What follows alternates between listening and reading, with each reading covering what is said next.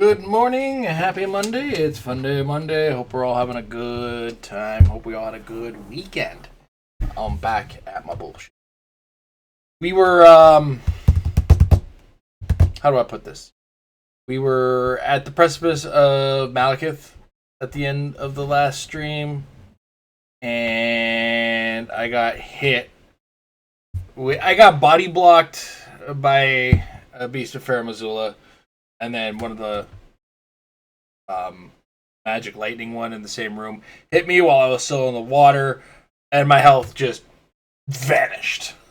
So, back on our bullshit, if you will. So meet Bofa Lightning. Hope everyone's weekend was good, though. Hope everyone had a good time. I hope everybody got a chance, caught our Split Fiction stream. I don't know if I published that. Let me check and make sure it's actually available. Hey, I hope you guys caught my stream. And it's probably, they do this thing where they don't immediately publish the video. Yeah, I did that. Okay, cool. Tell a story. Oh, it's out there. But Amber and I had ourselves a little bit of a good time with that. We tried to finish it on Saturday, and I swear to God, we thought the game was going to end, and the game was like, the fuck we are. So, let's get back on this. Still kind of enjoying the game, not as much as we enjoyed It Takes Two, though. It Takes Two felt like I had a little bit more charm and more individuality in the level in the gameplay. Gameplay felt more different, but hey, Fred. Not that we're not enjoying the game. We love games that we get to play together.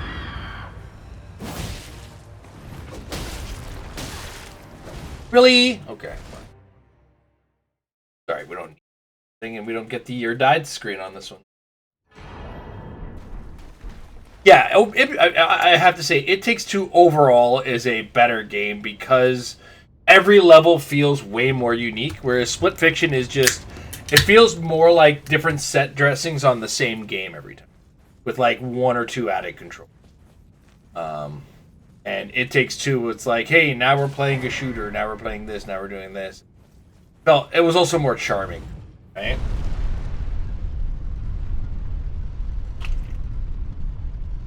Also, the two characters had reasons to be shitty to each other. Well, not really good reasons. They had reasons to be shitty to each other. These are two complete strangers being shitty to each other. It's like, you're both failing artists. You're both shit. Shut up.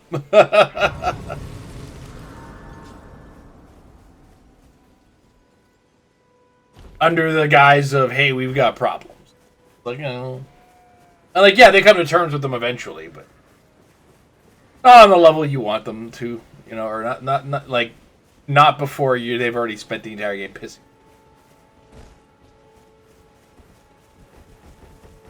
Which then goes to say the lead designer's like, I based them on my daughters. Bro!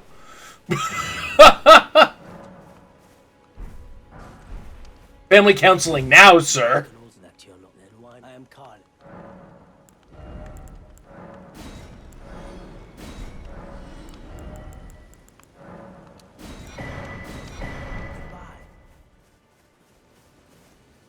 Yeah, overall, Amber and I are still going to finish it this week.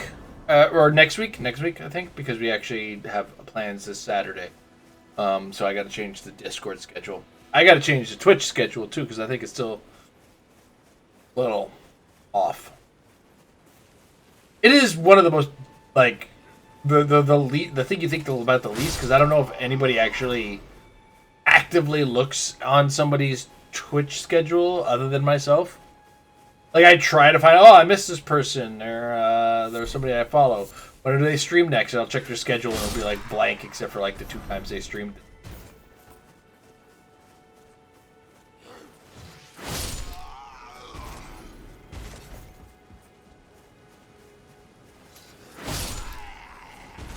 But I had a very productive weekend. Greetings, Lee. Hope you're having a good. I hope you had a good weekend. Amber and I sat down and talked about some things. Because I'm here because I'm out of work, and now I'm going through the process of like thinking about what am I going to do to get work. And I've broached the idea of teaching, but like the idea as well of like teaching full time. So I've started eyeing like adult education courses. Like teaching people or teaching somebody learning how to teach adults a learning curriculum, right? And that way, I can look at that and say, okay, well maybe this can broach into not just necessarily teaching college courses of what I know, but maybe teaching adult education classes that are like the GEDs or the equivalency or that kind of thing, right? Where people are just trying to get their high school education and whatnot. It's all been like the move is going to be like we're going to probably sign me up for those courses in. I think is what the discussion that we had was. And February, my quote unquote February ripcord was, hey man, if I still don't have work, maybe it's time to start actually doing something with the work that I can do. So I'm probably going to start a project in early February. At least I've already started concepting something. Because I'm not gonna lie, the industry is it's tough. I have to do a couple things as well. Like I really got to focus on spending some time getting portfolio content. Which oddly enough, when a lot of your work is on like really big open world games, and you want to make a portfolio, and you didn't keep anything from your work because you're not supposed to do that. You're under NDAs, and security wise, you're not supposed to take anything like that home. Maybe I should have made some more videos or played those games a little bit more because, god damn it, is it taking a while to get to my content. It's like, I worked on things. Why is it taking me so long to get to my stuff?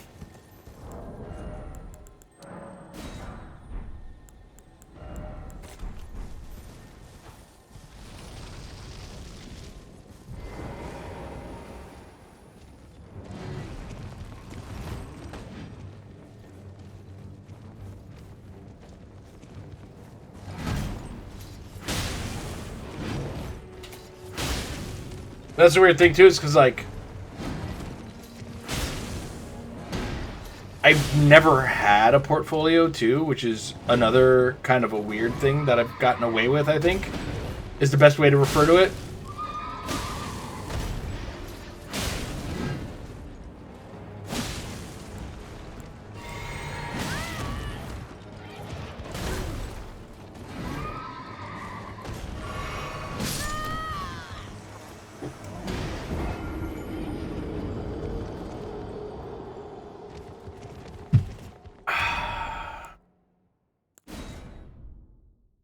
Rough start.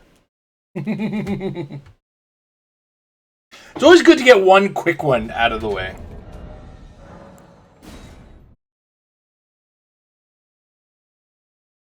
I am the biggest victim of panic healing, though. I would love to, like, get a sizzle reel of just me dying while I'm drinking potions.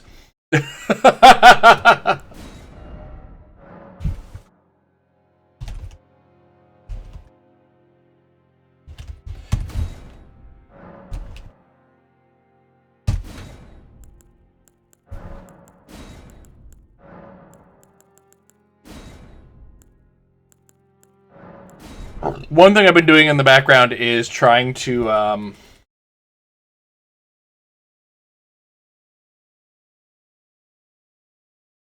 I looking for? Trying to start a route for Dark Souls 3 for the same thing here. A no death run on that. Mostly been doing that behind the scenes. But every time, like, I maybe do that once a week. And I swear to God, the Abyss Walkers are my brick wall right now on that, which is like not that late a boss, but still kind of tough. But then I've moved from like the Abyss Walkers to everything on the way up to the Abyss Walkers catching me.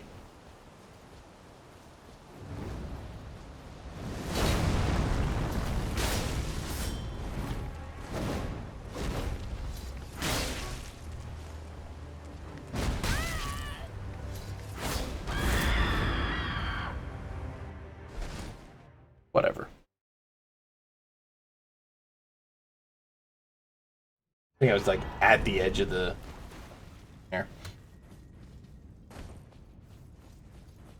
Also, Amber and I are going to be... I've been doing like a bunch of reorganization in our apartment. Because there's just like little things that we've kind of accepted and really shouldn't be accepting. Like a good example is the way we have our bedroom set up, her dresser would open and bump into my dresser. And then she'd be like, no, I just kind of deal with it that way. And I was like, why? And literally there was an inch between the shelf that we have next to her bed, her dresser, that I had clearance of that we needed to move. That was literally it. Little things like that we're kind of fixing around the apartment.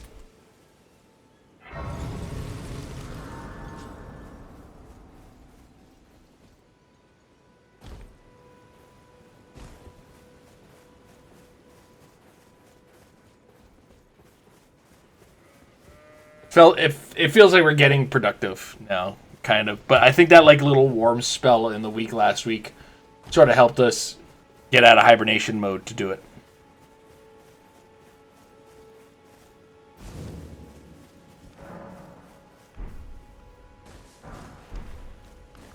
And I can also that you're not. Then why not? I am Carlin. I am selling where the land is only time. Of all the bad menuing to do.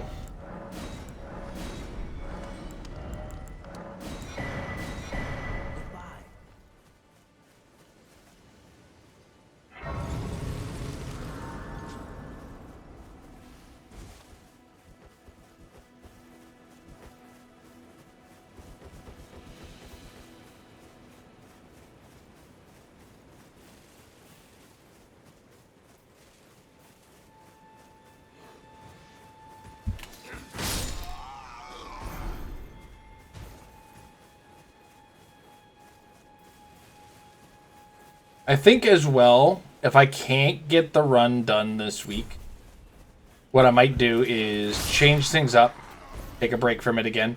But instead of doing the no death run, what I'm going to do is what's called a region lock all boss playthrough, where we can't like progress the game until we kill all the bosses in a region to kind of move on. And that is in preparation of, like, if I ever get this run done, the French challenge.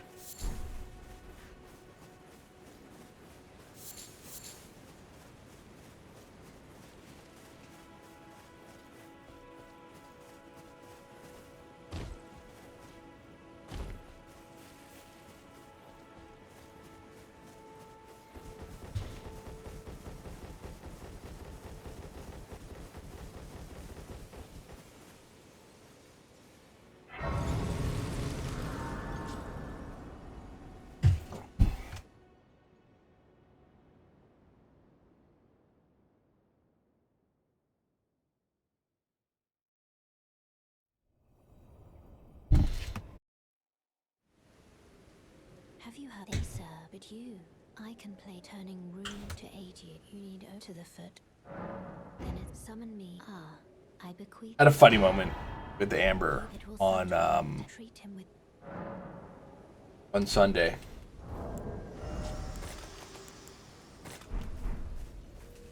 I'm coming to a realization about certain things, and like I might owe the Neo community an apology.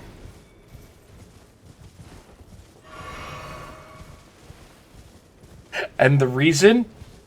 Stardew fans. Bro, what the fuck?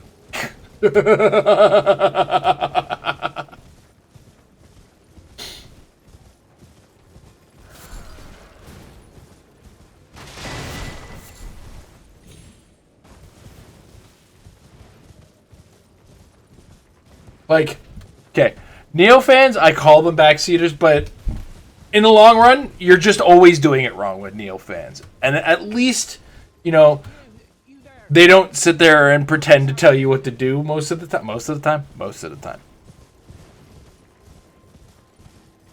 And some Stardew fans. I had to call out Amber about it. She's like, wait, you haven't been to the dungeon yet? I was like, bro, it's day 13 of my farm. I'm trying to build a chicken coop. I don't have enough money for my chicken coop.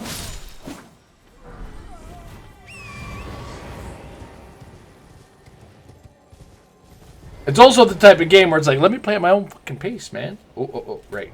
Don't stare at me. Stop running towards me. Fuck! I wasn't ready.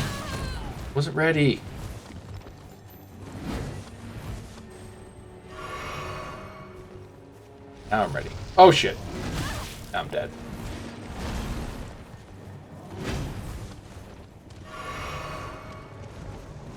Are we? Is this the kind of day I'm gonna have today, man?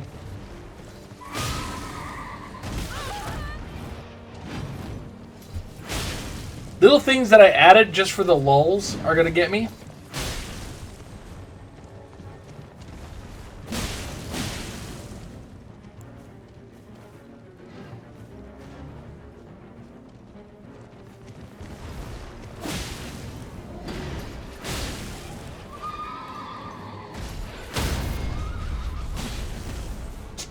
In your dick.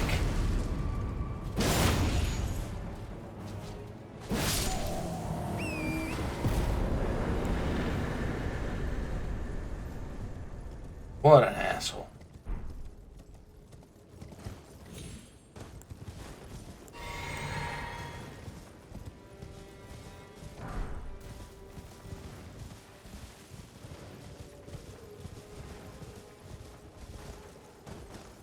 Anyway.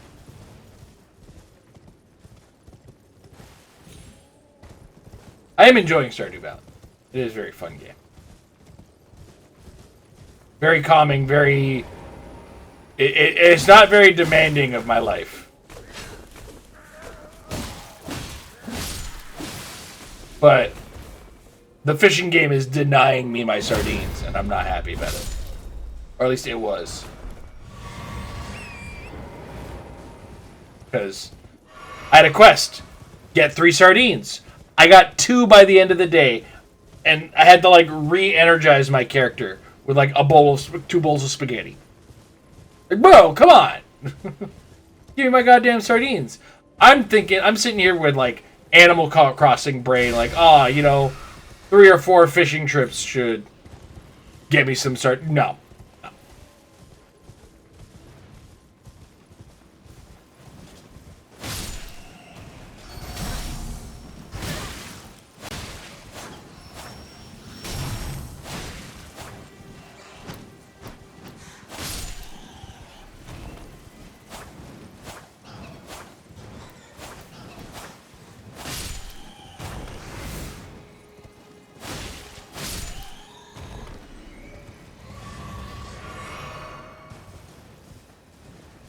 Well, yeah. I learned that the hard way now, didn't I?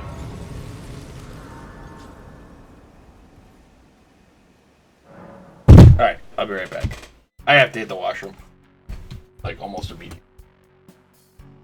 Those days.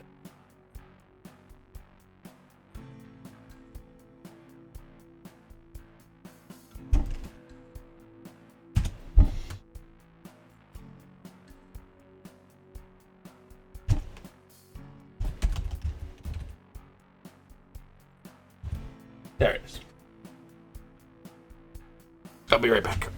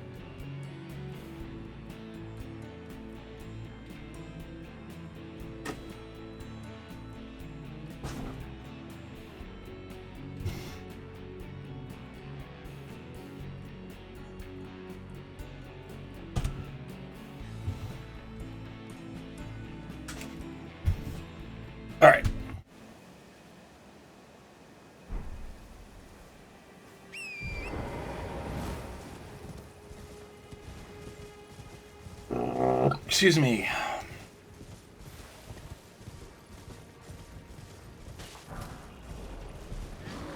Uh-oh. Uh-oh. Uh-oh.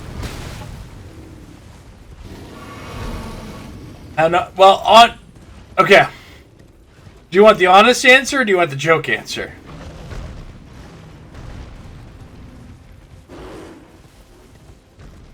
Actually, I think both answers are hilarious. I'll make out a joke out of the honest answer. Apparently the game was not a fan. Oh my lord, I'm dead.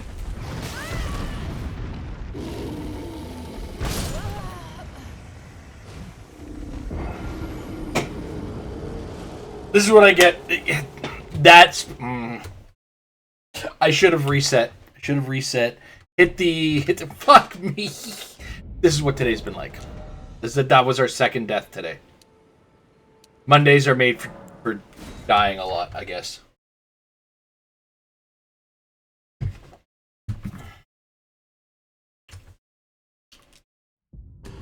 Previous one was a nightcap death, so... I think we might actually have to go through and purge all of our old run. Nope, not yet. Guess I made enough room.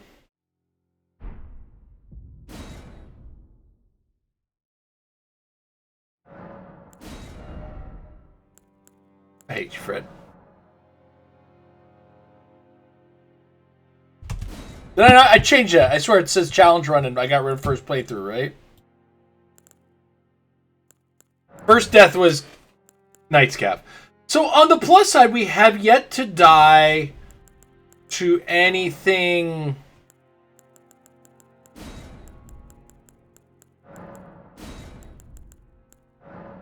after the dragon chopping, so we haven't gone through that yet. I think anything after the Kaled Dragon Barrow part of the startup is when it gets like miserable to die, right?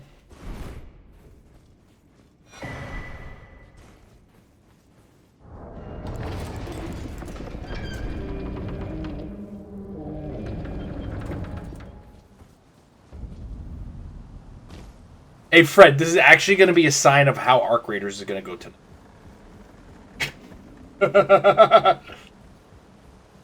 Feels like a free loadout today. I don't know. But it feels like a free loadout day.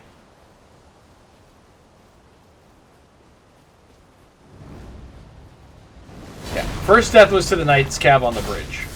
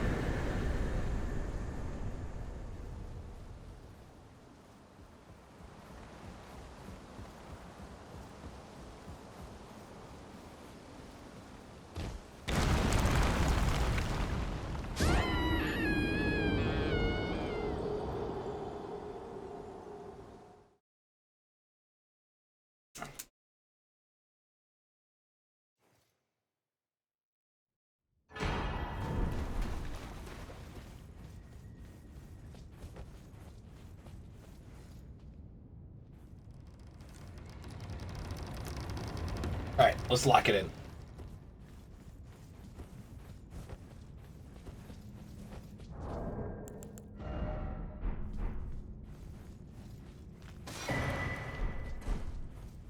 I wasn't sure if I named the character.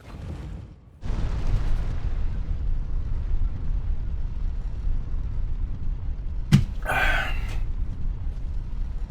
actually feel like I should really blame the washroom break on that last death. And the reason for that is the first bear that made me panic and run all over the place there was on a patrol path. And I, like, by going to the washroom as in less than a minute, let the patrol path run a little bit. So I wasn't sure where the patrol path is. Because when you start the, or when you hit that, that grace, His path starts at the middle of the water and goes towards the west. And as long as I walk by the sleeping bear and go to the east, everything's good. No, I get that all wrong. His path goes towards the east. I need to go west. And I can also that you're not. Then why? I am Carly. Goodbye.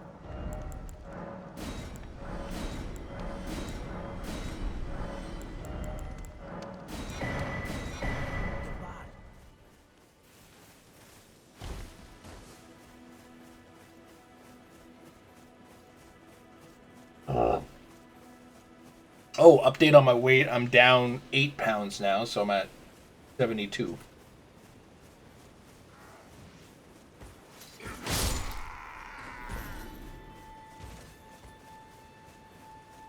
Only 52 more pounds to go.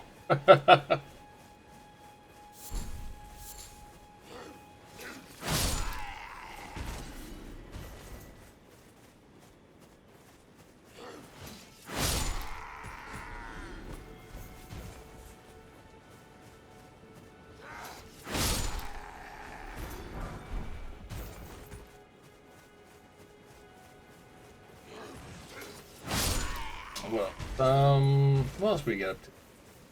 A lot of organization, organizing my life. Talked about.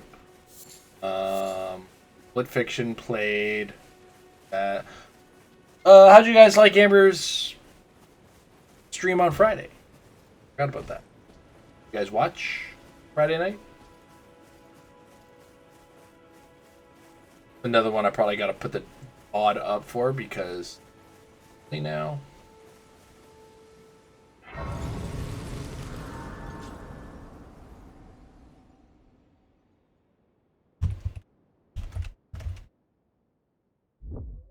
A lot of people aren't home on a Friday night. What do I need to do? I need to publish it.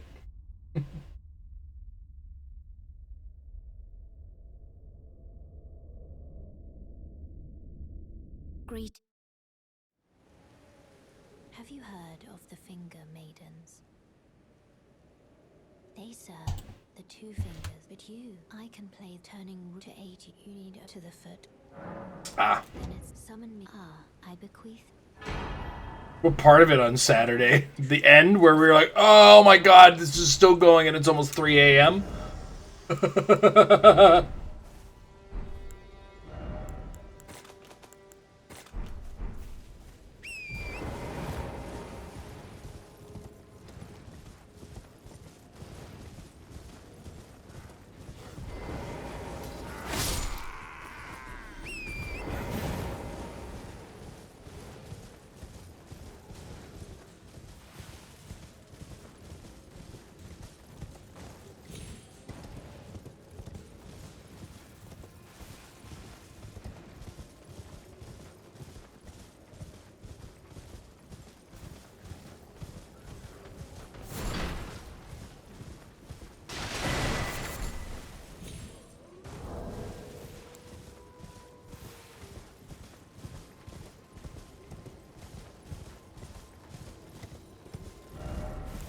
Amber is actually still. She found she was still adjusting to the new control. You there? Could you help us out, Cully?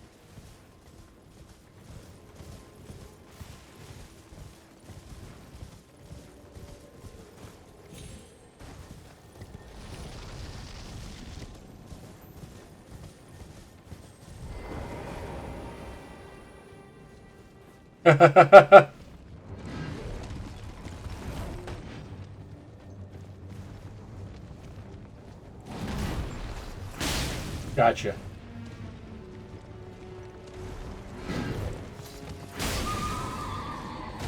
I mean, we say that a lot in that game.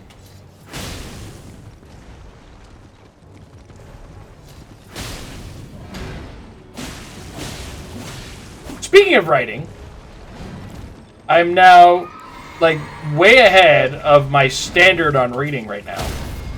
As I have read now 2 of the Dungeon Crawler Carl books.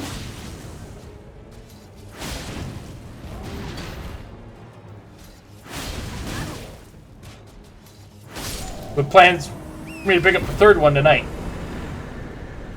Usually I get it through Amazon, but Amazon was out of the third book. Like, it looked like it was on restock for, like, next week.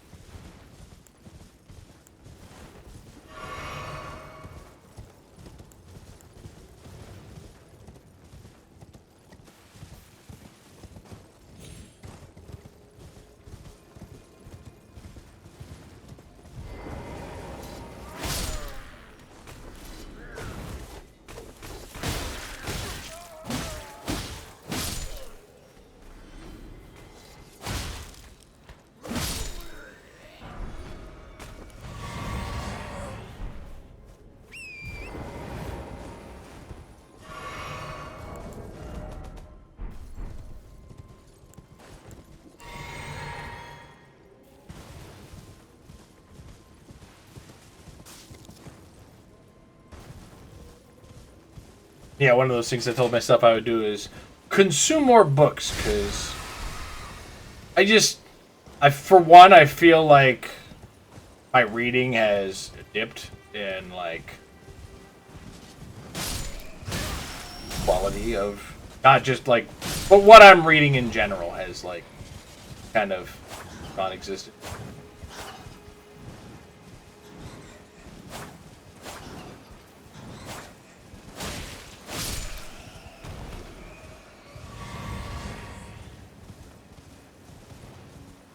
But also inspiration. I just need more things to kind of inspire me on direction and whatnot. Trigger the creative juices.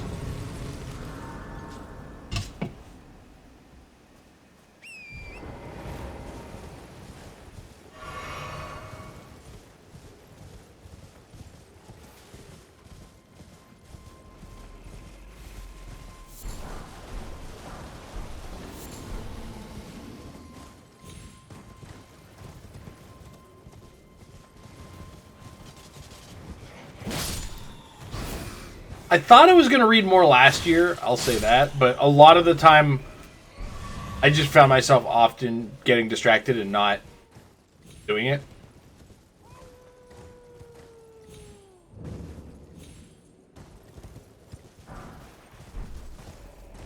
Also, I didn't have a long enough commute to work, I don't think.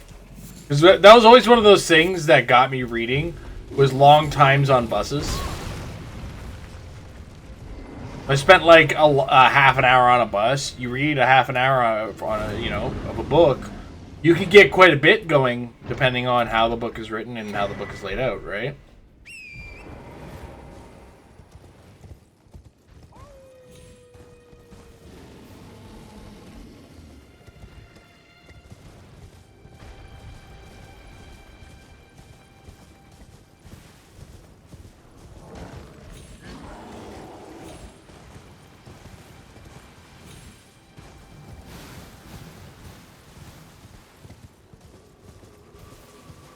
But when I started on an 8-minute commute, and I was very social at lunch, I just couldn't squeeze in the time to read.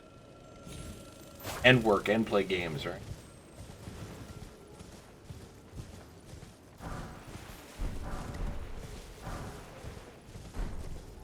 I feel like if I got a work from home job, I'd go back, I'd still be able to read because I kind of developed the habit of doing it early in the morning.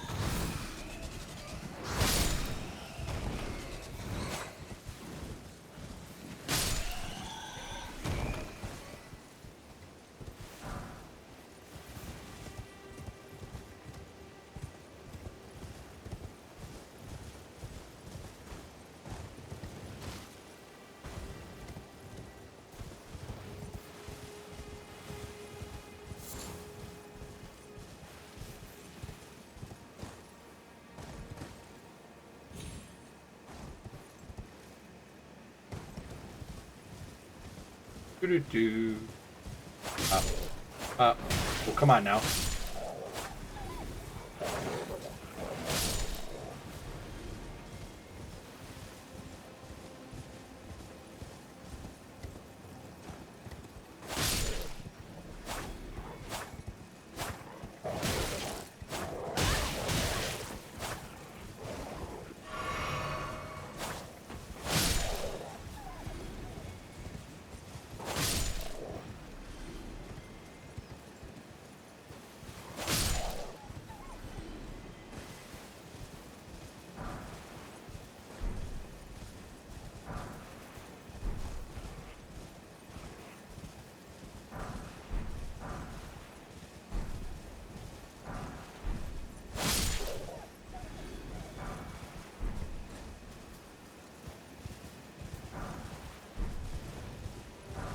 go.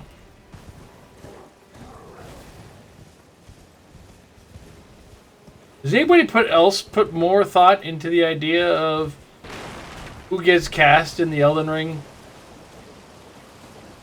movie? Because I think the only good casting choice I actually came up with was Godfrey.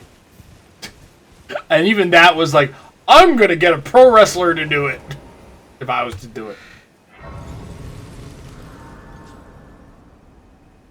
Which I don't know. That sometimes feels like a cop-out, right? When it comes to, I'm gonna pick a dude for a big giant dude who is a big giant dude on the Vince McMahon scale of big giant dudes, right?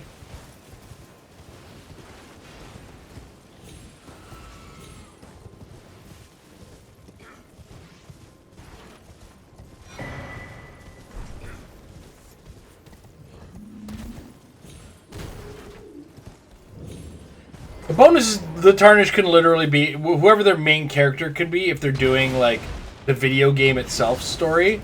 The main character can be anybody, right? Oh, you still gotta give them voices.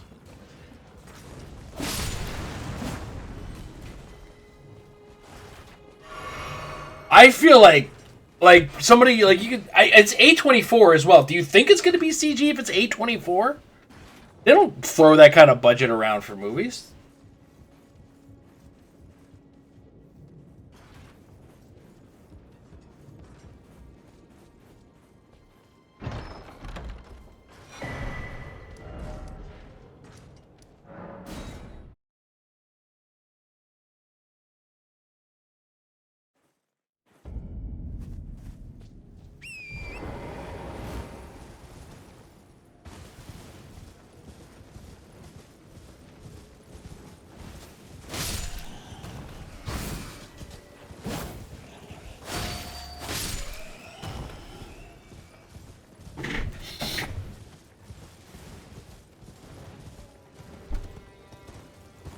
I just figured they'd be like intense makeup jobs and maybe CG for Radon. Like that's what I am seeing.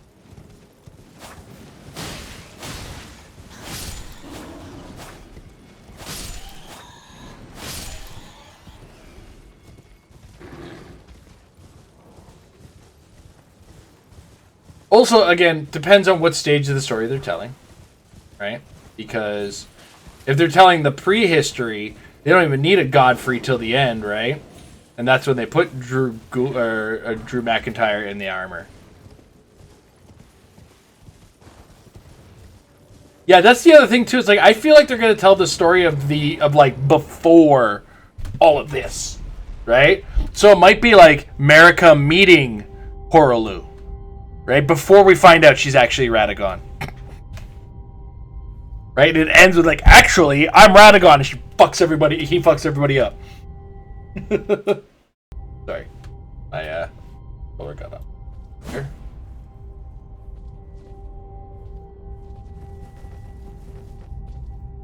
Like that's the other thing I was thinking is they might just tell like the actual story that is written by J.R.R. Martin or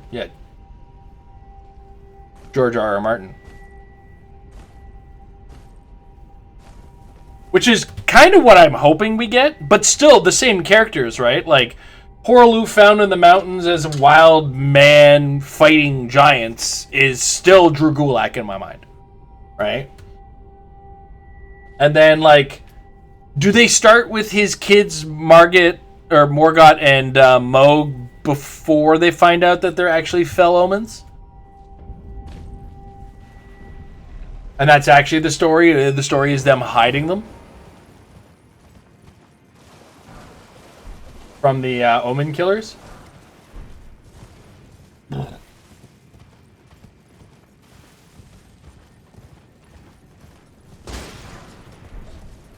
And then, like, all of a sudden, it's actually a story about Melania and the Black Knight Assassins killing everybody, right?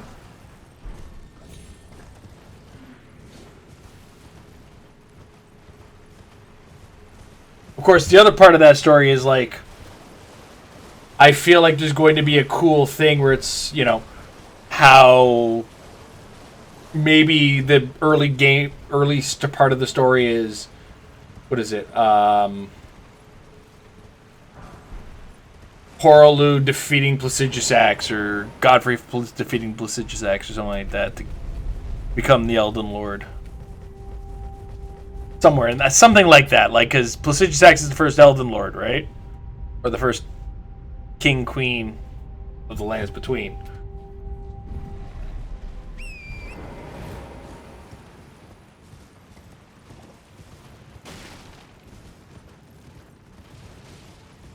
And then it's a whole thing of like why Rolana ends up hating America and all that stuff. I think there is a good story in there if they, instead of like basing it on what we see, they base it on the backstory of the game.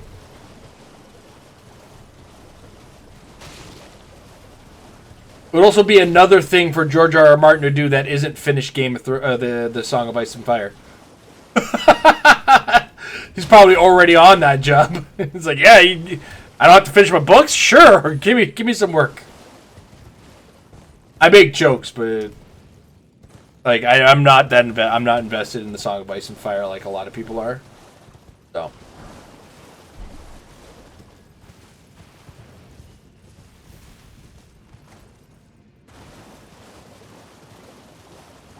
But so many people have just been like, yeah, he's not finishing it.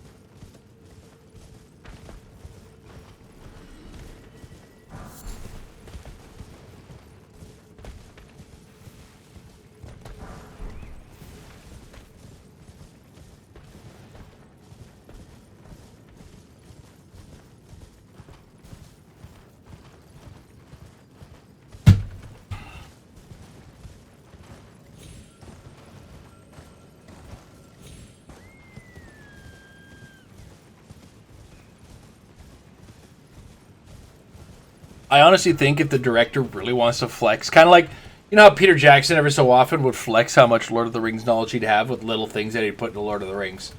I would love to see the director of this, like, flex his knowledge by showing the budding relationship between Radon and Leonard. I want a whole story about Radon learning gravity magic so he can ride his little ass horse as he gets bigger and bigger. Is anybody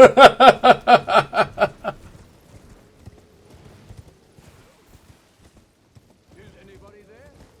Someone who might be interested in rescuing the great Kenneth Height? Ah, you well fed. No, despite it. I don't know why I talked to him.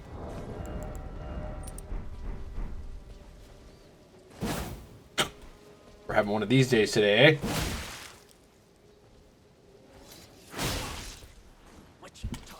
Bro.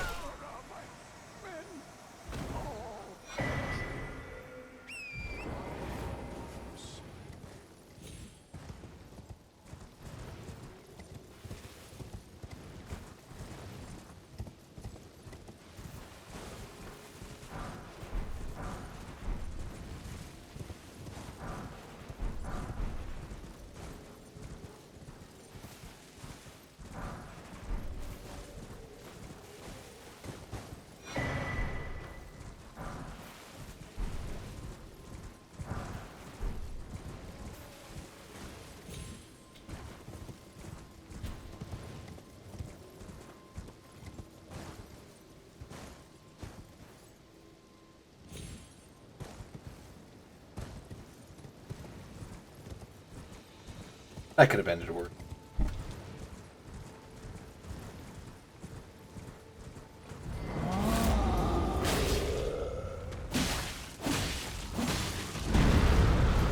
Get him in the head.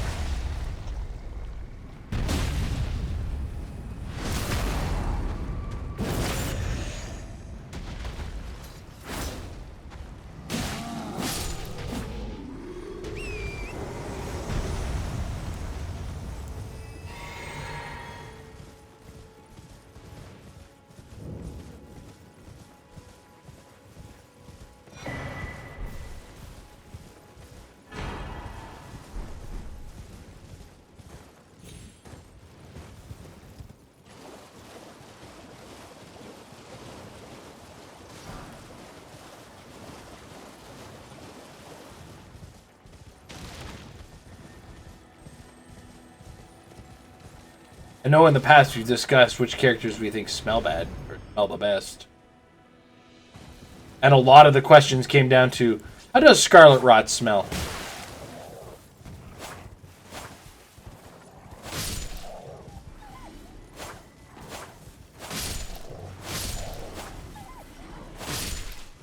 And there was a character that I didn't think about in that conversation. And I already know who smells the best. It's Mikola. Because you can't convince that many people just to follow you for no reason unless you smell fan-fucking-tastic.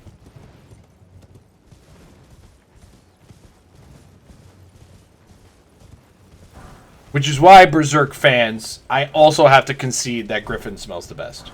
He's a piece of shit, but he smells the best. Griffith. Right. Nah. Ain't no way. Ain't no way Patches smells the best. Not with the many boots to ass that he's put in front of cliffs. Not a chance. Also, he's sweating all the time, too. He's so nervous about everything. There's no antiperspirant in a medieval world that covers that kind of shit.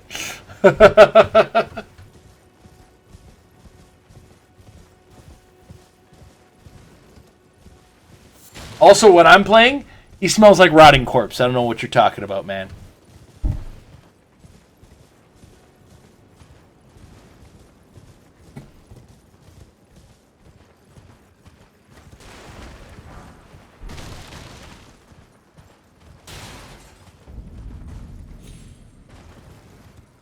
Why in Dark Souls 3 he doesn't even have the audacity of show his face when he fucks you over.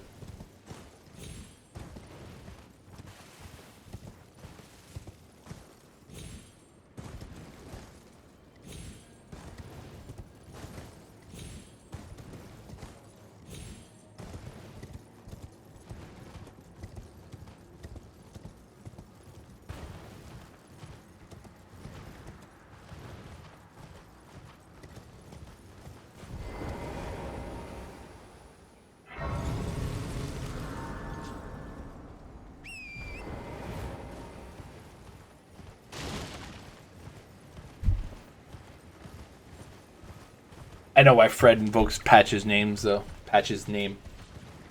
He knows he gets me riled up. Fuck that guy, man.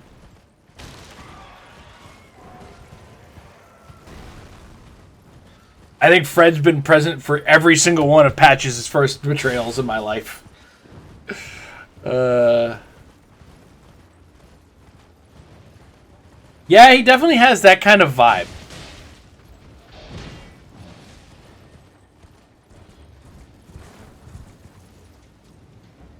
Fight, fight, fight, fight, fight, fight, fight.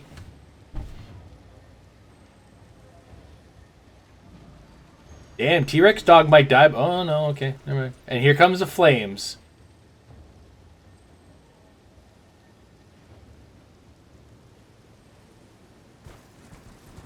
Fire gets that dog every time, man.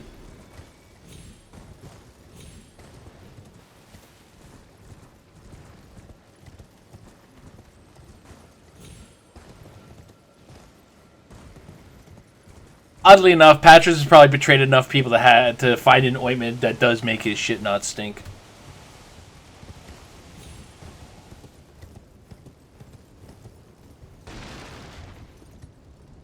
I haven't even let him betray me in Elden Ring even once because there's no reason for it.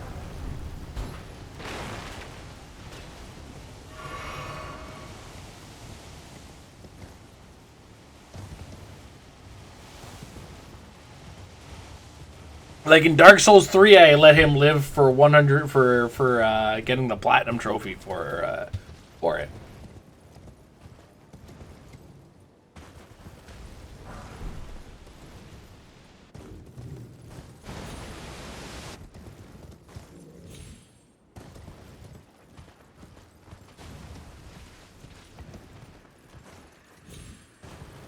Yeah. It takes you all the way to like Volcano Manor, I think. The funniest thing I've ever seen is calling in patches during the Radon Festival. I thought that was hilarious. You call him in, he looks at Radon, and he leaves. Like, Patches has joined your fight. Patches has left.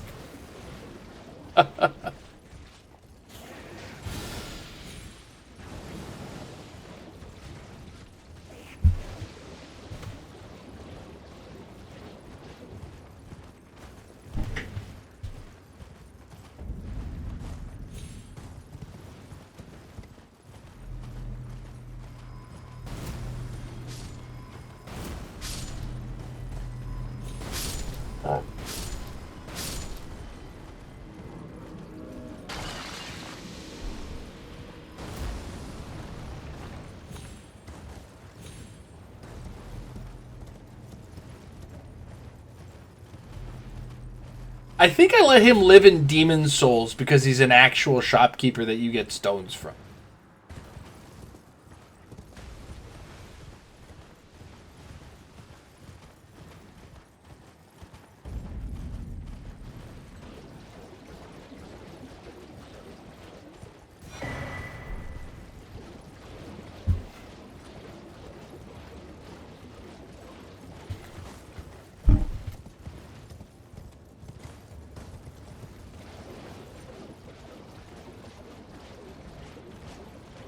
Just remember that this was a thing.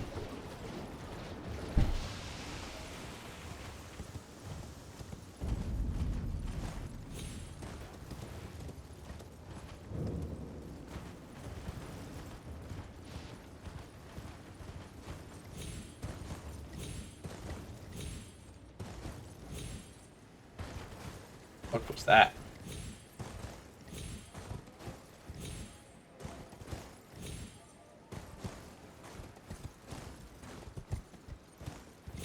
There we go. Hey Jason, why do you keep dying in the game? Because that's my sense of direction.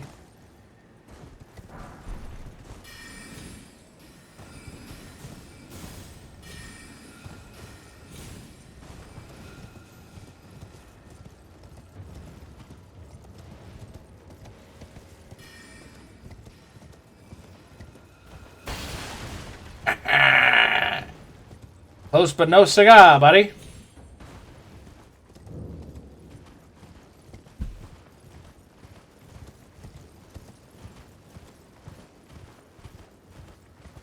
trying to think in all the years I have been playing this game, if there's, other than patches, if there's any other quest lines that I've never done.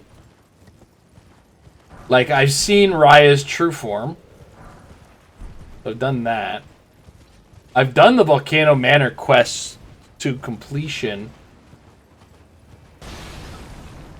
And I still prefer walking through Volcano Manor to get to Rykard. It's because NPC fights fucking suck. Also, you know, Godskin Noble is not a fight. Adds in less than 10 seconds, just a heads up. Like, what other quest lines are there that I might not have done? I've done the Hunter, or the Yuna quest line. I've done the Randy quest line. I've done the, what's her name from Fia's quest line as well.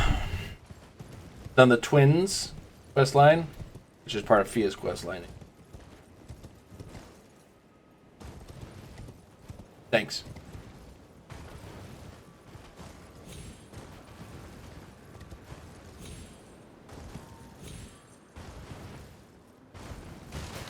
There is one that I want to see if I read it correctly. The graph that shows all the quest lines. Well, I'm going to pull that up while these guys fight, I think. Over here.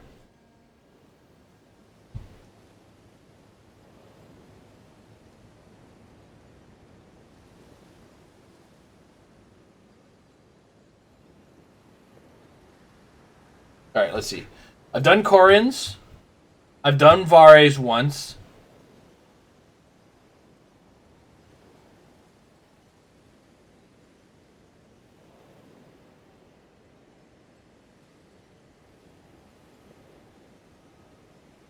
I've done Box.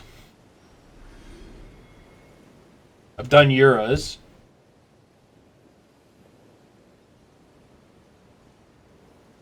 I've done Hiatus because Hiatus is the one that ends in the frenzied flame ending.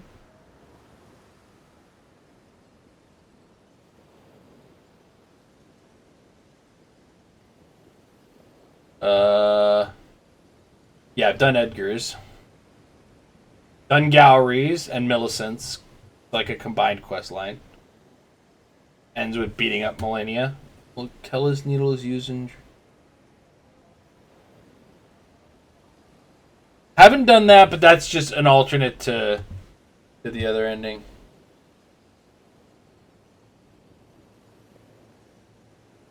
Geraint. Give him 3 death roots, give him 4th death roots, he becomes hostile. Reduces his HP until his stops attacking. Talk to him. Give him death root 5 to 9. Gives you an ancient smithing. Fine, whatever. The D quest and the D Hunter quest mixes in with Fia's quest, which I said I've done. Rogier's quest.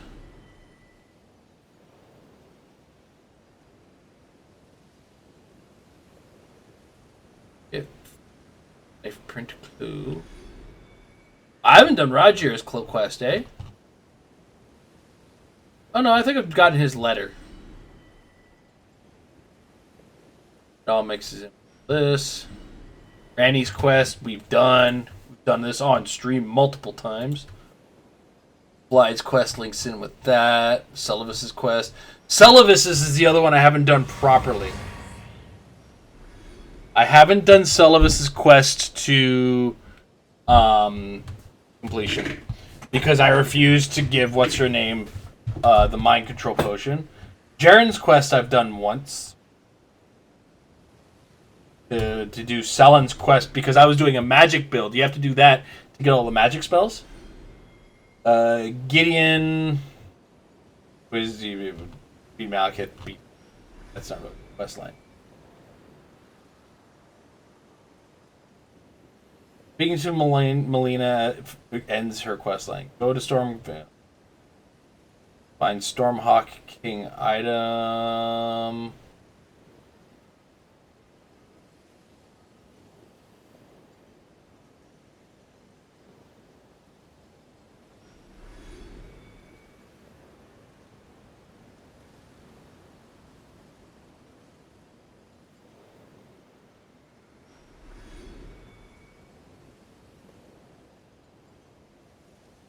Where's Nephil? This is like this is intense.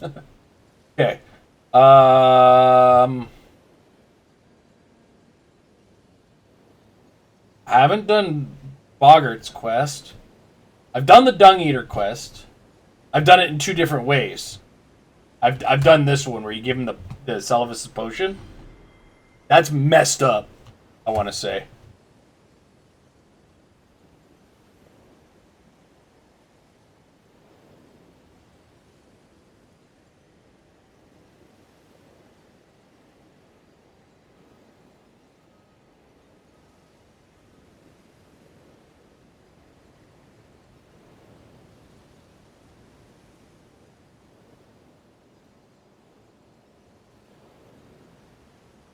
They missed part of Tanith's. Tenna's I've done. patches we said I haven't done. I've done Alexander's a bunch. Rodrika's. Yeah, we've done hers because, like. Oh no.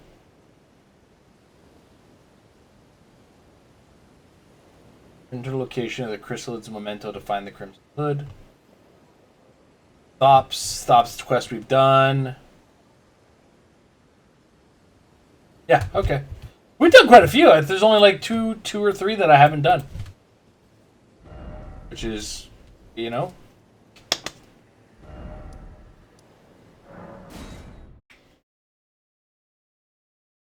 I've officially touched almost 100% of the game.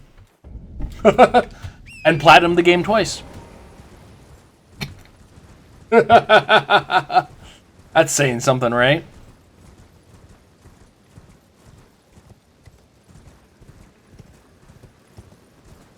But it was the same case with.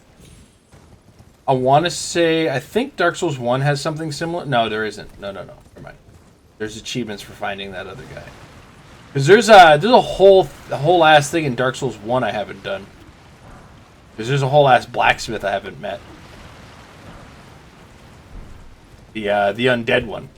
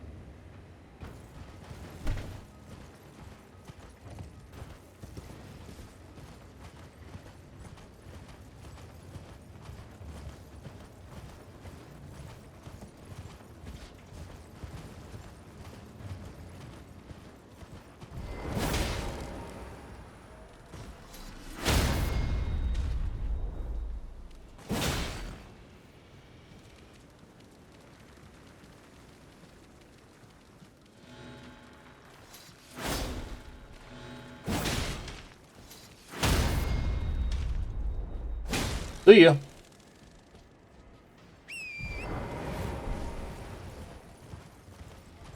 I don't know why I was doing it any other way. That's clearly the safest way to do it.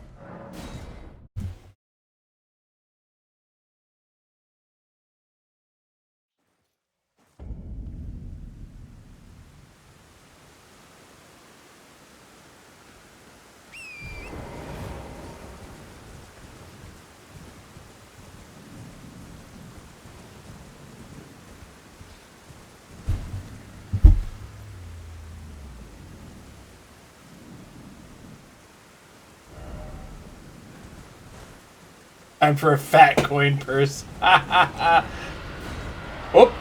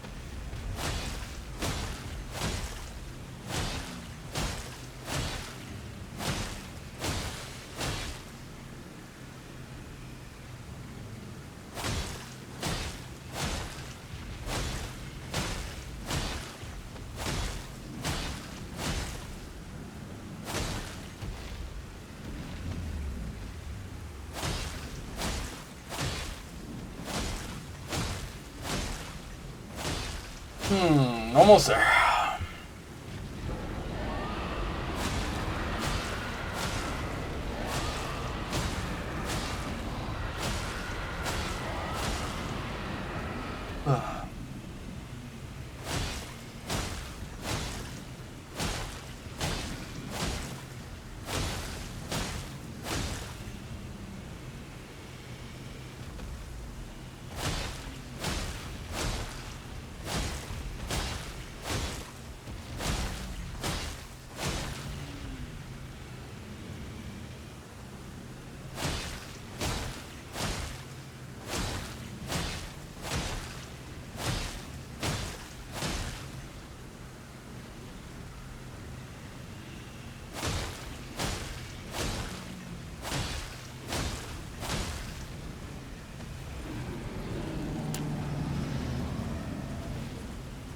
Nom nom nom nom nom.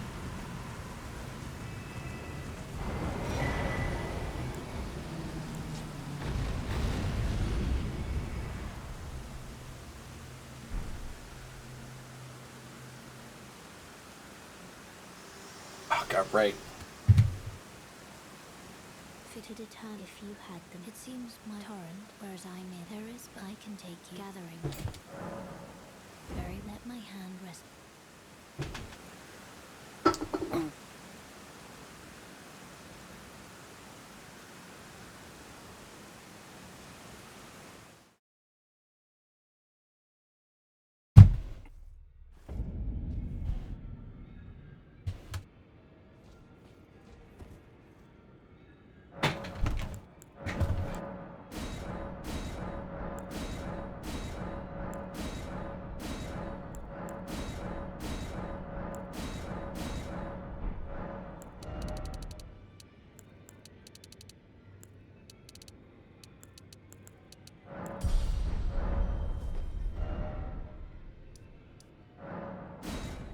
Daryl.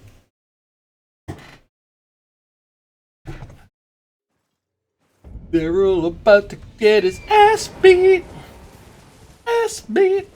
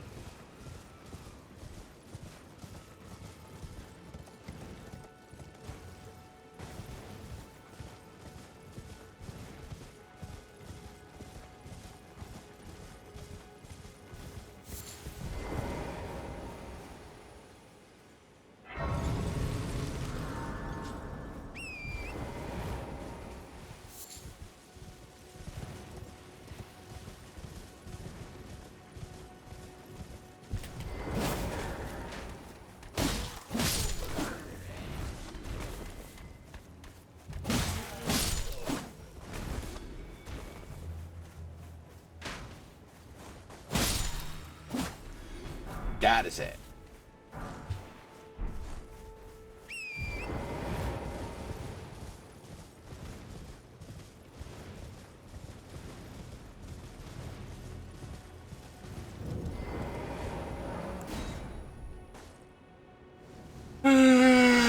Excuse me.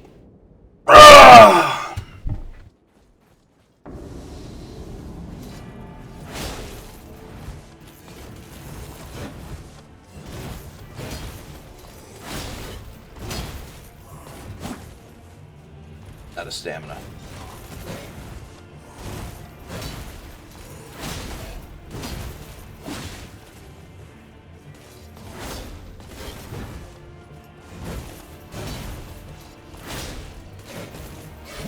Oh. Well, it's not a no-hit, Daryl, that's for sure.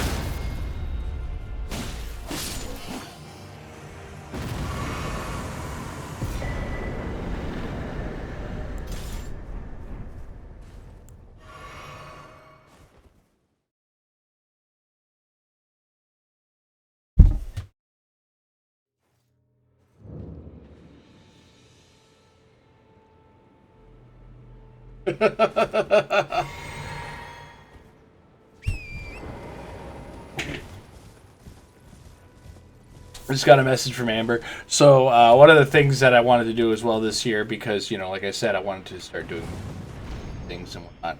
I've started back on my Wordle bullshit. So I'm trying to do Wordle daily. I've missed 2 already, but maybe next year we'll get a full year or something. I don't know.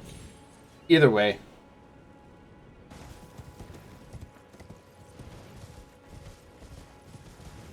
Every so often, Amber and I will talk about them.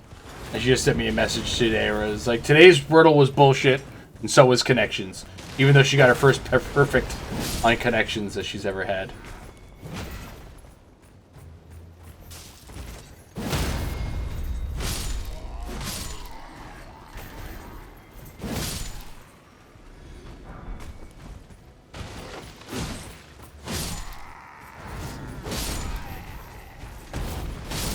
Got him.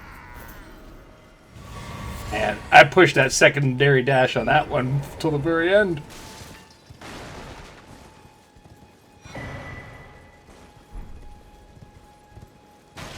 That is the thing about Connections, I find, is, like, they're always kind of making me go, how the fuck did you put that together?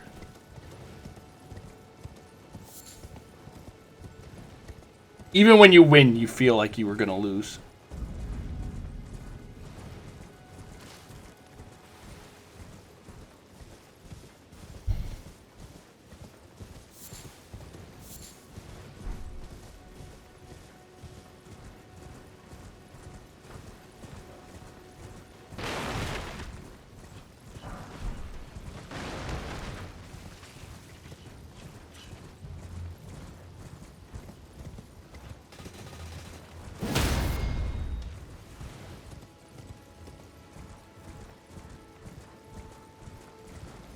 We're gonna take a mushroom.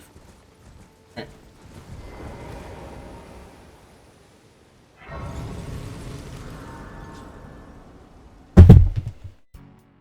Pick.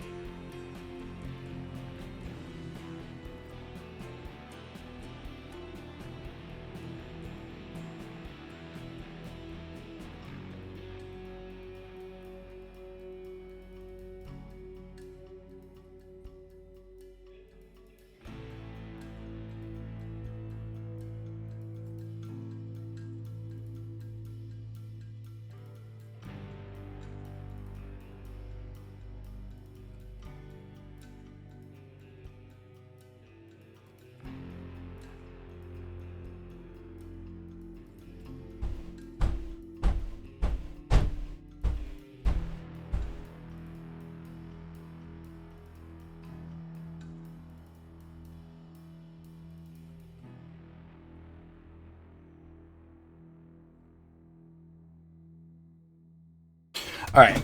I just read something and I don't know if it's real. But apparently this is how the Peak devs, the guys that made Peak, came up with their pricing. In a player's mind, what does it mean to spend $5? Well, that's $5, but $6? Well, that's still $5. $4 is also $5. But $3 is $2, and $2 is basically free. So we've got these tiers, $12, that's $10, but $13 is $15. And we found that $8 is still $5, but doesn't become $10. It doesn't become $10. $7.99, that's $5, right? So $8 going to $5 is the biggest differential we can find in pricing, so we found it very optimal. Oh my god. We're fucked up, people.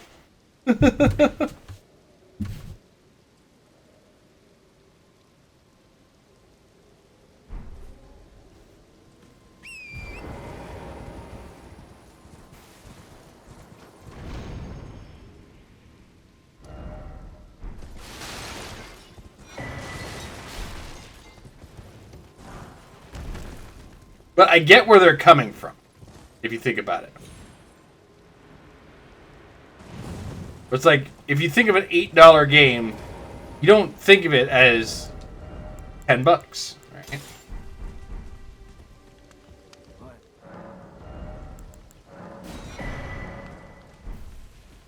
Unless you're Canadian, in which case, with tax, that's $10.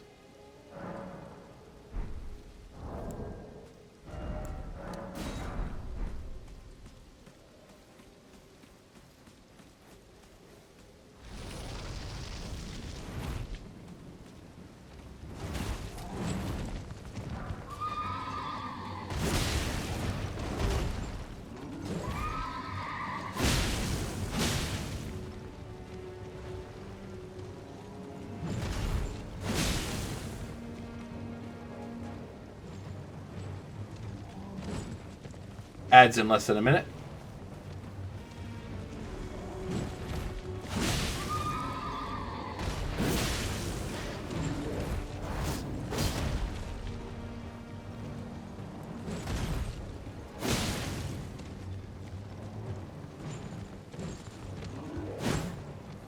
Oh, I missed that one.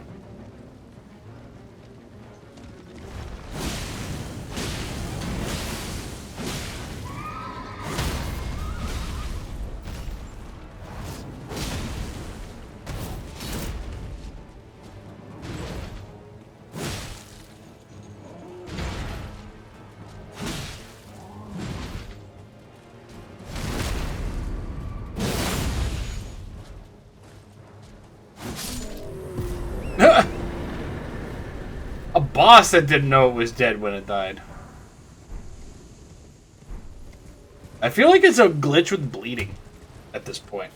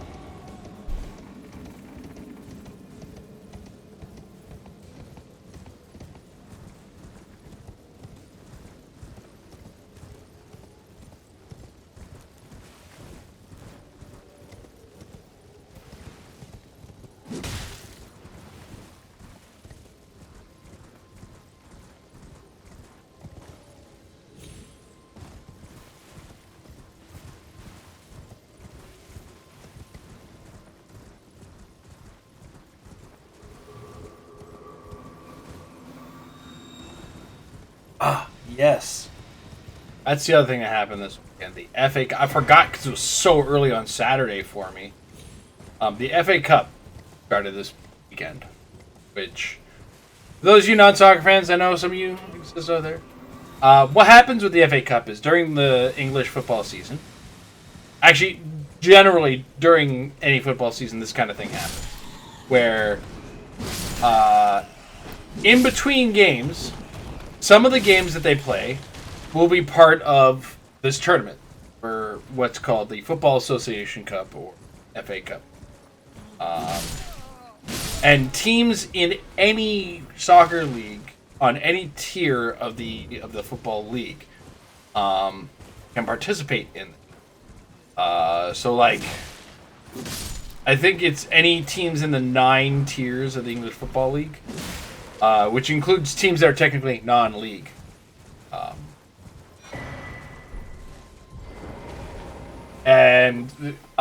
So for the first 2 rounds of the tournament, the Premier League and the Championship League, which is the top 2 tiers, aren't involved in it. So the third round of the tournament is when they start putting Championship and Premier League teams into the draw, which is why I started watching this week. Of course, to kind of reiterate, too, the Premier League is the top tier, the Championship is the second tier, and if you're thinking I've mentioned the Champions League before, that's because that is the European league made up of top 4 teams of all Europe. Don't think about it too hard. Either way, the FA Cup, like I said, can have teams from all sorts of legs of football playing against each other, and in one match, the team that won the FA Cup last year, which was Crystal Palace, played against a team in the Prem Champ League 1 League 5th tier of the English Football League, and they are 14th place in their league right now. The team that was in 14th place of their league beat the guys who won the FA Cup last year. That was Crystal Palace lost to Macclesfield FC, I think they're called.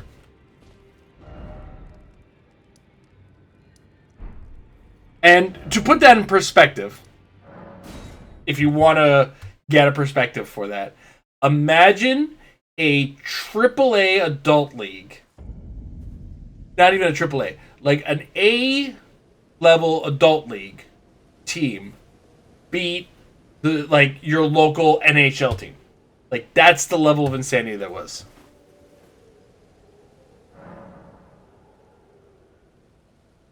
Doing a first-time playthrough on stream, do you think it's a good idea? Elden Ring has hard parts, but if you're thinking in the scale of Souls-like Dark Souls in general, Dark Souls 1 compares it to Dark Souls 2, I'm not even supposed to get, or Dark Souls 3, like, if you compare it to those types of games, Elden Ring, I feel, is a little bit more approachable because it's open world and you can go back and level up and do things to help you. There's nothing wrong with streaming it, because if you don't normally stream it,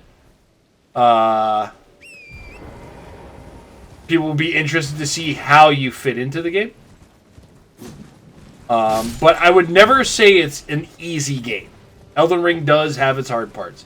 If you're looking for a game that's easy, Elden Ring ain't it. But, yeah. Your brother played Bloodborne, it was cool, yeah. Elden Ring, I think, is easier than Bloodborne. Bloodborne actually has things that are more difficult. But like I said, because it's a big old open world, I didn't upgrade my weapon. We'll do that. Just want to speed this up a little.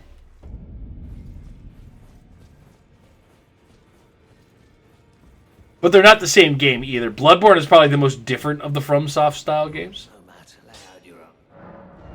That makes sense. For instance, shield. There's a shield in Bloodborne, but it's in there as a joke. Guns act as your parrying device in Bloodborne. I also only use this particular shield because it speeds up my stamina recovery. I don't use it like a shield.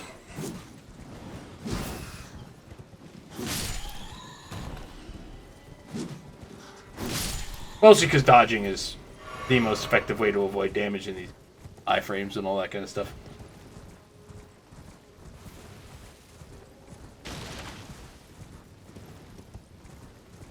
But yeah, this one I find is the most approachable. Thank you very much for the follow, Big Crisp. Why are my alerts not working?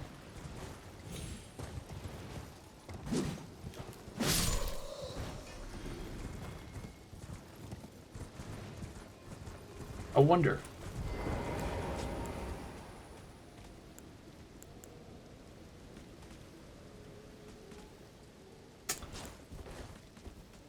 I forgot to do my physics. It's okay.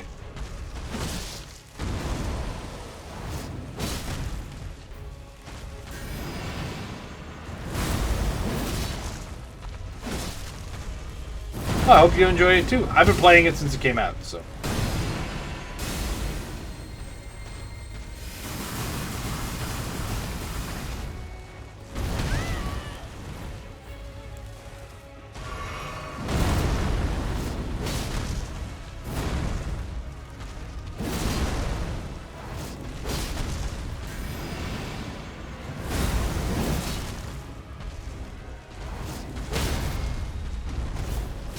As a matter of etiquette.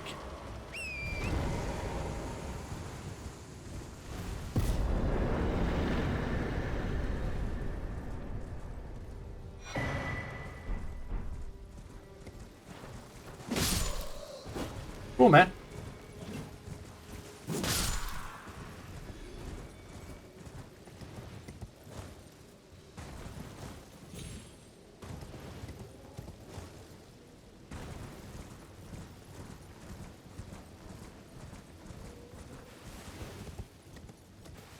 I was also kind of late to the whole Souls-like game party anyway. In fact, I really hated Bloodborne on my first playthrough, and it's still not my favorite of the Souls-likes. I mean, that's because Elden Ring is, but...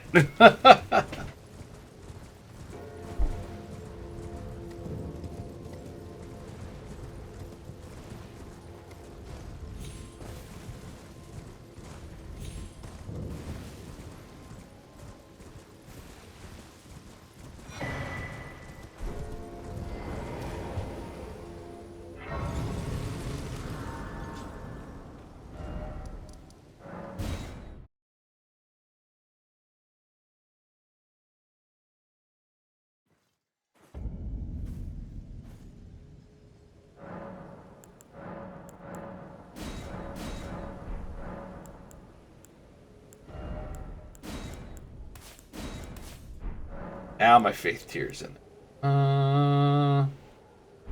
Keep going.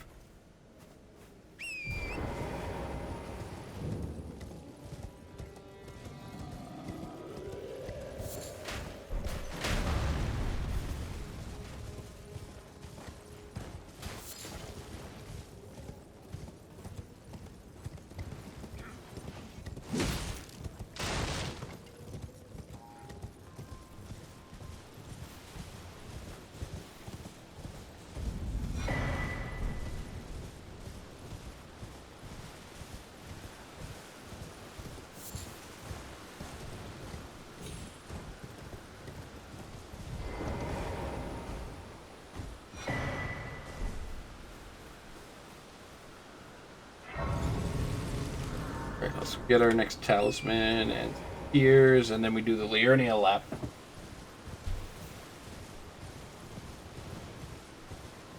Oh! Excuse me.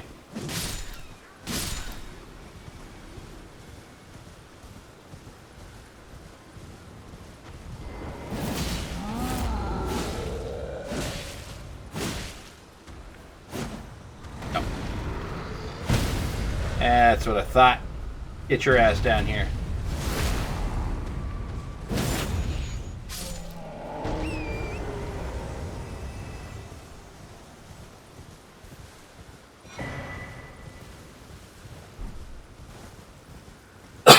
Alright,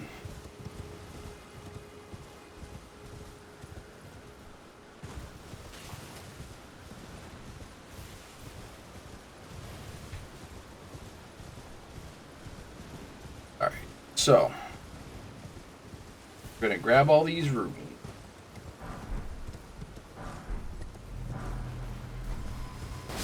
Kill these bats too. They might have the. I got them. Sometimes, man, with the bats, the way the ragdolling works, you'd swear it was still flying and trying to fight you, and it's just draped over your fucking shoulder like that was just now.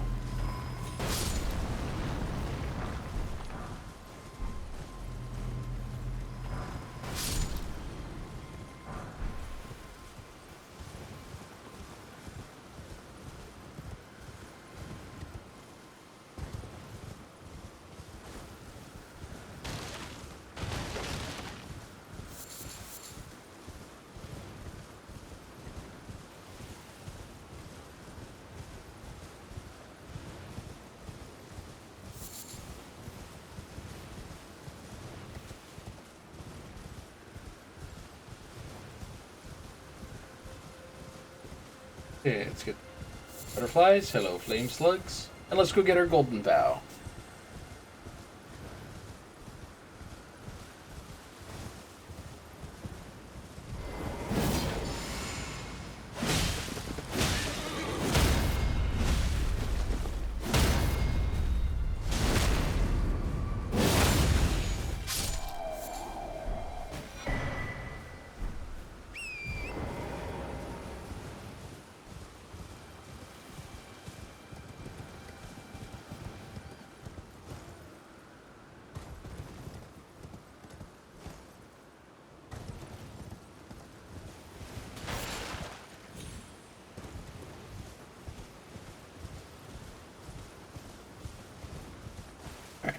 Let's hit up Alexander.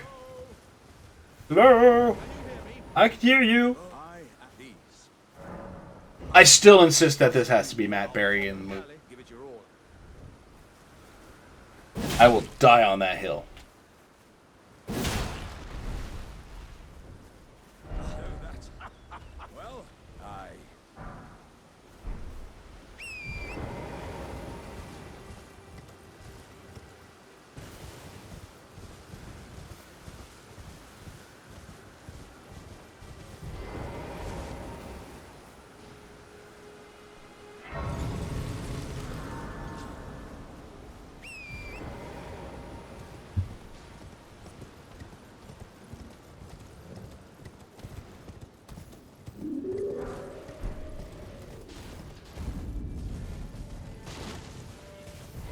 There he is. Last dragon. Are you here as a customer?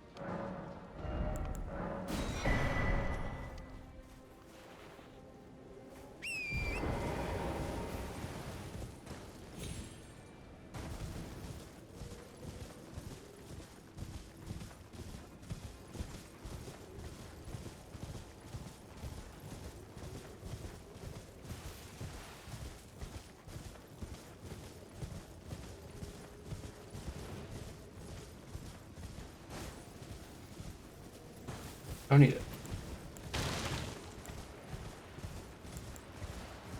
You're ready, let's go.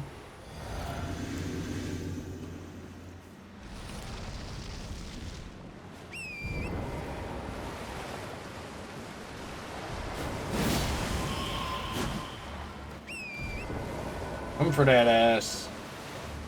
Tibia D's nuts.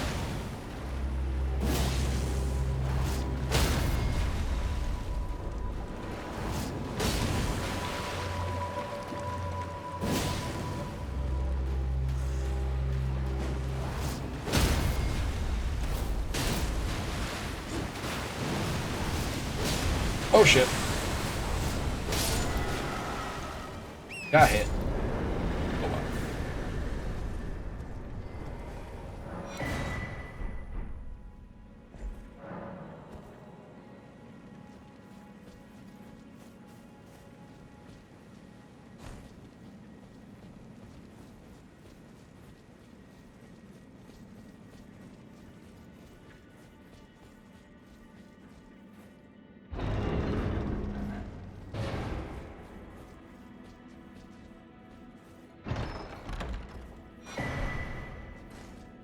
I'll get some Trina's flowers before.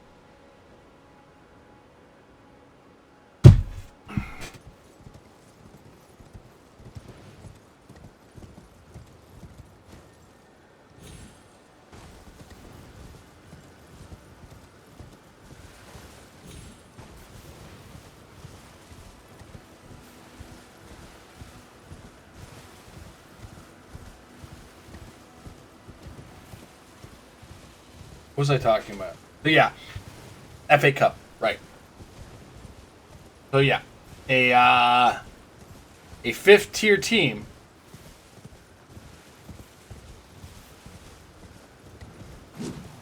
took out the guys in the Premier League who won the FA Cup last year, which is insane to think about. Like a multi-billion-dollar club loses to some dudes who all probably still have jobs while they're playing football too.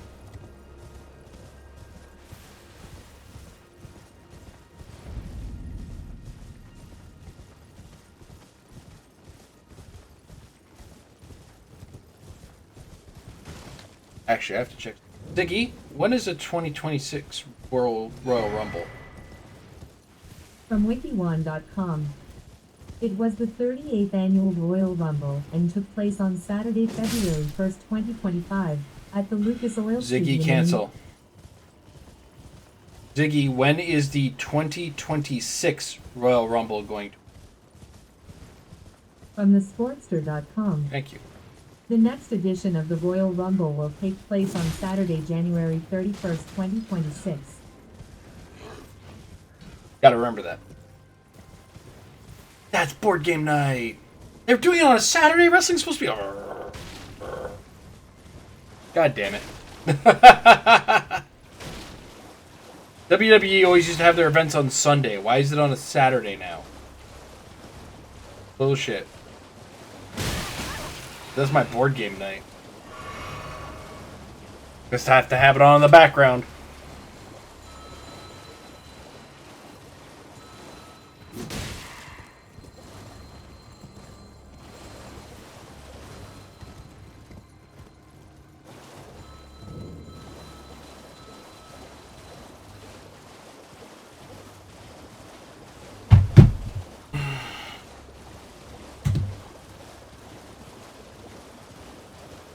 I heard they're wild live, Goat.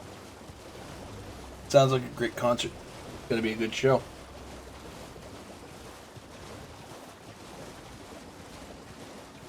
Hello. Hello, it's rather my mistress. I was a. Could I ask that thug only if you've. Oh, what a blessing. Thug should please. Alright, I'm gonna leave my scoliosis sister while I go to the war.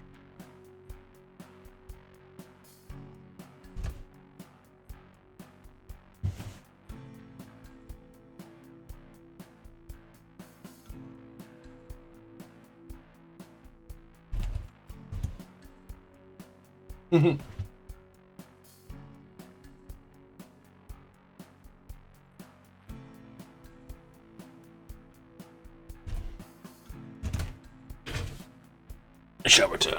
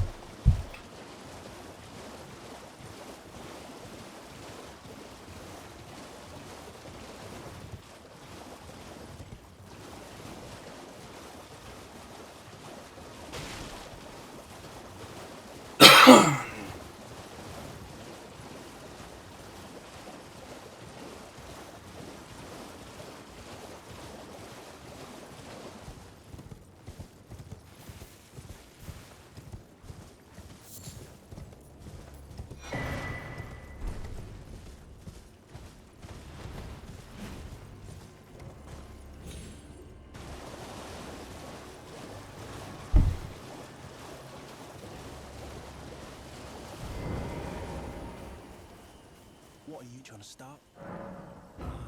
Show me, and I'll consider. I'm not in love with it or nothing. You're first. We need a necklace.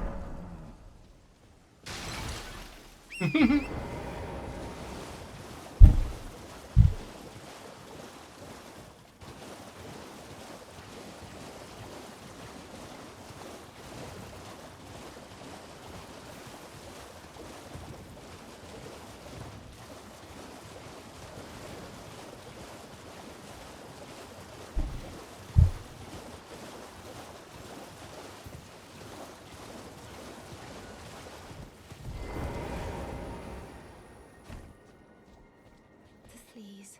Oh, thank you. Did I forget to? I see you are very to steady such. Please. Ray, most time you are no the volcano. Thanks, lady.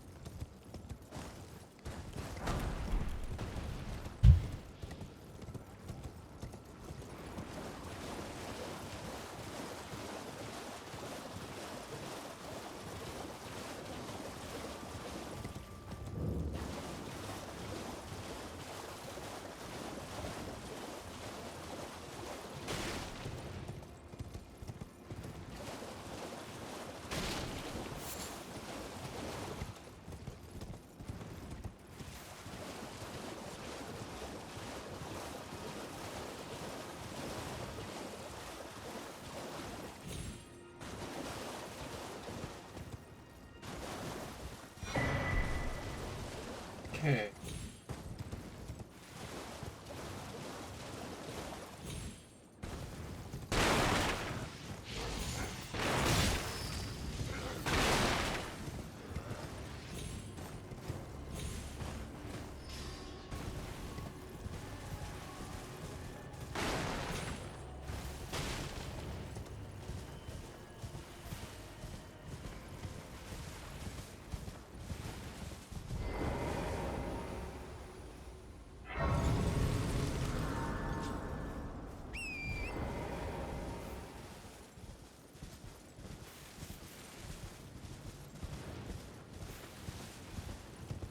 And that's such a, I don't know what.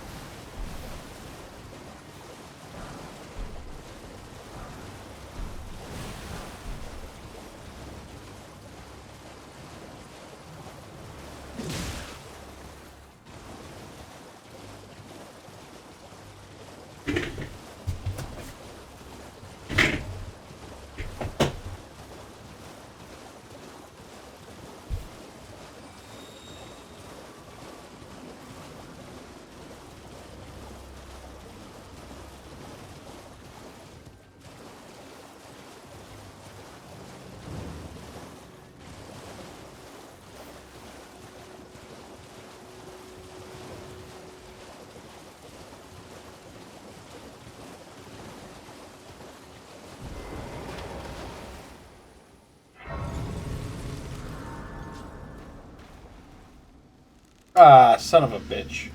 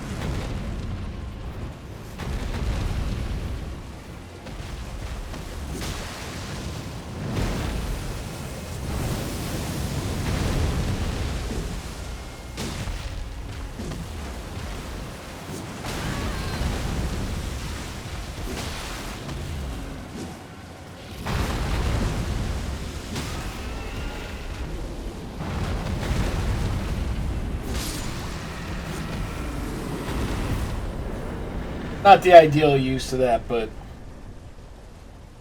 unfortunately hit the wrong button and popped my golden pickle foot.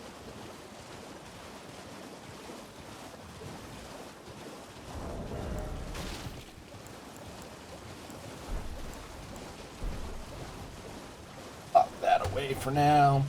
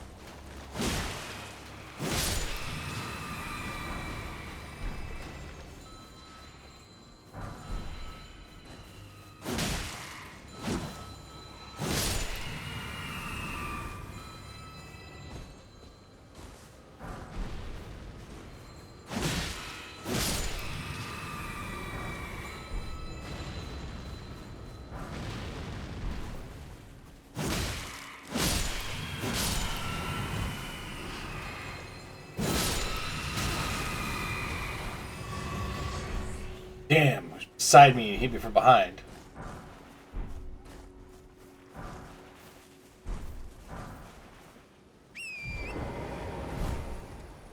So much easier.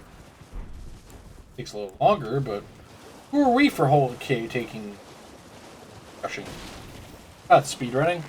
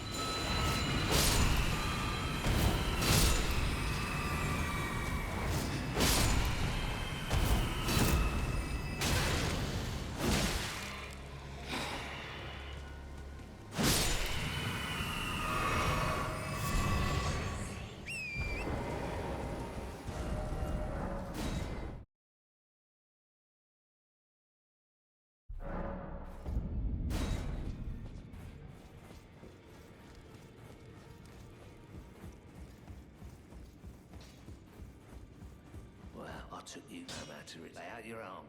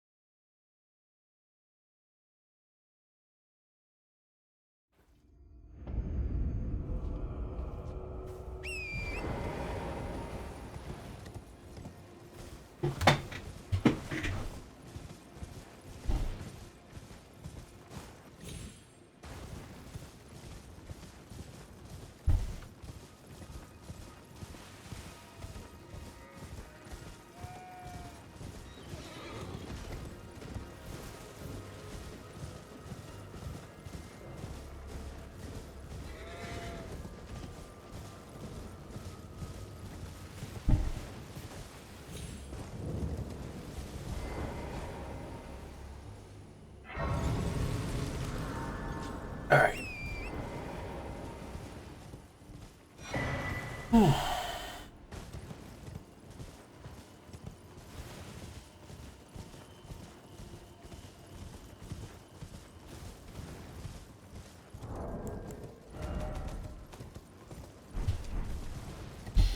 Everything seems to be on track so far. I'm not seeing anything.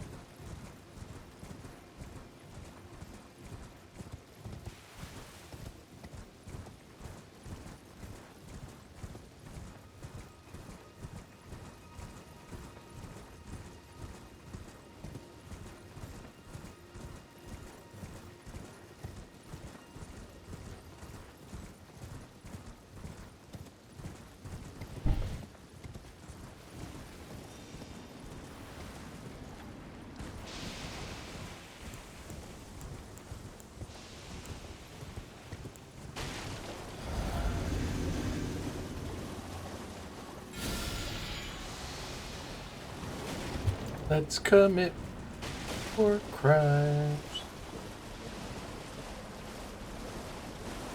Let's engage in Biological warfare. Let's do poison on poison.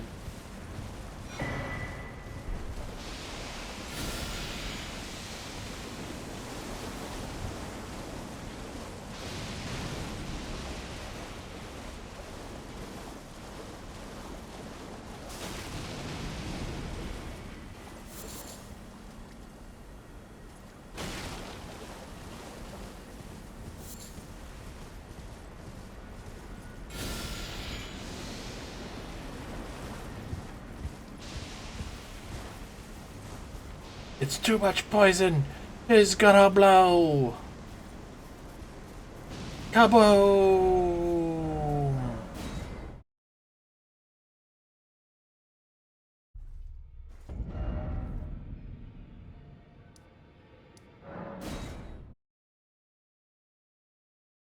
Jump the gun on that because I don't have the smithing 6, 7. And there you go.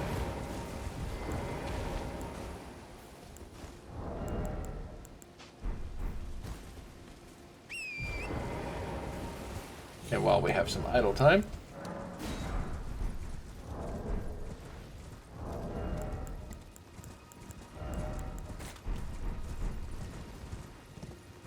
that's the next thing we're going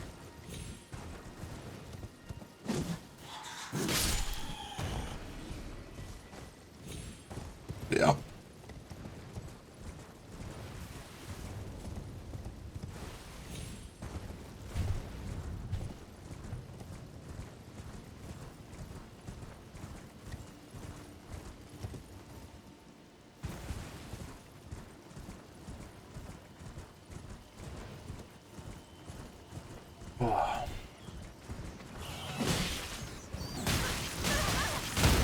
Oh, oh no, no, no, no, no. Ah, you sons of... Fucking need to go to the washroom.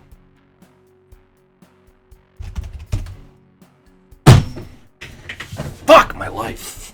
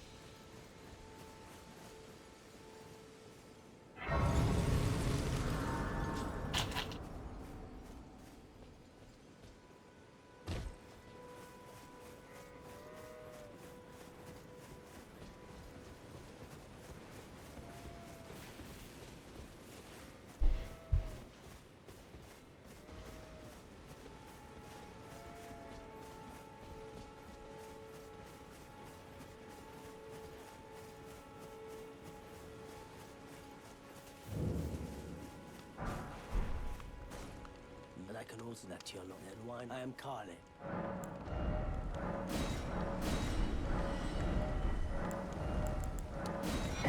So mad about dying to rats.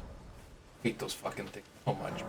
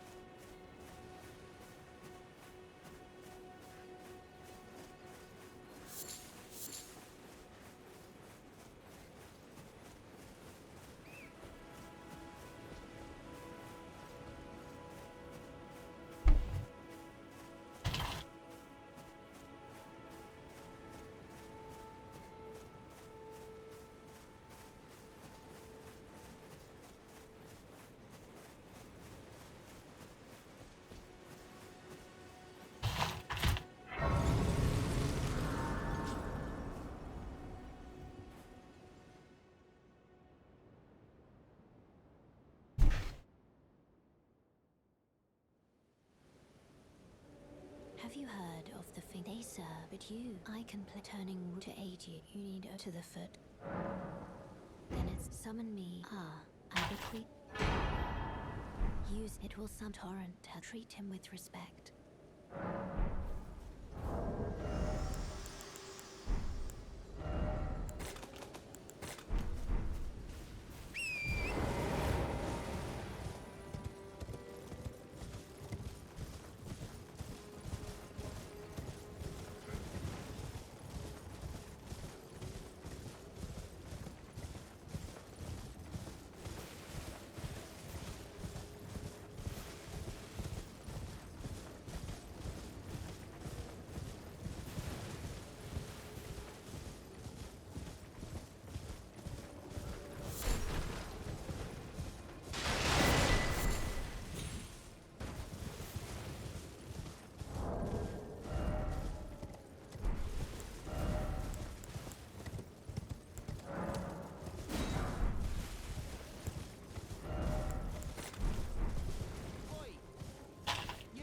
You there. Could you help us out, Cully?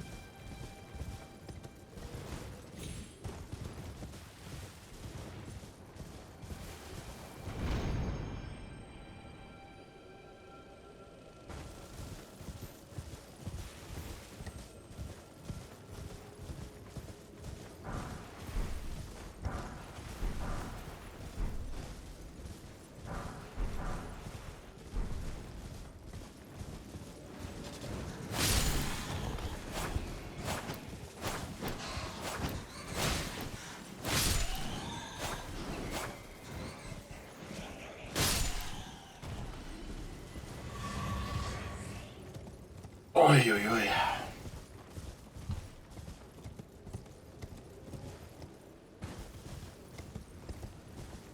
Damn.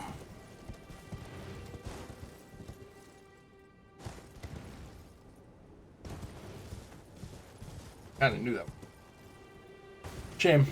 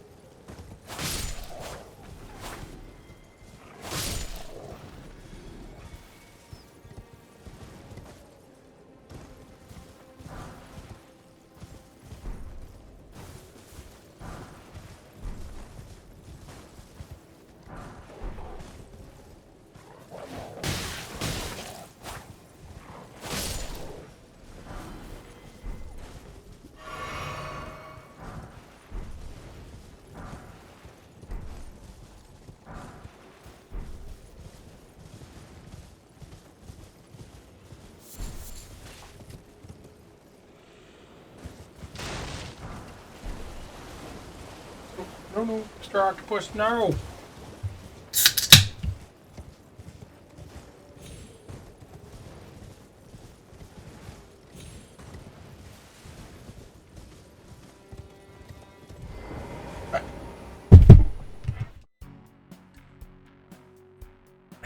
What a mushroom break.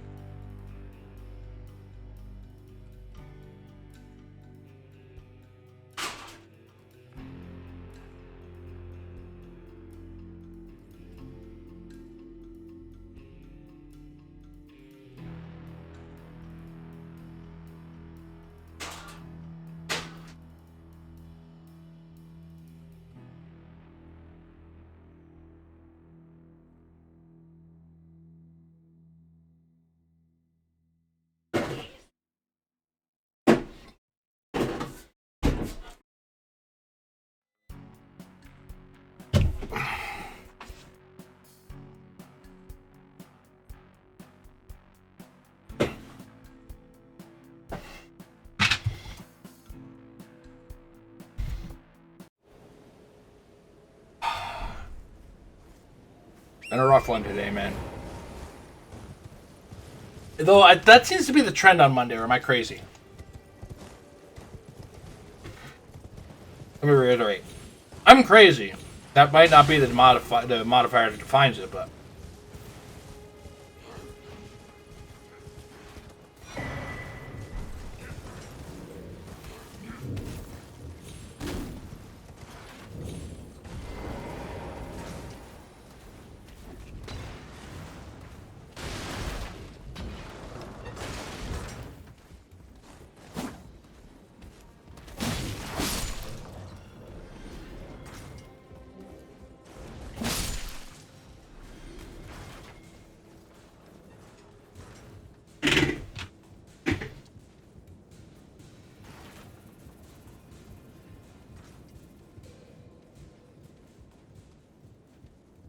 These are almonds. I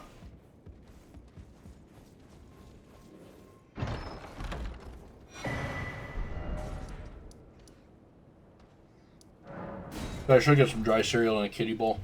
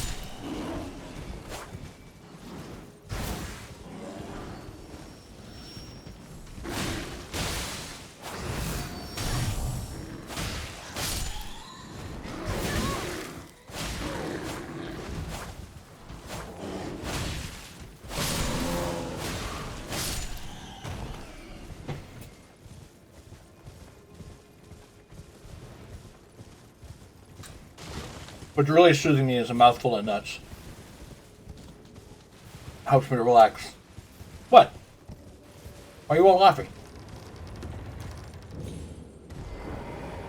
I don't know. It works for the NHL.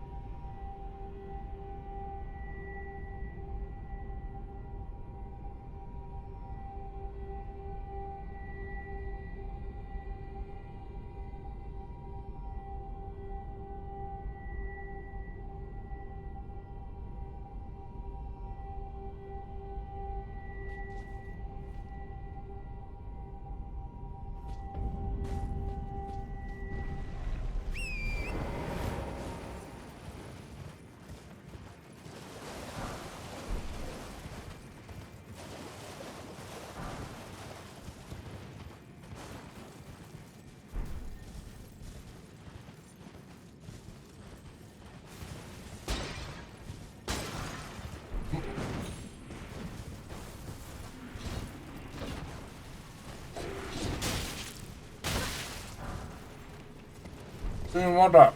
Fuck.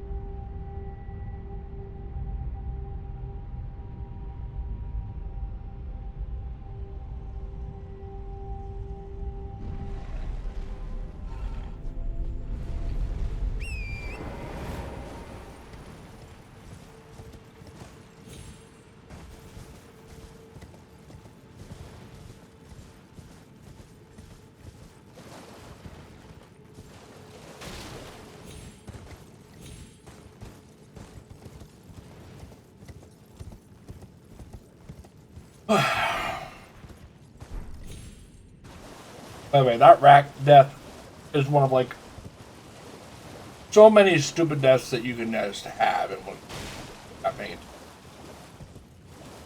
Or you drop the ball for even a second. And I've been going through that pathway to do it so often and so recklessly that like I didn't even have to. So now the correction is don't do that anymore. Go around them. Again, this is not a speed run. I don't have to find the closest pixel perfect path. I can go around things that are a threat that we don't need to kill or don't need to engage with.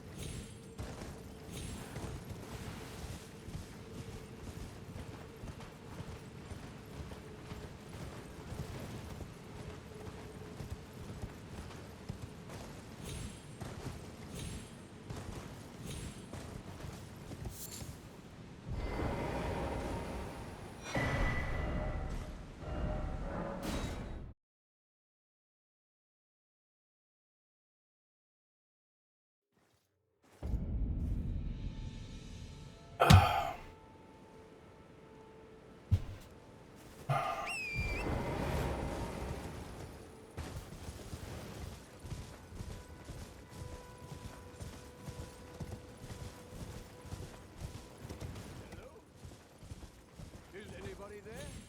Someone who might be interested in rescuing the great Kenneth Height, servant to the true order.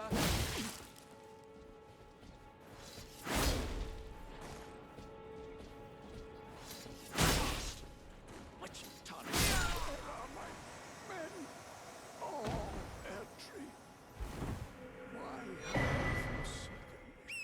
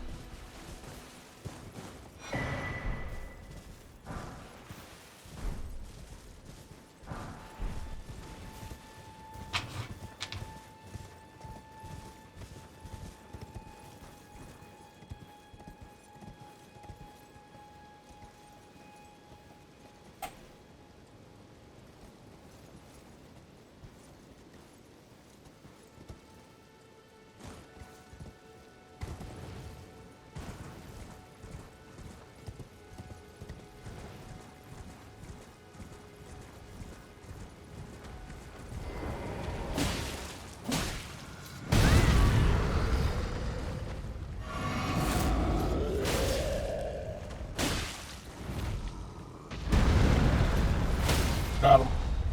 On down.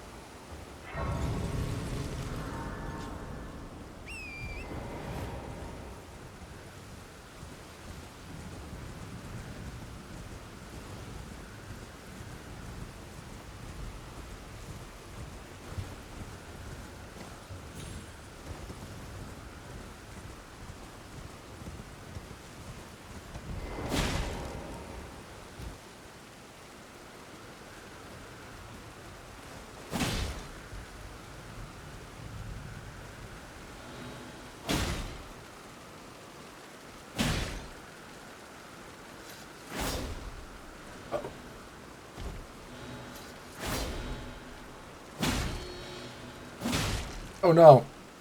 Okay. Thought maybe I accidentally knocked him into where he had a safe landing. It's like, we have to reset.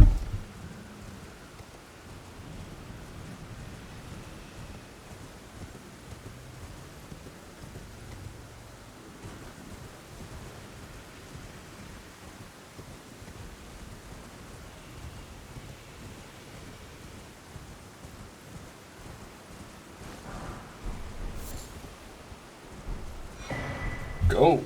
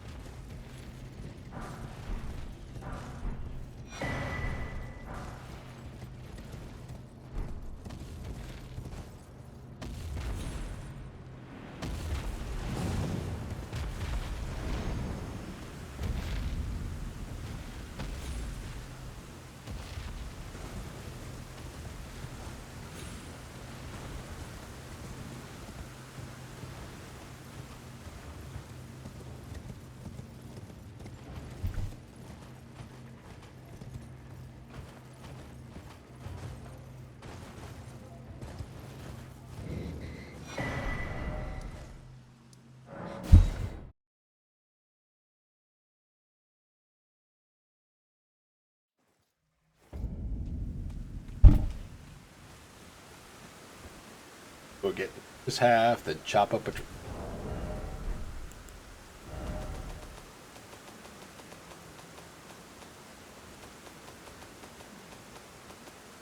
Fuck. I did the route all wrong. Oh well.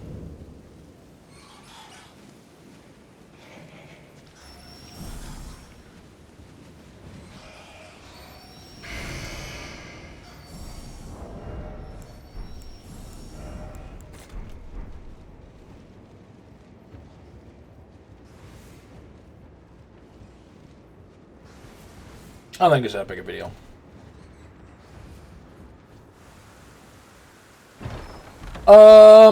I died to rats.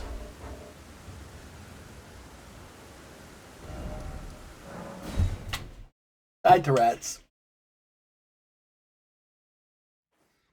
I don't know if you had my sound on in the background. That was why I was swearing.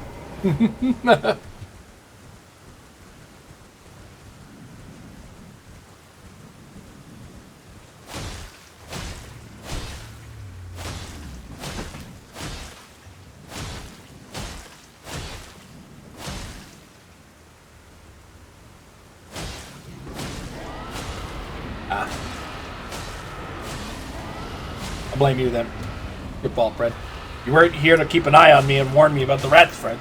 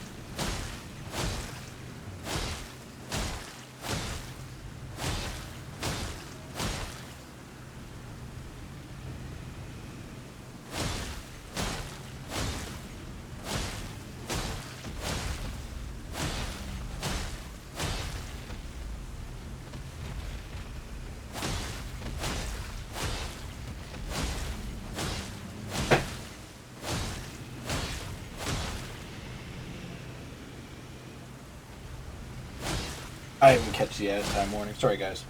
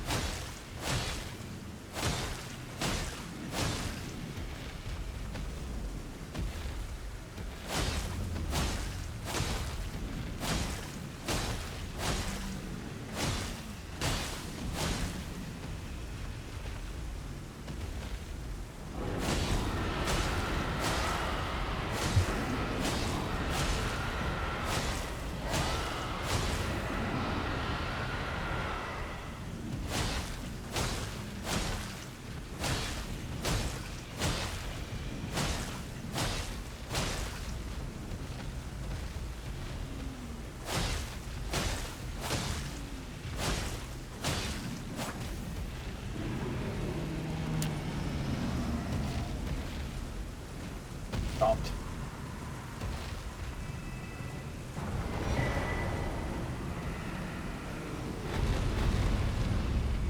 You know what? I'm gonna make everybody very uncomfortable.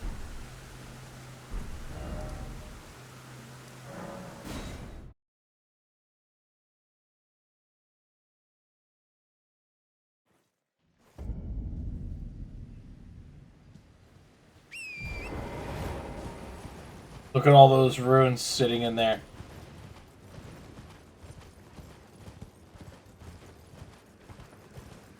By the way, if I die, you all get to laugh at me a bit.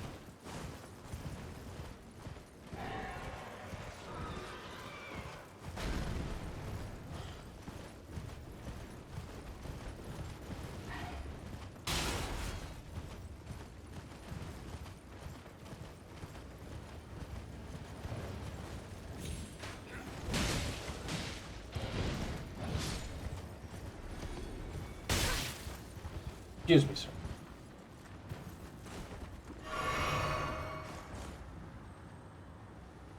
Use the flamethrower. Get him. Get him. Torch him. Yeah. Yeah. Burn him, motherfucker. Got him.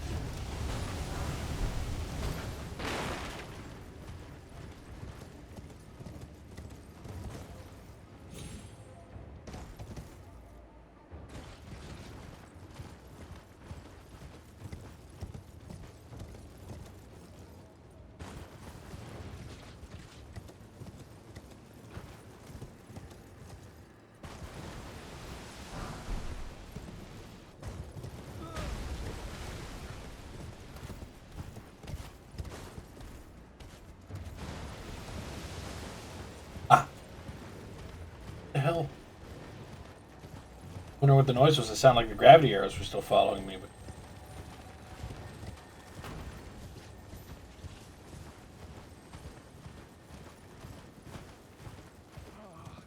Welcome, dear customer. Yes, right this way. Right this way.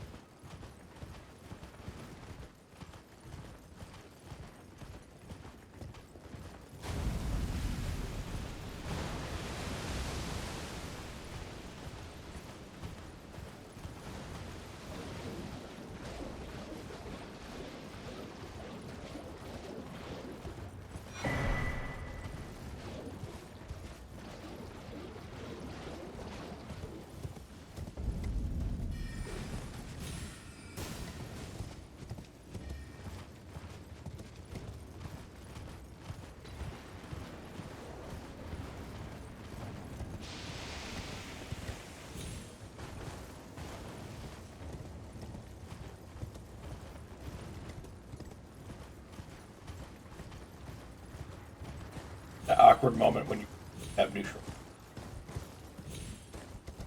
That are all safe.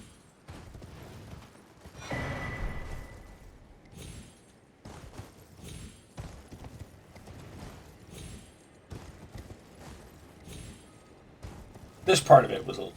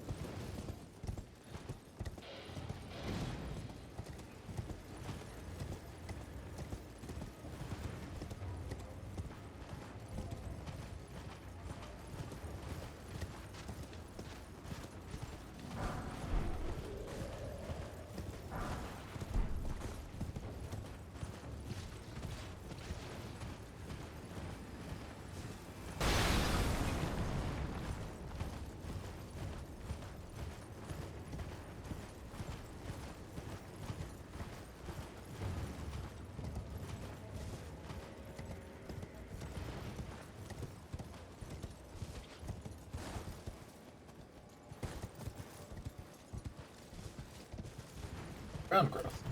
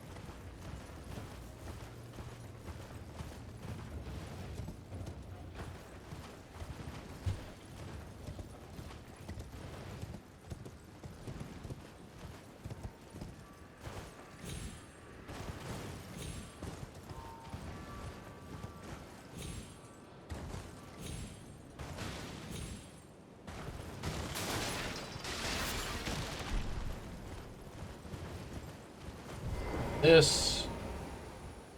And then I'm going to go to the washroom. And let them all fight.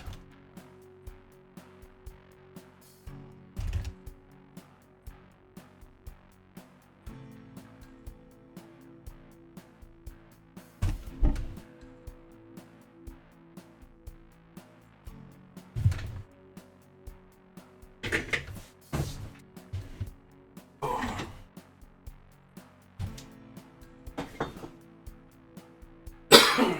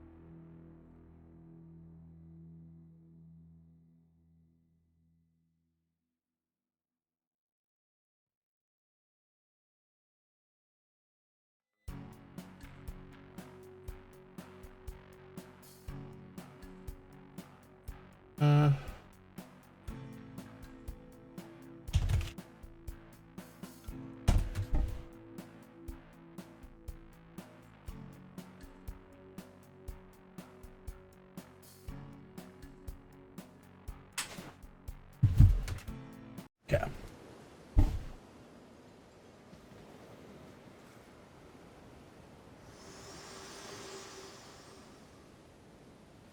Fit to determine if you had. It seems torrent, whereas I may. There is, but I can take gathering.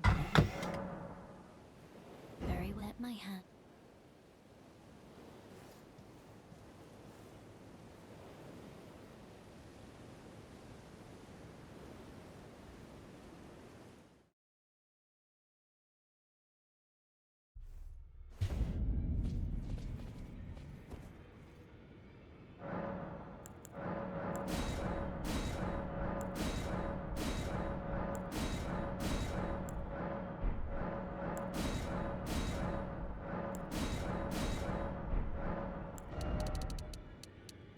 Numbers.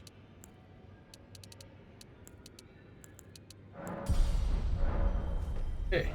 Oh. Daryl.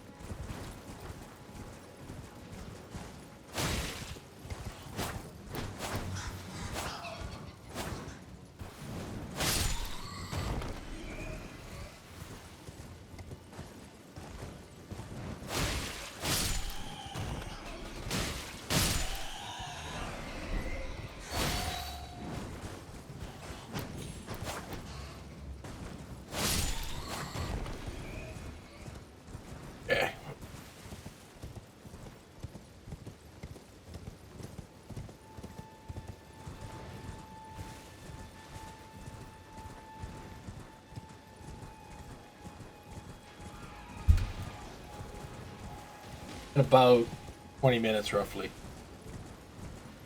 A little distracted. I'm gonna have the FA Cup draw on. Might even put the sound on because it's just gonna be on YouTube anyway. So, fuck it. And we'll just catch it until wolves get drawn. What happens there?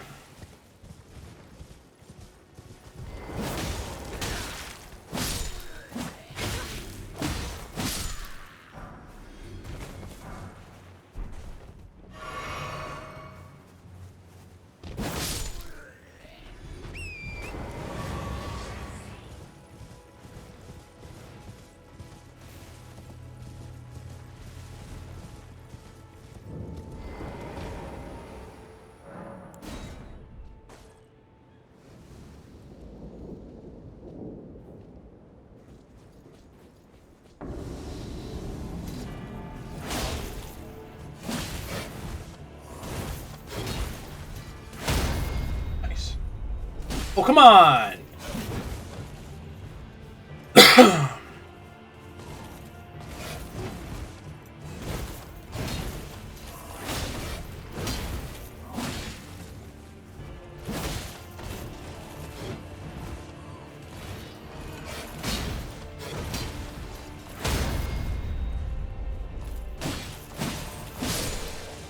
No hit Daryl.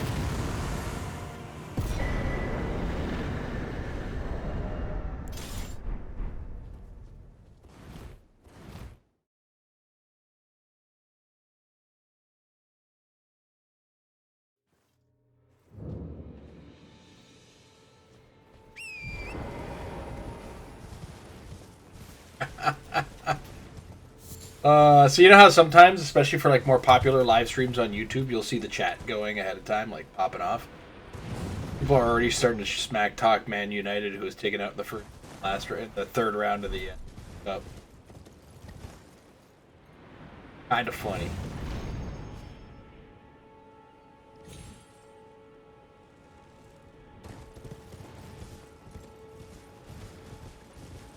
I swear, soccer football fans in the UK and NFL fans, they have like some of the best trash talk between fans like available.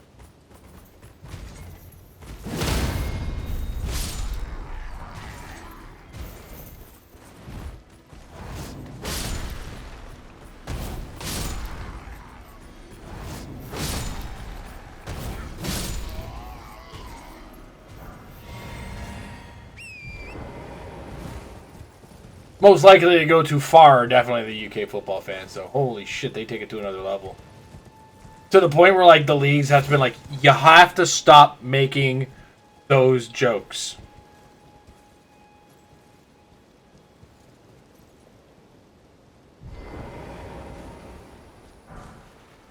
Yeah. Like in Liverpool, Everton and Liverpool, the opposing fans are always making chants like "Feed the Scousers." Like, look, we get it. Everybody's poor in our city. That's very mean, guys. You gotta stop that. All those racist and other ones, like those, you know, jokes about a guy fucking his dad, whatever, that's fine. Keep those up. But, dude, like, yeah, we get it. They're poor.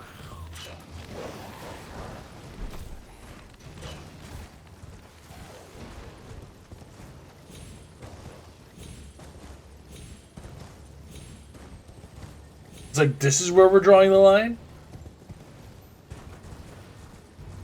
Look, I'm not going to say Brighton's a bad team. Brighton is a weird team. I also want to point out. They are currently owned by a guy who made his millions in sports gambling and uses that same math that he used in sports gambling and like getting really rich off of things like DraftKings and whatnot to pick his or to build his team. Like, his whole entire transfer strategy is insane. He gets a bunch of players that, like, you haven't heard of before. Restarted.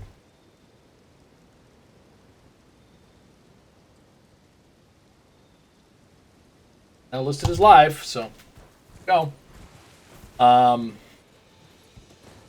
Yeah, players you never heard of, he'll buy them at a cheap on transfer fees, and then they sell them for millions of dollars of return. It's crazy. But then like he's still buying players before they're like ahead. So it's not like Wolves, who's like, hey, this player's pretty good. They're offering us $80 million. Oh, you know what? Maybe we should, okay, we can sell them for $80 million. What are you going to do with $80 million? You're going to get some more players? Ha! What do you think? We want to win? This guy over here. New players.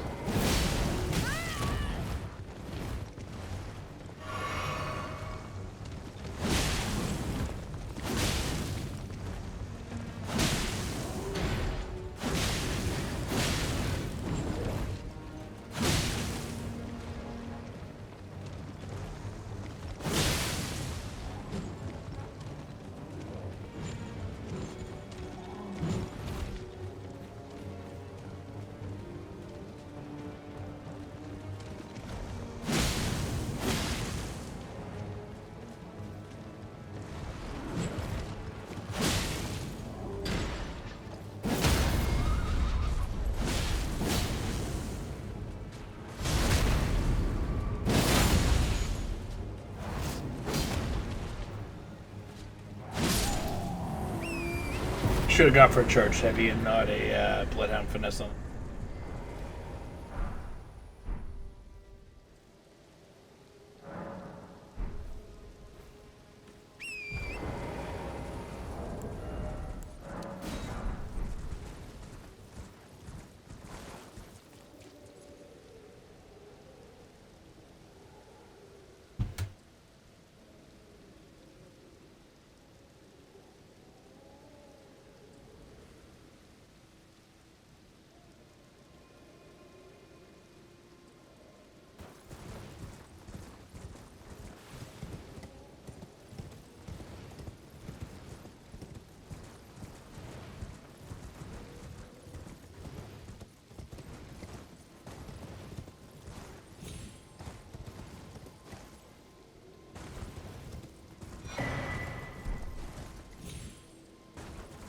That said, of course, say all that with doesn't necessarily mean player when they get like when you're doing those buy the good players all the time, you're not necessarily getting the best out of them, which is what it's happening with an ex-Wolf player right now in Mateus Cunha, who was like our best player last season and is not quite up to the task at Man U if Man U fans are to be believed.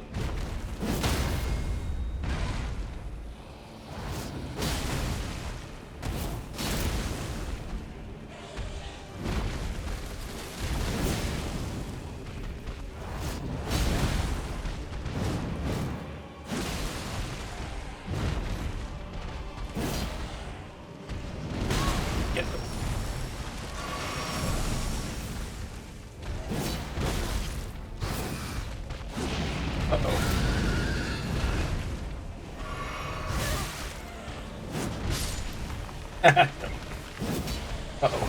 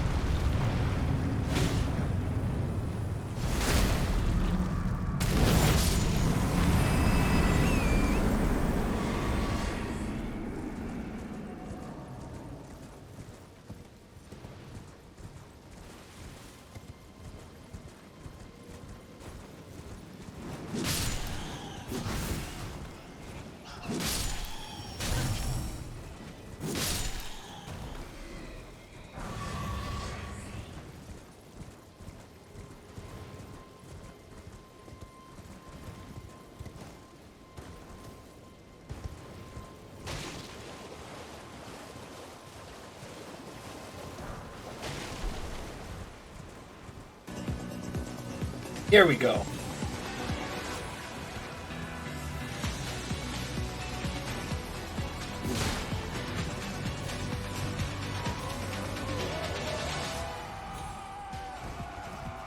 What a weekend it has been. Shall we finish it off? Welcome to Anfield for the final third round game of the FA Cup on TNT Sports. Barnsley are the visitors here, kicking off at 10:45, and we'll also be bringing you the fourth round draw in just a few minutes. All right, so we made our way into the inner sanctum of Anfield, the Liverpool dressing room, a place that you know quite well, Macca. Jodie, let's start. I know, enemy territory here, but good to see you both. FA Cup tonight for Liverpool, Macca. The Premier League hasn't quite gone to plan so far this season, so is this taking on more significance? Yes, I think so. I think they're too far behind Arsenal in reality to catch them up. After what happened last year against Plymouth and a disappointing result when they were knocked out, I think Arne Slot knows the importance of this. He's been told by many people, including the fans, that they want to do well in this competition. So I expect a strong squad tonight. Yes, they'll have a few players who haven't played as many times this year to come into the squad, but still, I expect a lot of experience. All right, I know you're on the job here, but I need you to get on the phone because ex-Liverpool player Xabi Alonso, he's just left, been sacked, mutual consent, he's gone from Real Madrid. What's your initial reaction? Well, it's a huge shock, really.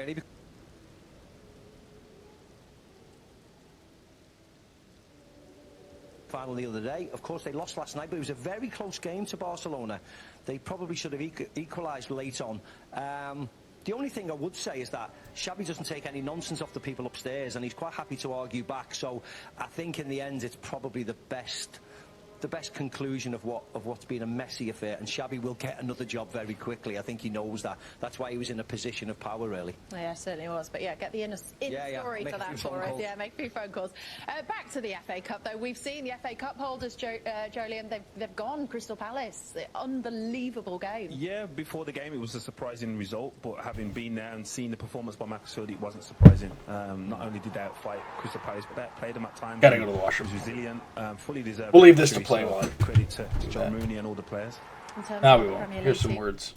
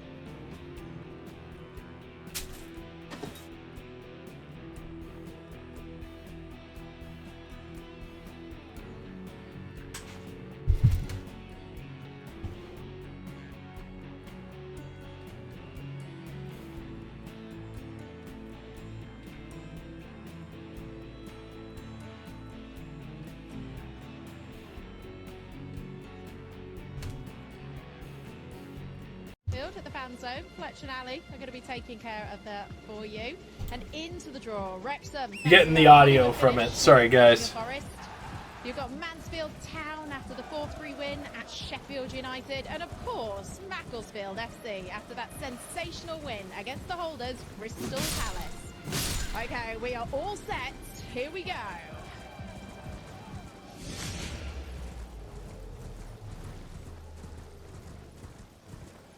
welcome along to this fabulous fan zone at Anfield. There's a lot of excitement in here because the FA Cup fourth round draw is about to take place. It certainly is, Fletch, and with that in mind, with no expense spared, we've got a couple of superstars to help us with the draw. Now, everybody knows the 53 Cup final was known as the Matthews final. However, I want to find out about the 92 final, which in Glasgow's known as the McManaman final. Tell us about it, Steve. Well, I'd been to Wembley, as people know, Ali, for the first time in '84 as a fan. And then I was lucky to go in '86 and watch Liverpool and Everton, '88 Liverpool, Wimbledon, the Hillsborough final in '89. So then to play in '92, to actually go climb up the stairs myself and lift that wonderful trophy in front of my parents was an incredibly special moment. Brilliant. The fact that I was man of the match, that's And we've also got Jolien Lescott. Jolien, you won it in 2011, back in the days when the FA Cup wasn't even the final game of the season for you. Yeah, we wasn't supposed to celebrate as much as we did, but we found a way to enjoy the moment, so yeah, all good. One very excited person here is the Macclesfield town manager, John Rooney. John, congratulations from the win at the weekend. What are you hoping for tonight? Look to get Liverpool here. Brilliant. Just a small matter of Liverpool here. I'll see if we can arrange it in the next few minutes. It's up to the boys. Yeah. A few numbers to look out for tonight. So, Macclesfield, John's team, their ball number 30. Nigel Clough's Mansfield 32. Wrexham who beat Forest in a pulsating game on Friday to kick it all off. They're number 7. And Liverpool or Barnsley, there's Liverpool fans in here. Ball number 14. So if you hear ball number 14, then that is what you're listening for this FA Cup fourth round draw. Right, Jolien's going to do the home teams. Macca is going to do the away teams. Jolien, if you'd like to empty the balls very carefully into the mixer on the velvet bag and don't drop them.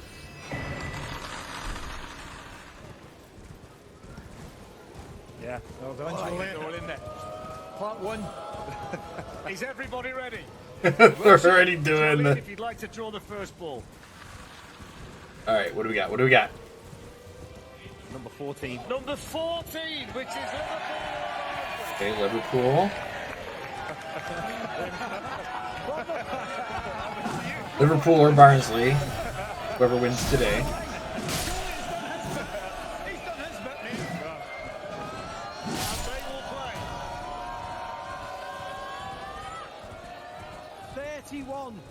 Number 31 is Brighton and Hove Albion. Oh, you missed Liverpool and Brighton. I was close. So Liverpool against Brighton, the first tie in the fourth round. 29. 29 is Stoke City, who beat Coventry and Preston Park at the weekend. And Steve, they're going to play. Number 12. Number 12 is Fulham. So Championship Stoke against City Premier and League. Fulham. Stoke City hosting Fulham. Yeah.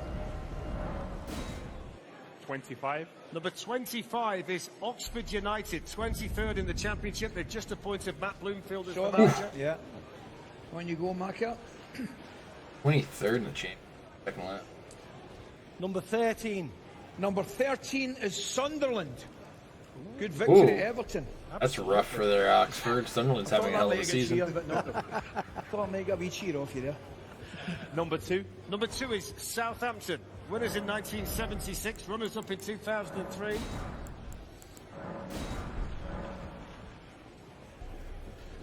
$26. And Southampton will host Leicester City, 12th in the Championship. Championship versus championship, I think, that. Number 7. Number 7, lucky 7, Wrexham. Beat What a game. Forest on Yeah. Friday. What a Ryan game. Reynolds got changed about 15 times during the match. He'll need some more outfits for round 4. And they will play number 6. Number 6 is Ipswich Town, so Wrexham host Ipswich and Wrexham. Town. That should be interesting. Number 17. Number 17 is Arsenal. Top of the Premier League. Boo. Record winners of the FA Cup, but not very popular in here. And they will play number 5. Arsenal are at home to Wigan Athletic. Oh, rough for them. Arsenal Wigan. Number 23. Number 23 is Hull City. The runners-up in the FA Cup in 2014. Number 8. And they will play Chelsea. Oh, so that's Liam Rossinha. Yeah. Old Going back to Hull Team. City. Yeah, absolutely. So, played Hull in the FA Yeah. Cup final. Dude, Chelsea we're running manager out these of days, so that's wins for Wolves. Number 21. number 21 is Burton Albion. Gary Bowyer's Burton Albion. They're in the 4th round for the first time for 15 years. And they're going to play Macca. They're going to play number 10. They will be home to West Ham United. That's a nice one. Yeah, 2-1 victors over Queen's Park Rangers at the weekend. I would think Nuno's just turned the telly off at Yes. this point. Yeah. That's if it was ever on. Number 15. Number 15 is Burnley. Winners in 1914. Haven't been in a final since 1962, and they're going to play Macca. They're going to play 32. Who's playing against who in the 4th round of the FA Cup? That's what we're listening to right now. I'm waiting for ball number 1 to see who they're playing against.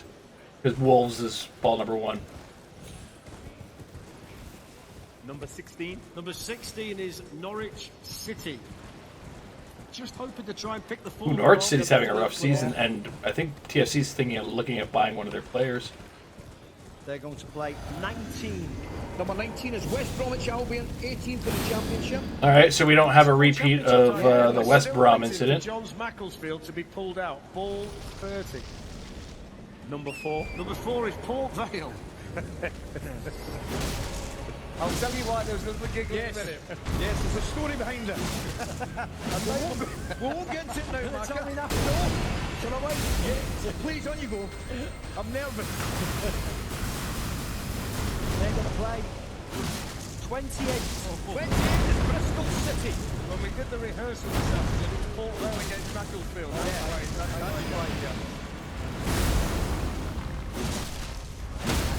Number 22. So 22 is Grimsby Town. Beat Manchester United already League this Cup, season. yeah. League 2 team, and they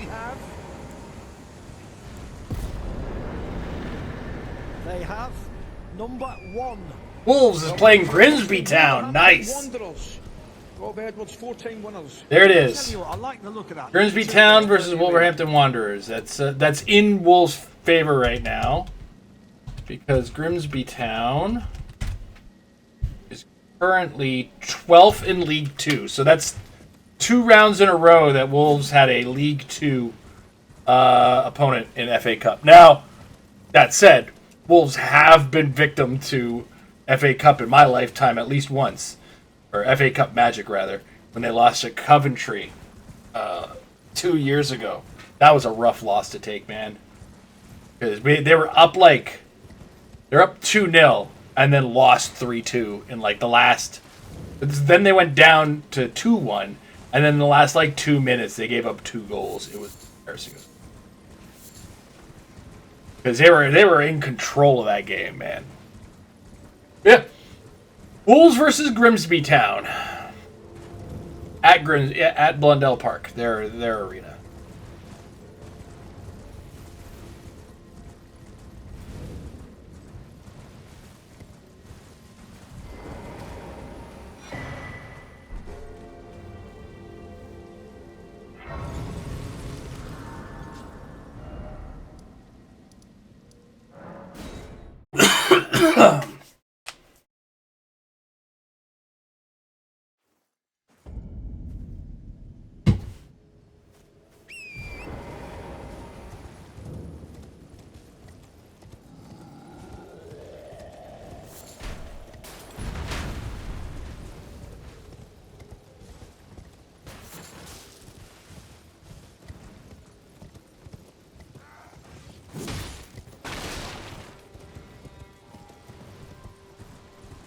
Well, that put me in a good mood. I believe the next round of the FA Cup is February 3rd. Or at least it starts February 3rd. It'll be just hey, how do we squeeze this game in, guys? Just gotta tell Amber.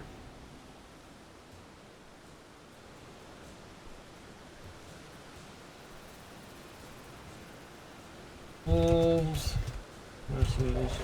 Oh, fuck me. Fuck me. That's not even right.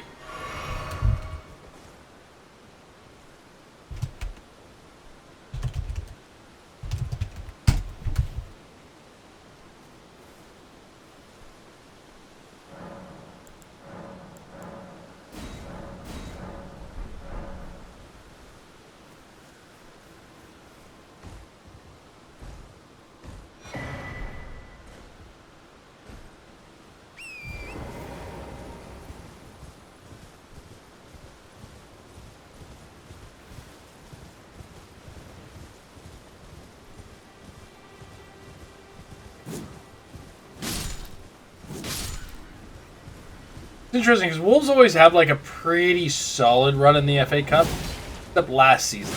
But remember that really good player I was telling you about earlier that we sold that isn't doing well at Man United?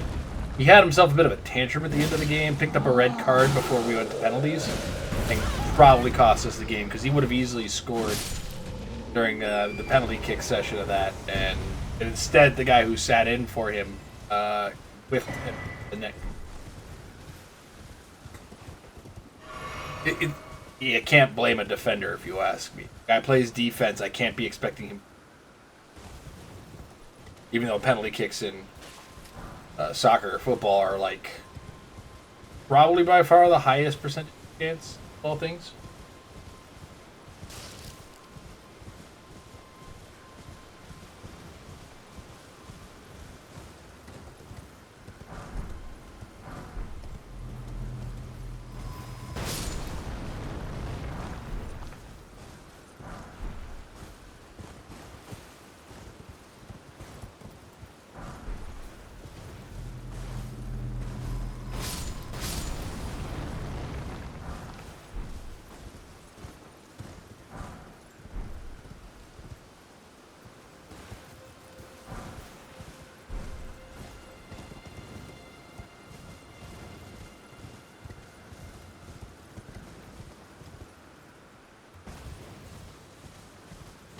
Oh, excuse me.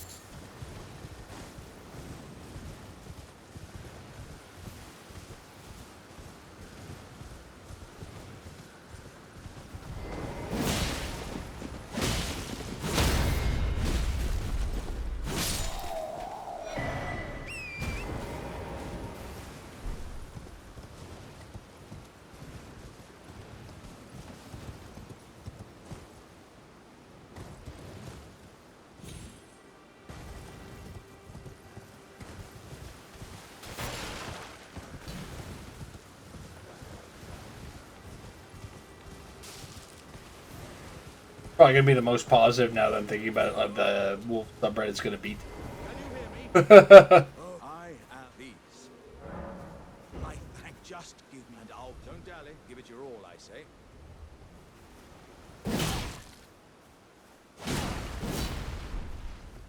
Oh, that. Well, I journey to Neil.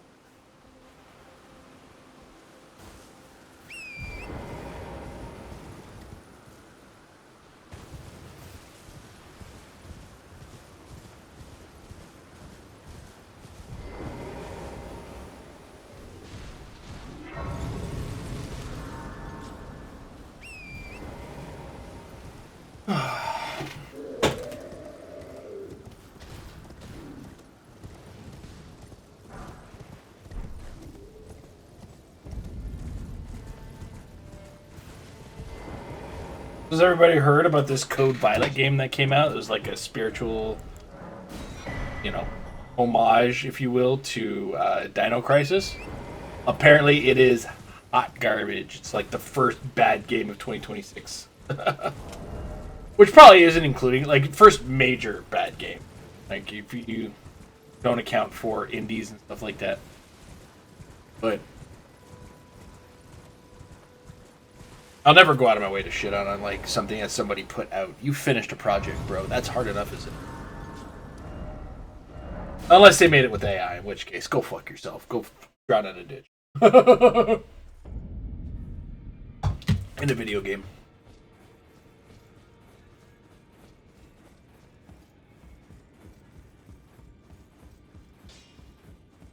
Well, I took you no matter it out your arm.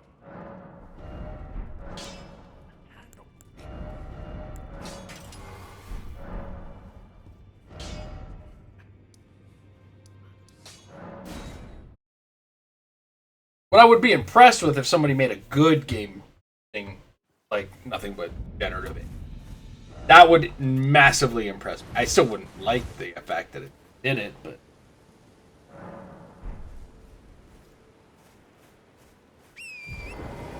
and like the impression would be like, how did you manage to get this out of all this bad shit? And then you'd find out that the guy like made his own AI himself instead of using one of these generative tools, which then because like that's the weird loop of these AI tools, right? Like if this guy made it himself, did all this stuff, didn't steal any of the content inside of it somehow, that would be amazing. But the problem is that none of that happens right now.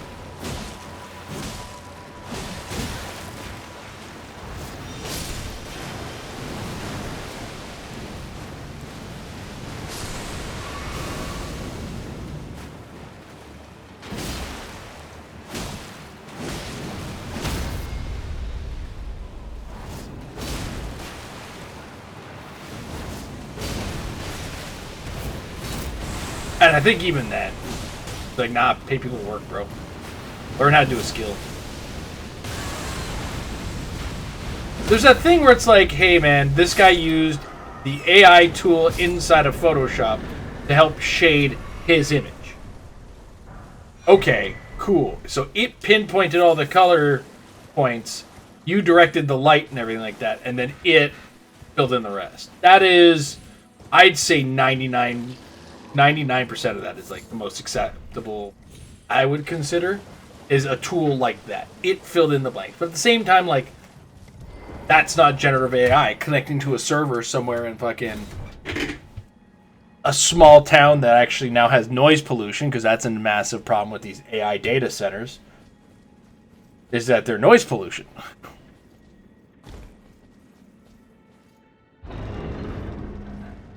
And it's like, it is so hard to have the conversation about it because, like, there is artificial intelligence is a word that has 1,000 meanings now, right? Like, if you hear the phrase AI, I start talking about my video games AI. People, like, there's going to be a certain sect of people like, oh, you use AI in your video game? Like, yes, everybody does. Otherwise, the enemies don't do anything. Right? So that sect is already impossible to talk to. Right?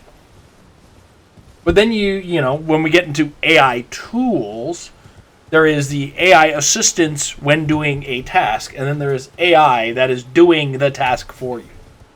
And it's like, this is the bridge that is the problem, I think, in the whole conversation, is when you have the AI doing the job, and doing it poorly, I might add, continuously, and not actually learning properly,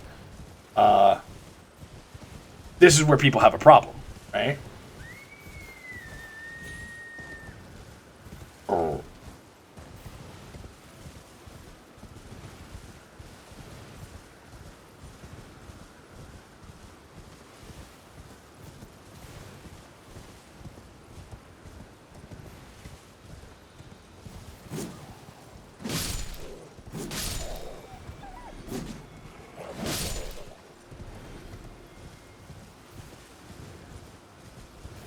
I think the other funny part Like, and then like I've seen the argument like, oh yeah, well people used to do it with Photoshop all the time. Like, bro, I'm gonna open up Photoshop, do it. And that's when you find out how many people have never looked at Photoshop.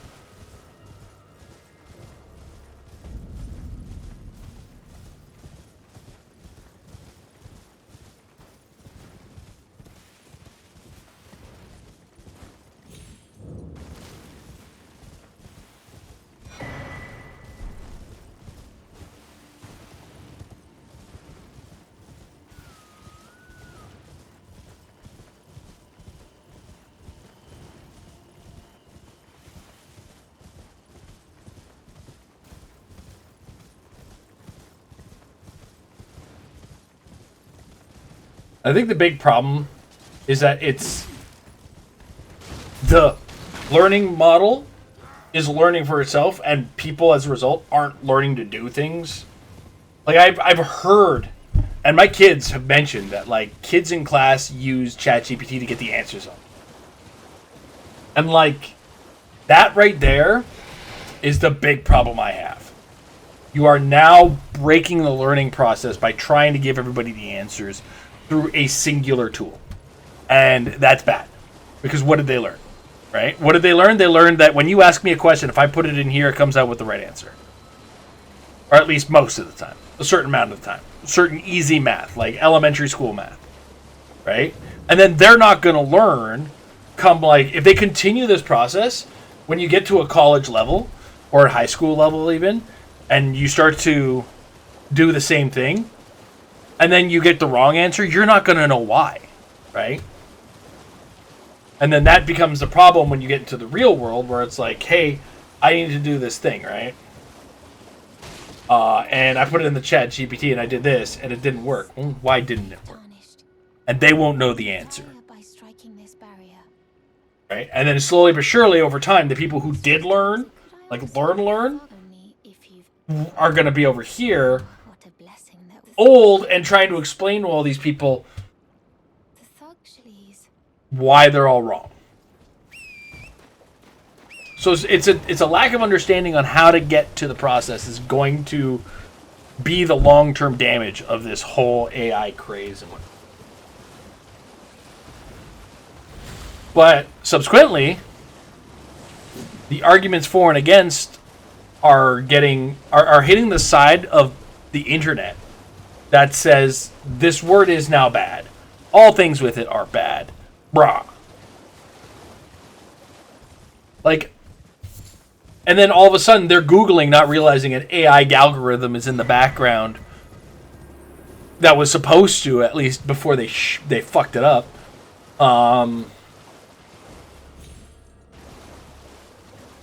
That was finding what you were looking for. And it would get better over time, again, until they got publicly traded and some shit fucker decided, hey, you know what? Let's stop finding things so we can serve more ads. Or let's make sure that people who need to be on the first page, like businesses and stuff, pay to be on the first page.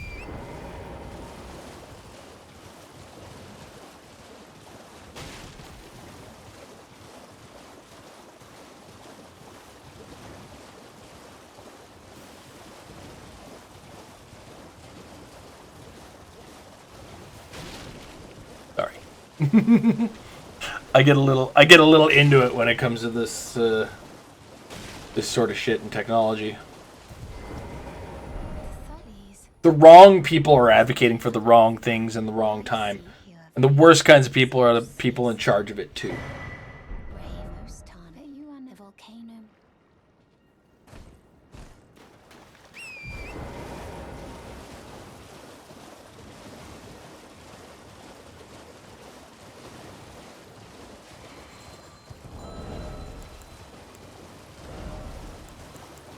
Hello, Big Crisp. Welcome back. Got me on a rant. I'm on my technological soapbox right now. Oh, you son of a bitch. Don't lobster me again.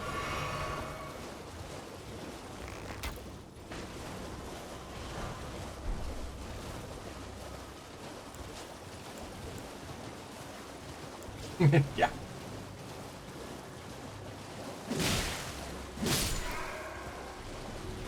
I'm done. It's all good.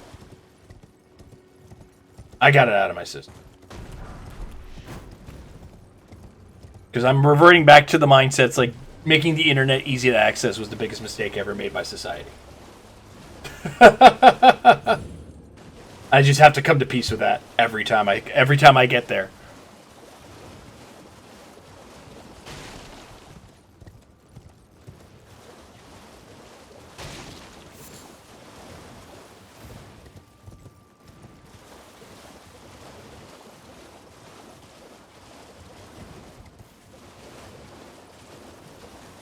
Ads in less than a minute.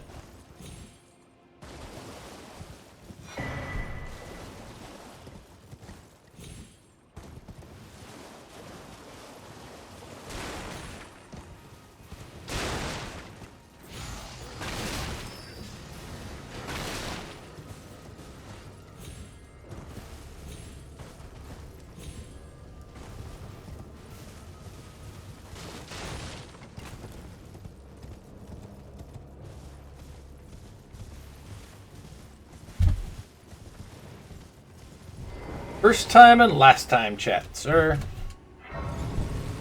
Get banned, Cigar BT.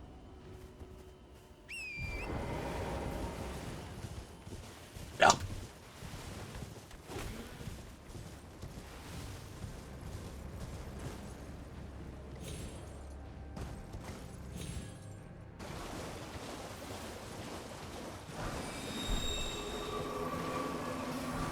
See, they don't understand. I already have the best viewers.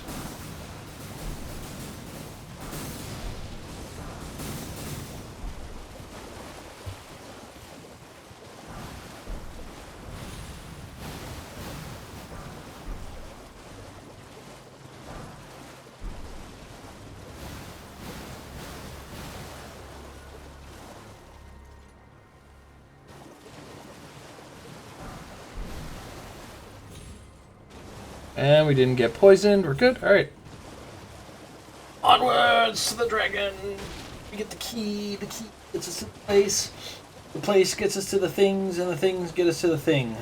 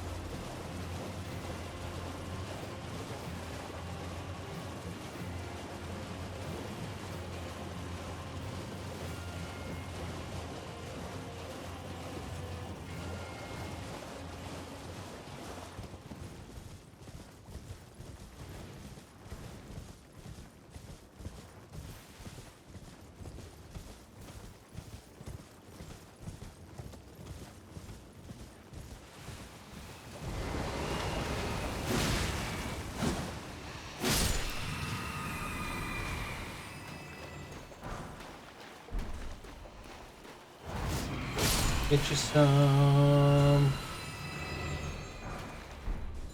Gonna wreck these boys. Sure, give me my rose. Thank you.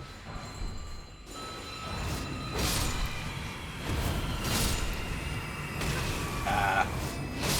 Ooh.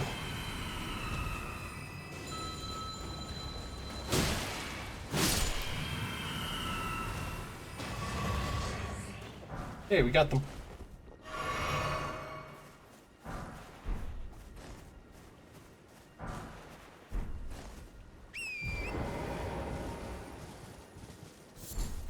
Okay.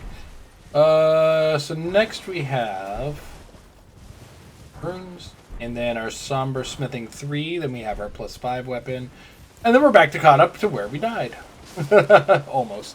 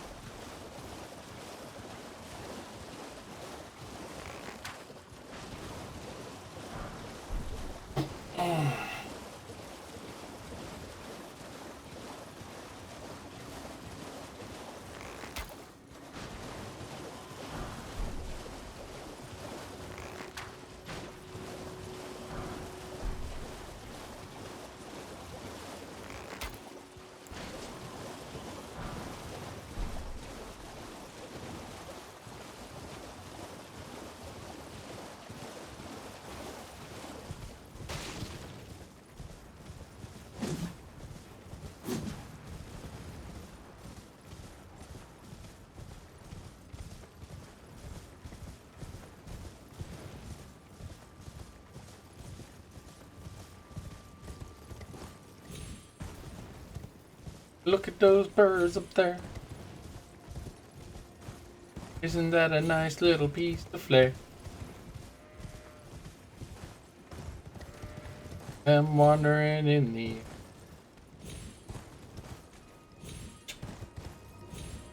I don't know why Nickelback was my go-to on that one.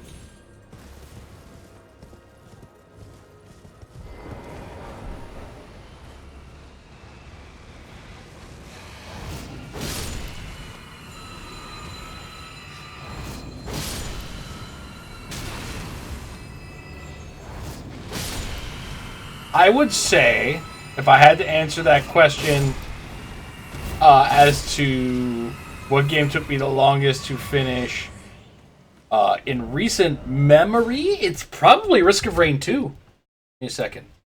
Because the last time I played that was the time I beat it. So let's check that number. 112 hours.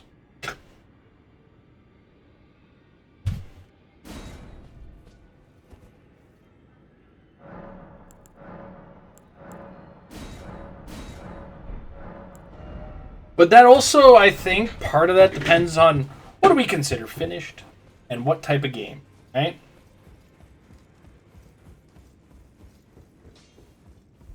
Well, I took you no matter it. Lay out your arm.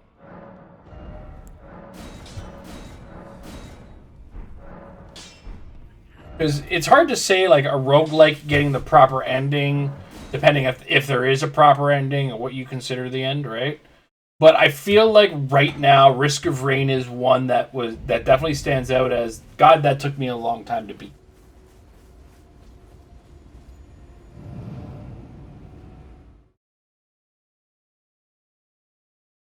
Because the other part too is like I thinking about the number of hours it took me to beat a game, or like the number of weeks it took me to beat. Sometimes it's not there for me anymore, right? Because I think some of the longest games games that took me the longest to actually beat the game, probably didn't register how long in hours it took me, because I would be in the Super Nintendo era when I was like discovering things in Final Fantasy 2/4.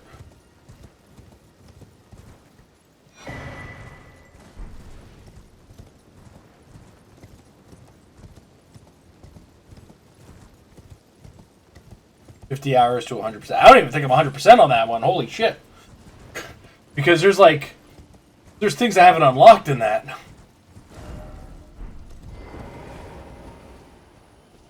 But I wouldn't say I really focused on that one. So I think that had a lasting effect in that regard.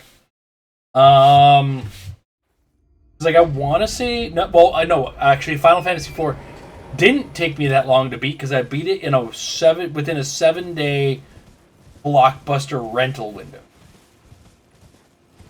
But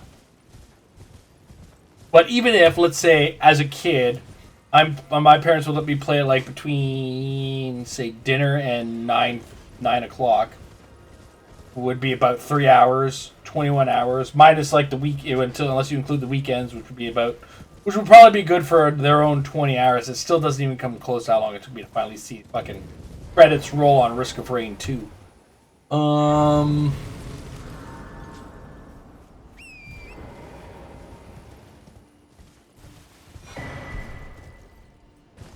Because the other thing too is like Assassin's Creed. That's the other thing too. It's like if I'm talking 100%, there's games I've never 100%ed, or if like most of my games I haven't 100%ed actually. We were just discussing earlier today that there's at least 3 quest lines I've never followed in Elden Ring. One of them is Patches, and that's never gonna happen.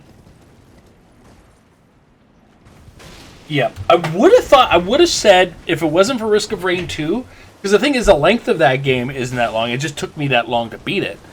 But if you actually consider Assassin's Creed Valhalla took me for fucking ever. It took me 70 hours to beat that game. And I didn't do a lot of side questing in that game. Like, I would do the occasional raid on my way to someplace, but those didn't take a lot of time. Those were maybe 5 minutes because I was bored of sailing.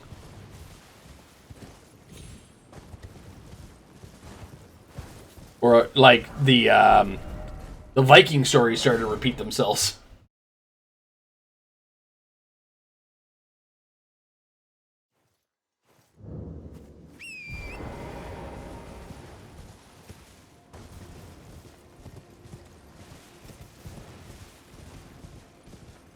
Which, in reality, they would start to do, but I'm getting a truncated version of that. Whereas the Vikings would have enough time between battles to forget the stories, and then the next... That, you know what? Now that I'm thinking about it, they could have done something pretty funny with those Viking stories and just had them get more exaggerated every time they told the story a second time. Where it's just like you record a certain set where like the numbers are in the story, right?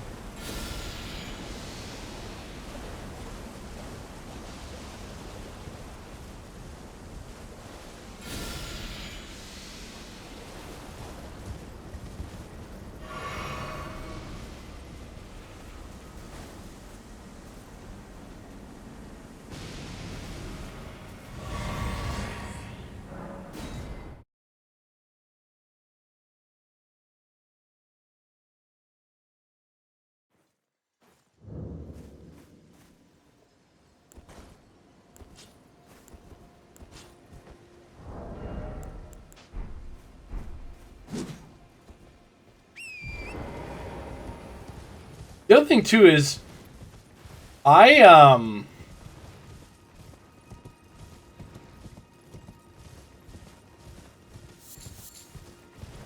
do I put it? If a game is too long, I tend to put it down very quickly. Look no further than Octopath Traveler 0. Like, it really started to drag for me. And that's kind of how I see a game that goes on too long. Right? I think I streamed 48 of the 70 hours of Valhalla. I did it on like Saturday mornings. Because I was experimenting with an idea of streaming on Saturday mornings. See, we completely dodged the rats now. Never to let that happen again.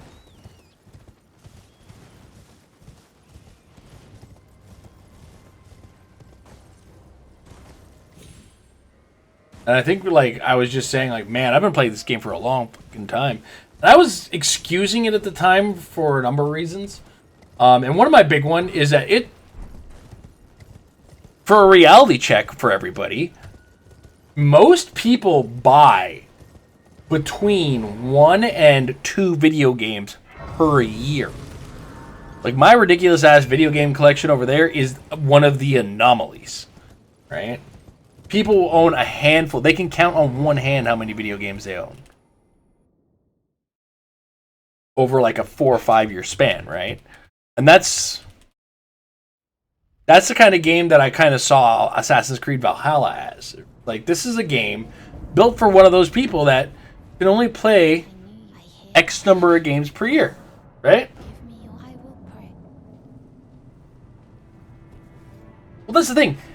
It's not that you have a problem. It's that you're an anomaly and you have to look at it like that, right? And that becomes the thing where it's like, as the anomaly of person who buys a video game, I can get now why a certain type of person is going to be like, shit, that game was only 6 hours? Now what am I supposed to do with the rest of the year? Right? And they might not be the kind of person like me who will play a video game they own for 2 years, get 900 plus hours in it, trying to perfectly play through the game without dying. Right? But now they're just stuck with this one game that they got. And, like, they might trade it into EB if they're lucky, but I kind of get the mentality now. I understand it again. Right? And I have to understand, though, that the kind of person that has that mentality isn't somebody like me who looks at a plethora of video games. Right? Anyway, I'll be right back. I gotta hit the washroom. I'm sorry for smacking the mic there, guys.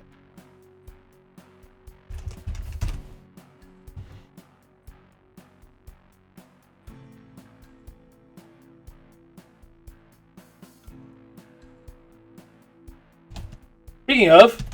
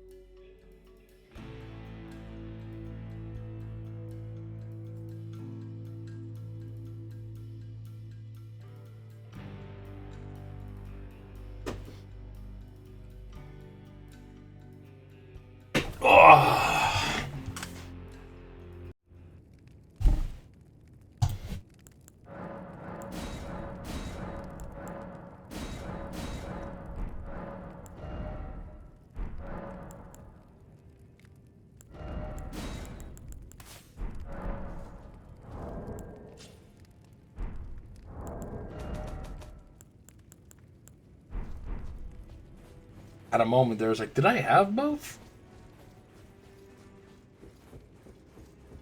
It was because the Faith one was grayed out.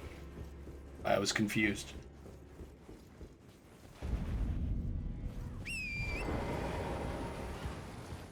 fellas. Shut up. Yeah. I'm a big crazy man who used madness, but also still a troll.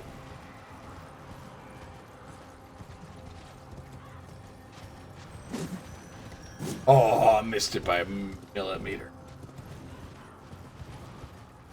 An in-game millimeter. I don't know how many, like, far off I.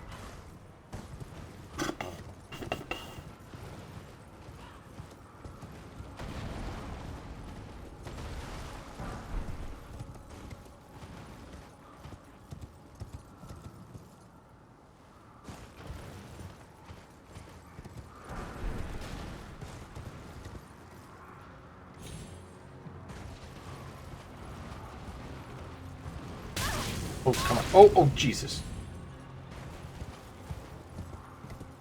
Keep your eyes on the road or you won't run into, so you don't run into campfires, I guess.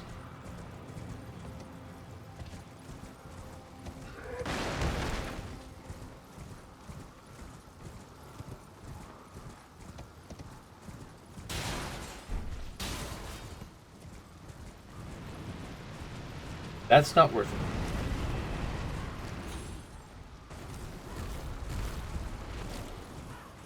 Even he's not worth it, because most of those tree spirits drop golden seeds, but he doesn't. So, no. No hand spiders.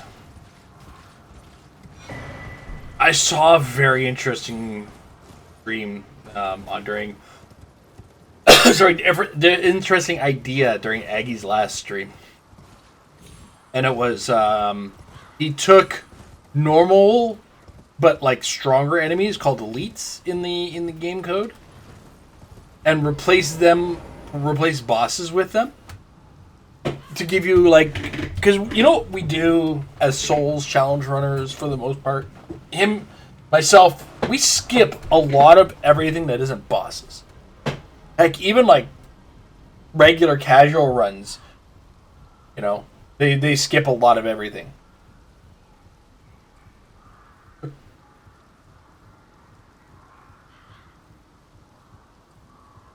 Heck, during my first playthroughs, I think Fred, if you're still in the chat, you told me to start skipping things. Like, no, you don't have to do this, man. Every time I would be, like, bashing my head against a wall trying to kill, like, some generic enemy or whatever. Right? Like, part of me knew, but I'm too stubborn for that shit. Anyway. But, like, it was one of those situations where he took what is normally a regular boss, or a regular dude that you play, and make it a boss. And when you scale them up to boss strength and whatnot, like you now have to learn their moveset. And that's when you find out how very little we know about, like, say a Godric soldier's moveset. We don't know when to dodge.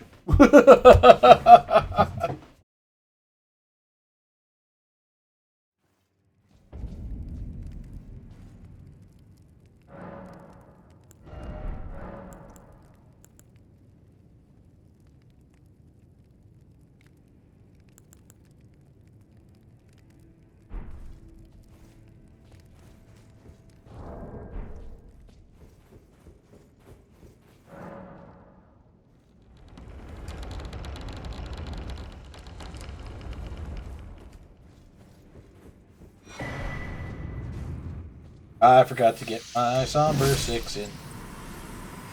Doo-dah, doo-dah. I forgot to get Somber 6 on here. Oh, fuck that. Ow.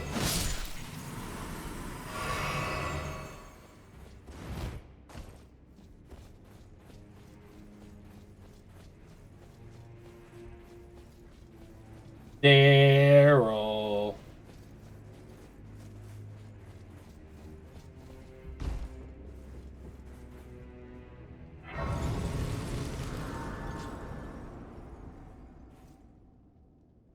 And the reason I keep confusing myself is I'm supposed to go to the round table hold.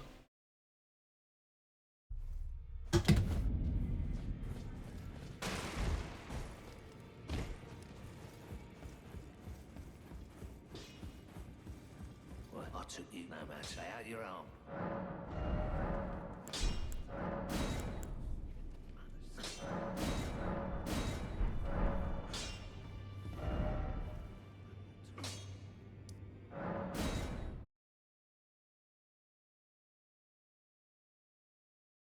Got a problem with hand spiders?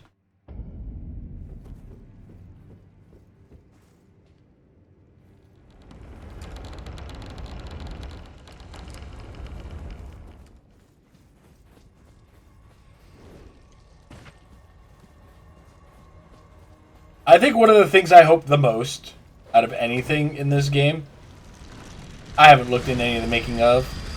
I would love to find out that they motion captured, mocapped those hand spiders. And I want to find out how much the guy who did that loves their job. Like, what did you do?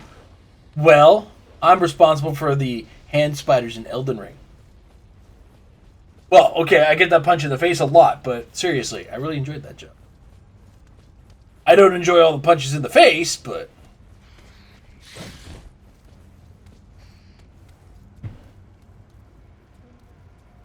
I get to do this all day in different ways. I got to combine hands sometimes to make the really big ones.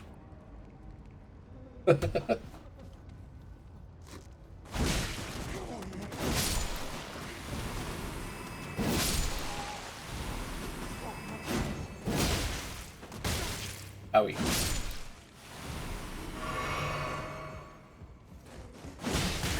What? Running heavy didn't do it. La di da di da, la di da di da. I'm taking too many risks by trying to kill. 3.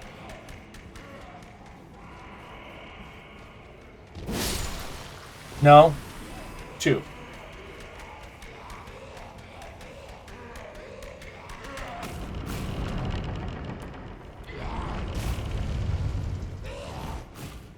Because there is the... No, wait.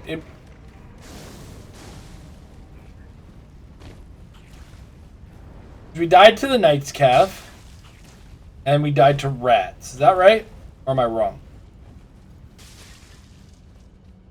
Nope. Okay, it is 3. Yeah, the guy who died to the rune bears, or the guy after the guy who died to the rune... Oh, shit!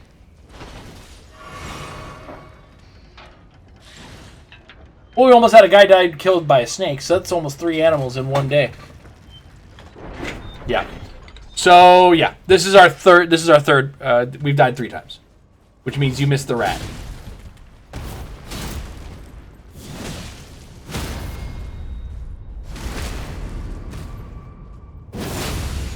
Yeah, you know what happened there is I forgot my safe word. You're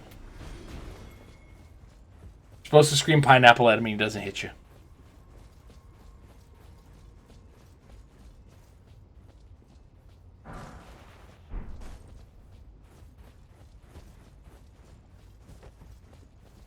The lamp, not the rat. Uses leather, has a whip, is a dominatrix. No, it's an Elden Ring mob. You sure it's not the player? I could get a whip. But yes, we call the masochist snake Kyle. Actually, all the snakes are named Kyle. One of them has a burning whip. Like walking.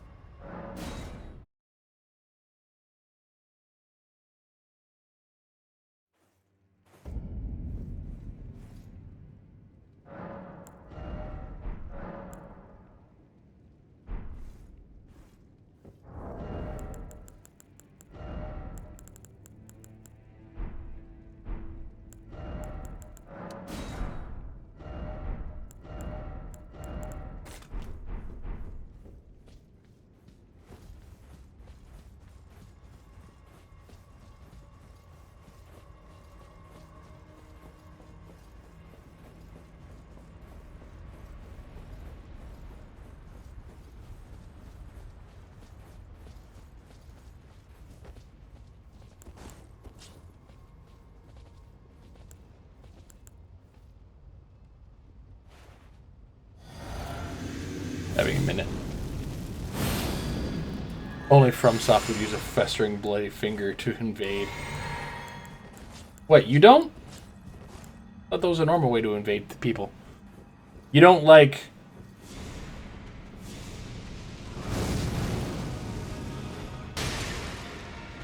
I don't think you want me to answer that question, Lynx.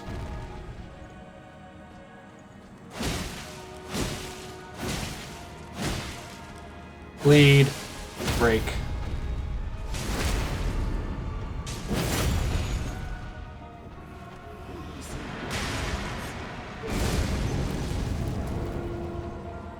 Okay, but serious answer to the question.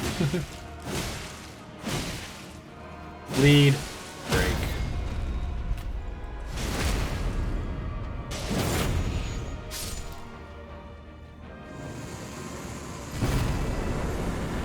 Like, we're talking on the lines of, like, dog poo on a stick or something like that, right?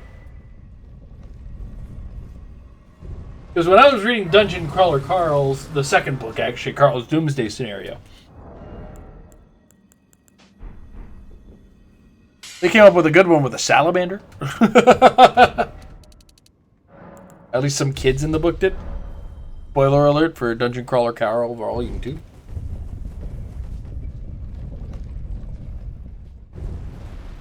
I mean, okay. Actually, I have an answer for this. Because similar to dog poo on a stick, but worse. The grease trap in a commercial kitchen on a stick. Like, put a rag in there.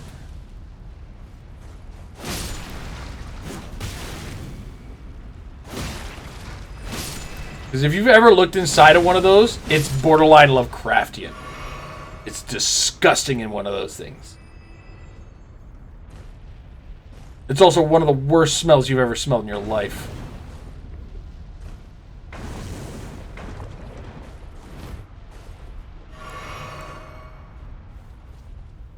So yeah, that's going to be my answer.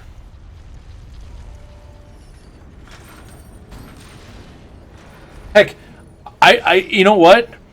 The person dipping the rag in there has an adventure themselves by not puking in it. Because just acquiring it is going to lead to somebody vomiting. That's how gross those things are.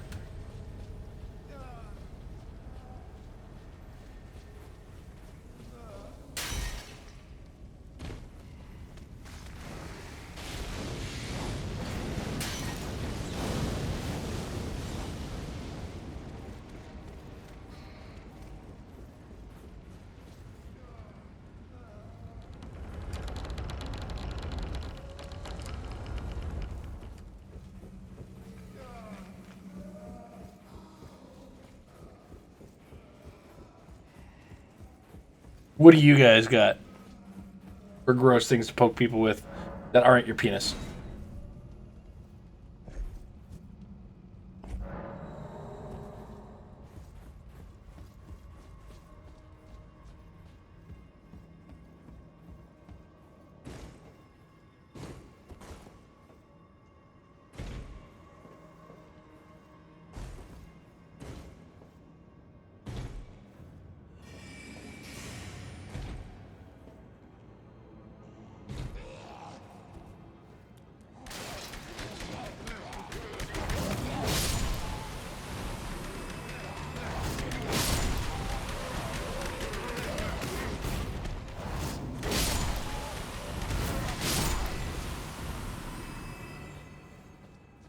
Man, when you get a really hang of the combat and you can get ahead in the combat, you can pull off some pretty cool shit. What the fuck?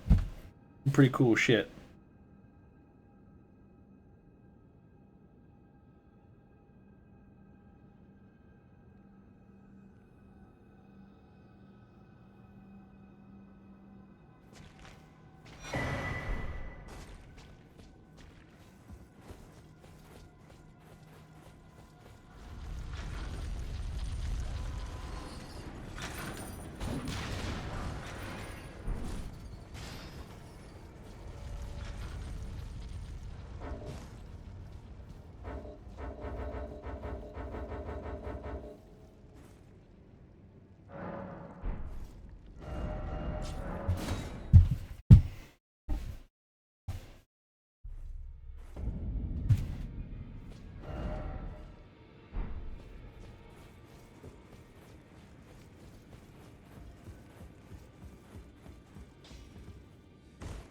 I took you no man, stay out your own.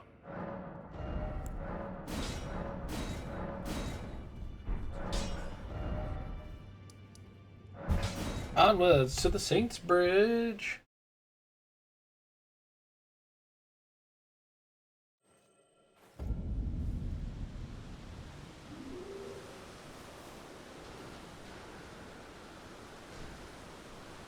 Can you make Elden Ring into a collectathon? Yes.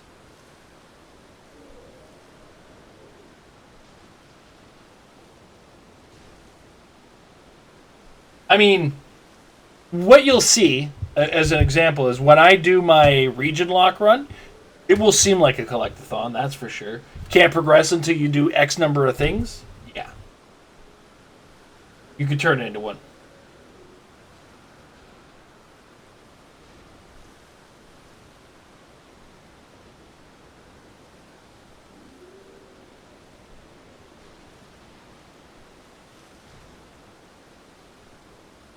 And then there's also been, like, ways to,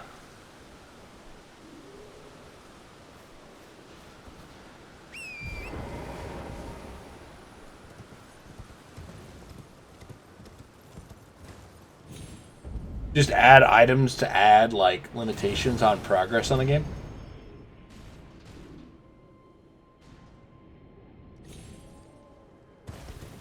Of course, if you go with the trophy collecting or the achievement collecting on it,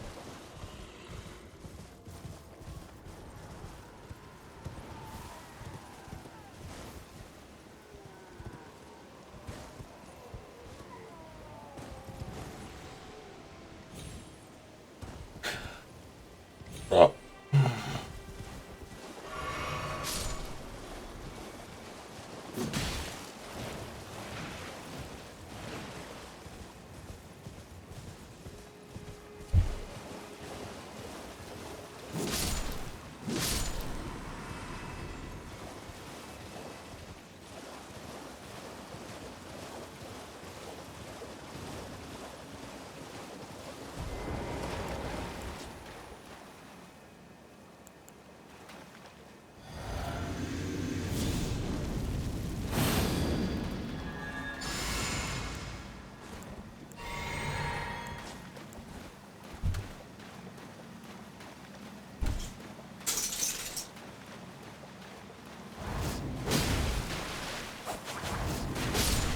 Got him.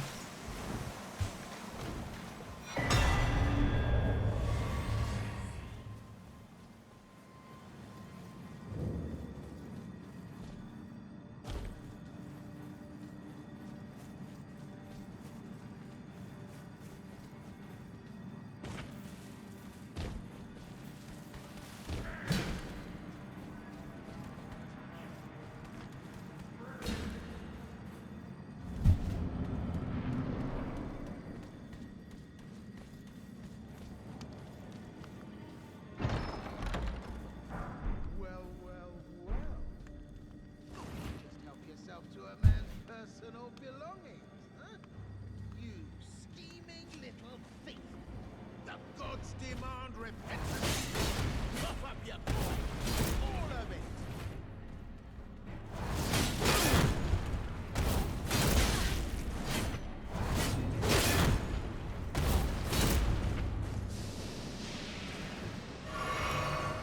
Patches, what are you doing?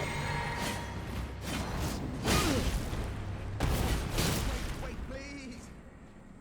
I surrender. Wait for Shut up. It was bound to happen someday. What a shit show. Yeah. Patches gets exactly what he deserves.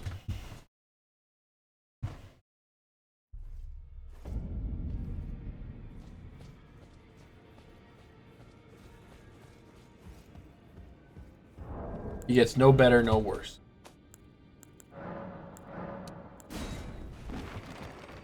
That was 100, 300 short.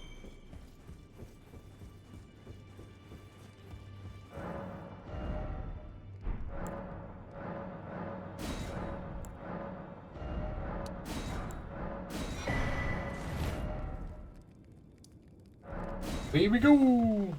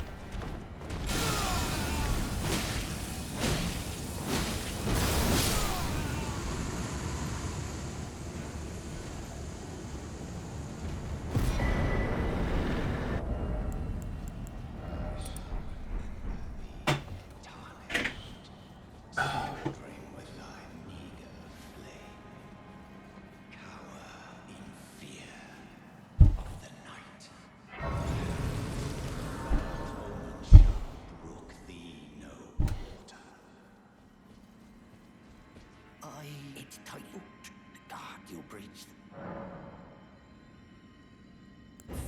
Well, but of course.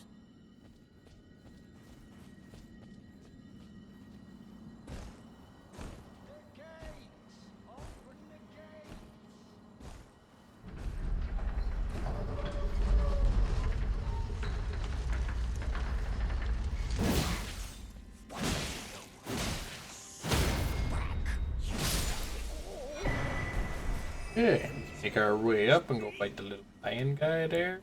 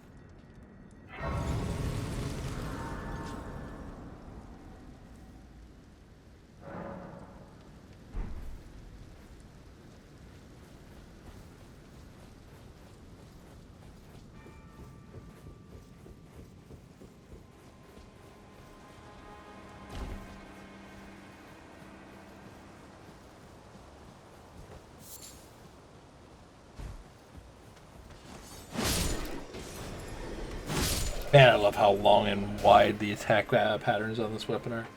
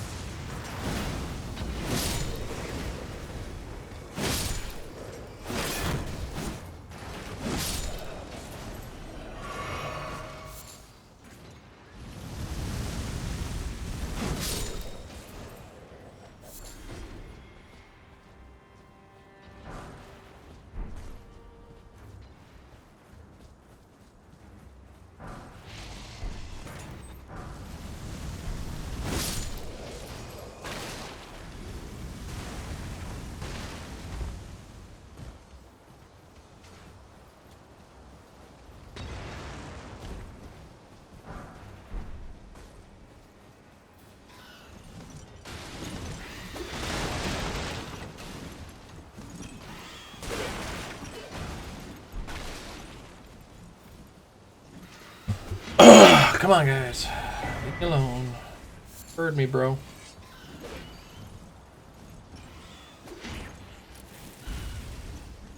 Birded. Don't get birded.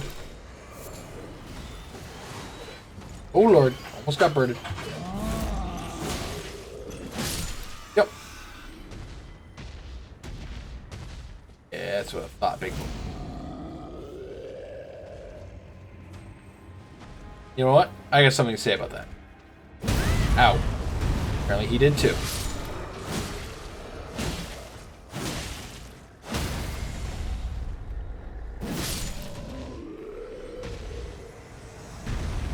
If a dude with a large butter knife ever cuts me in the taint, I think I'd die of embarrassment too.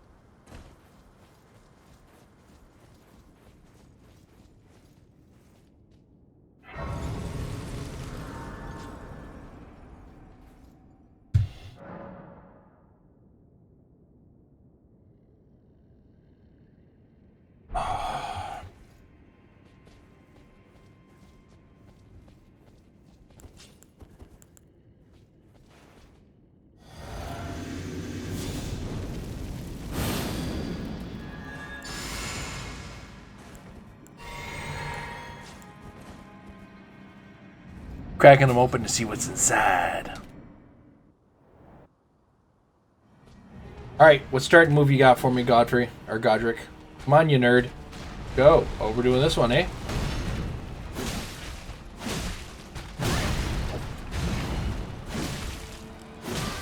Just break.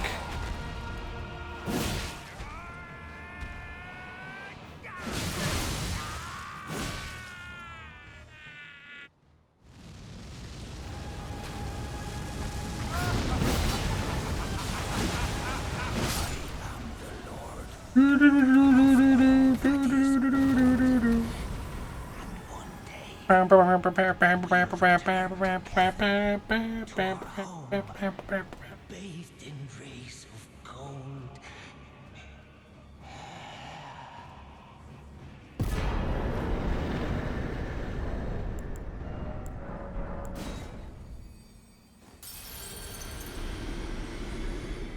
I don't know why it triggers. I don't.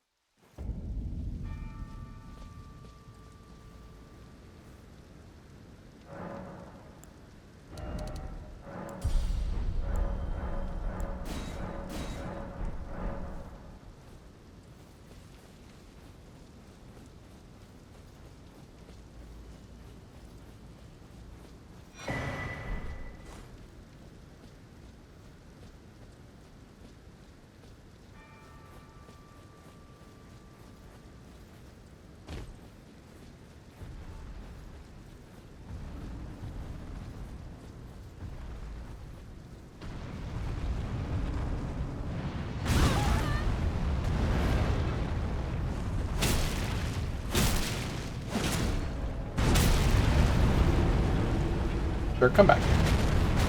Sir. Sir.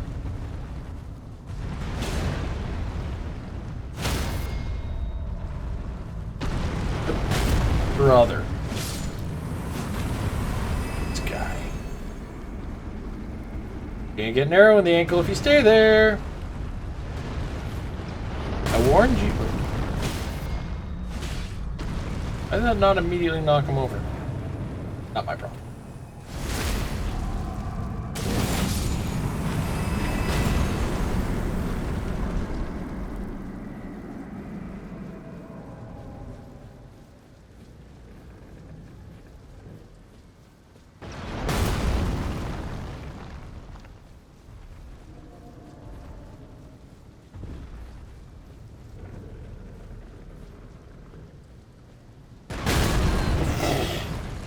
Okay, I was on the other side of that, sir.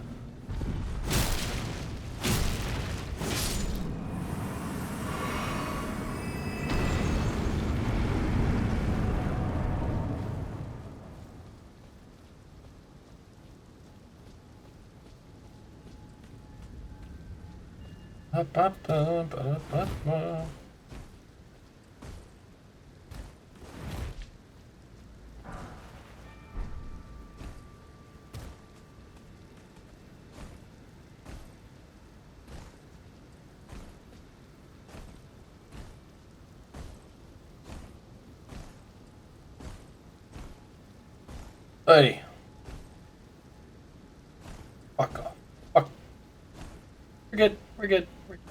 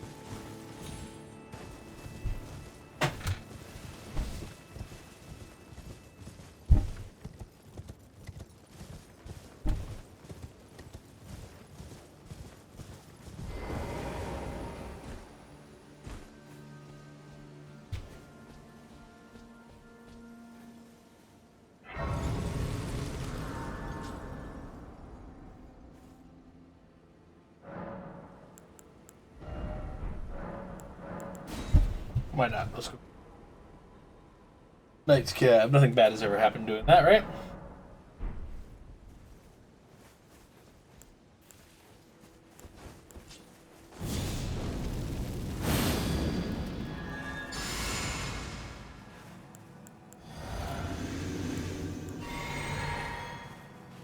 Ah, oh, god damn it.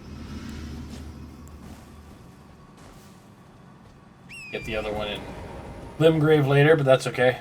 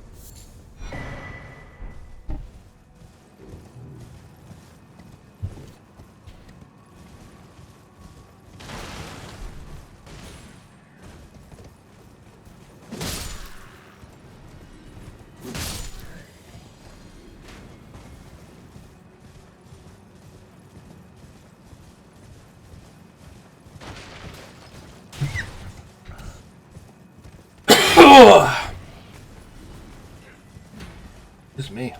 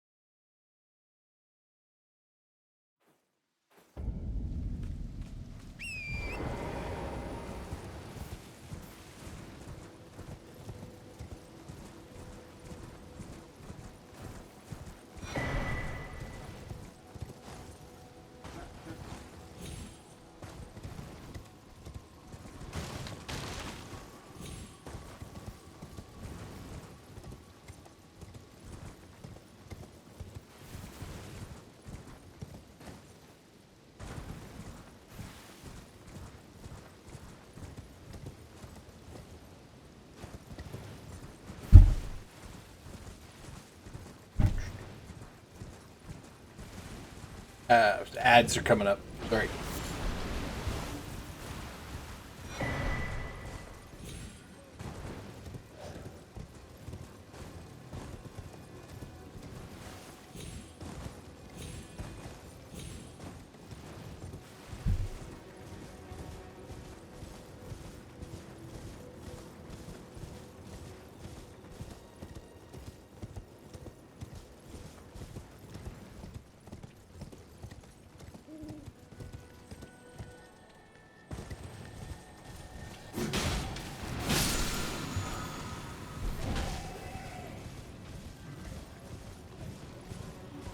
Somber Smithing Stone 5s everywhere.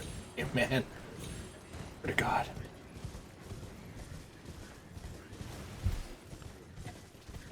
God damn if there's...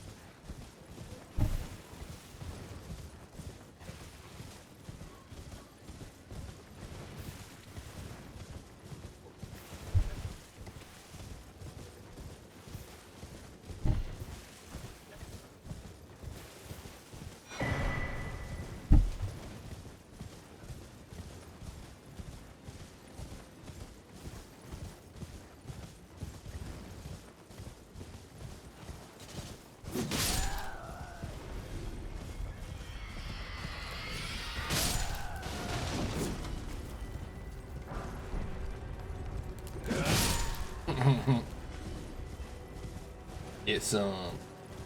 Get some.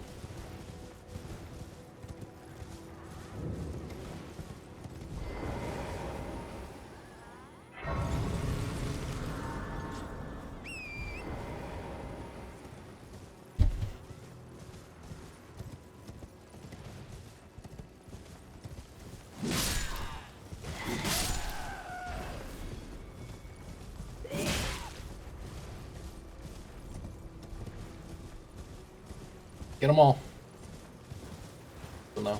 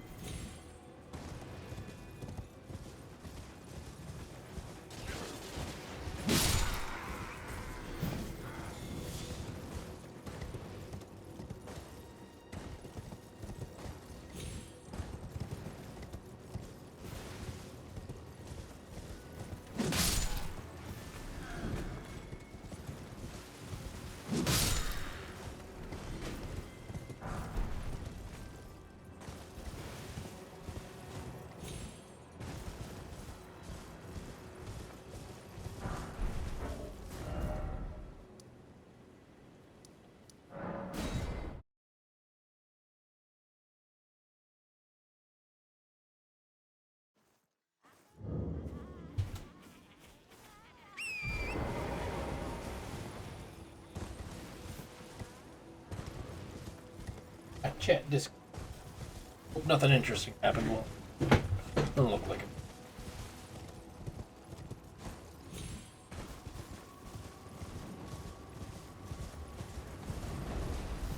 Ooh.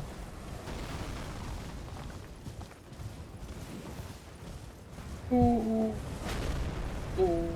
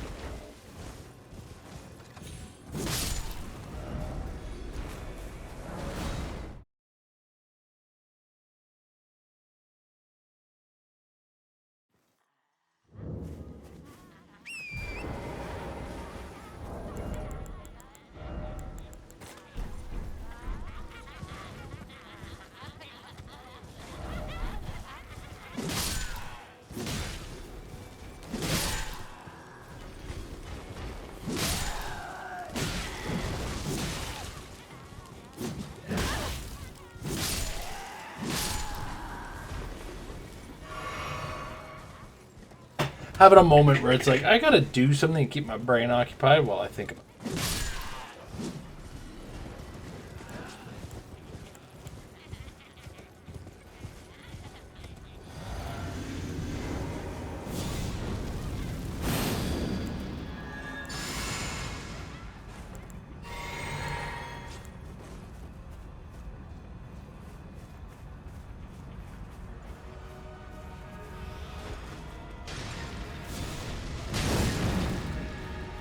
Nap time.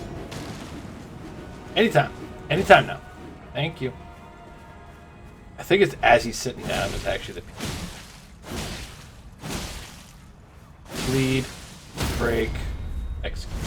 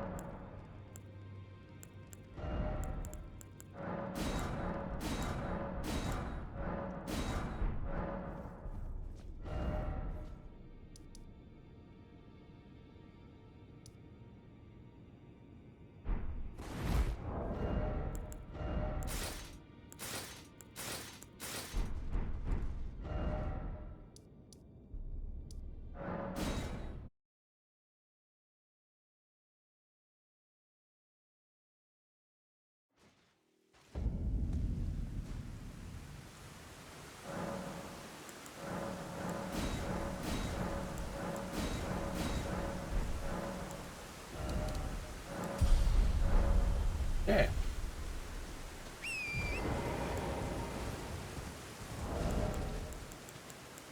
Go get some runes. Let's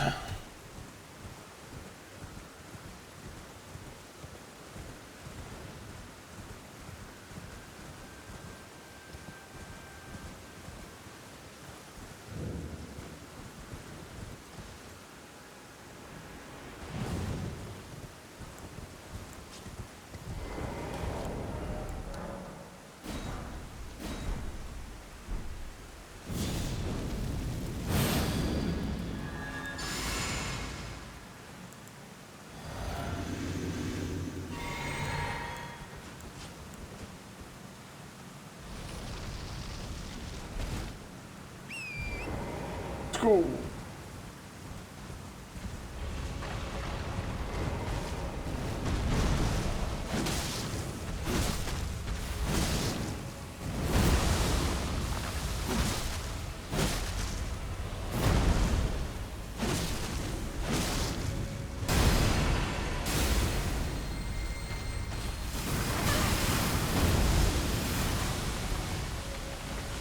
That was savage combo.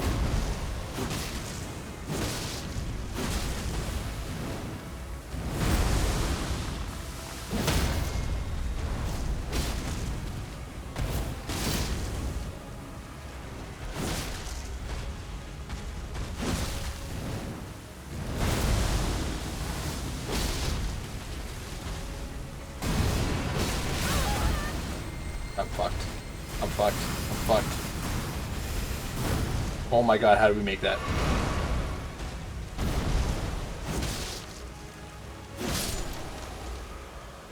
Unbelievable. I almost fucked that up big time.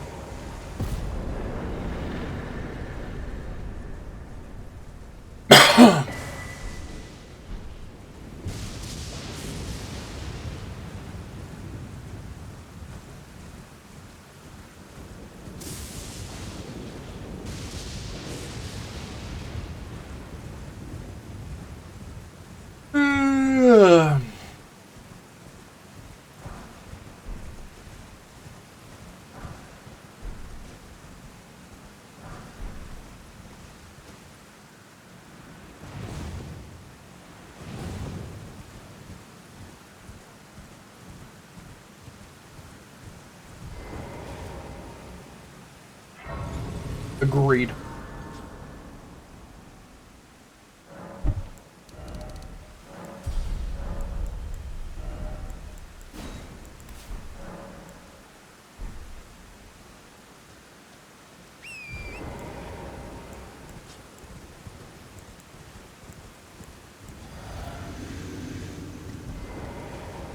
Yeah, let's see if we can stay within the window.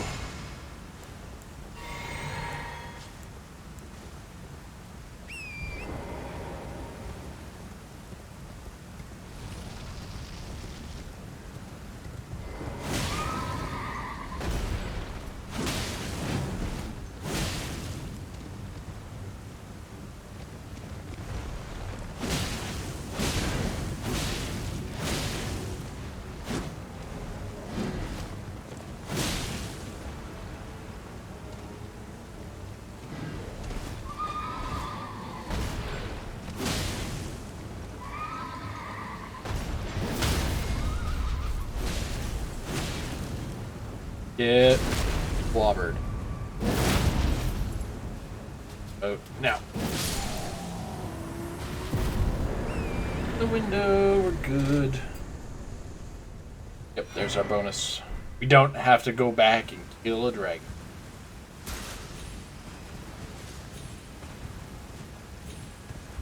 Last time I got this far, or further than this in the game,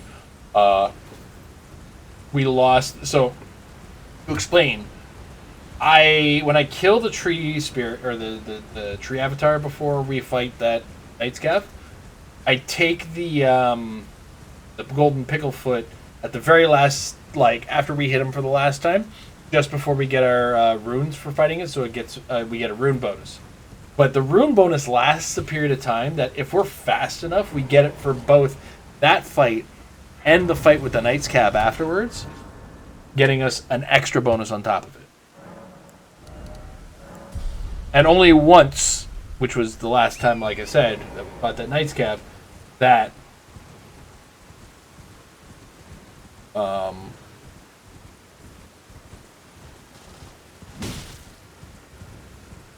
was the first time and the only time so far that we didn't make it within the extra bonus rune window, and I ended up having to go and like find the extra runes. So I went and just killed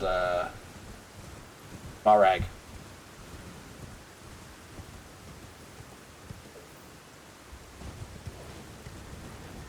Which, you know, I could just go kill Smarag anytime I want.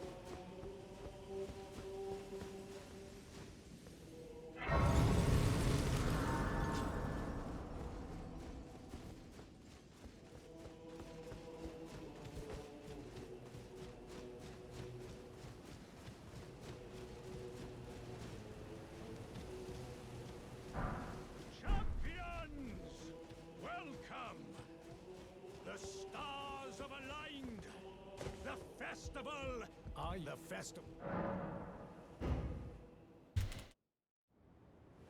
But now, oh, get the self.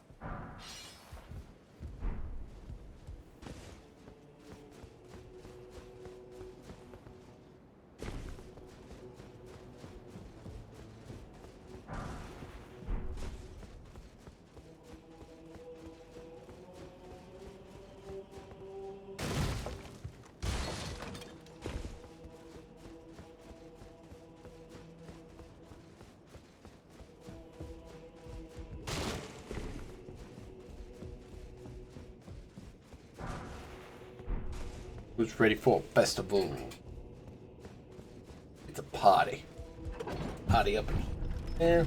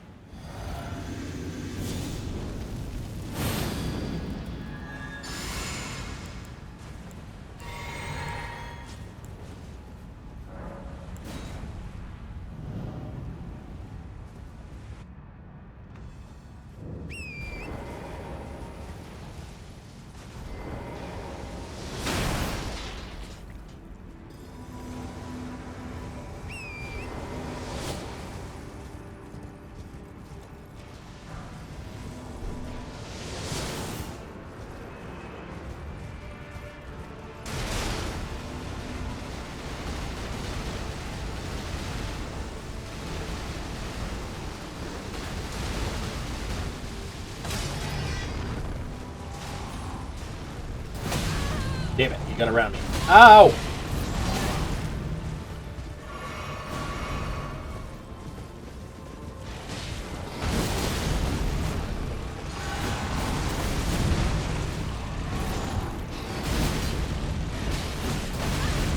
Sorry.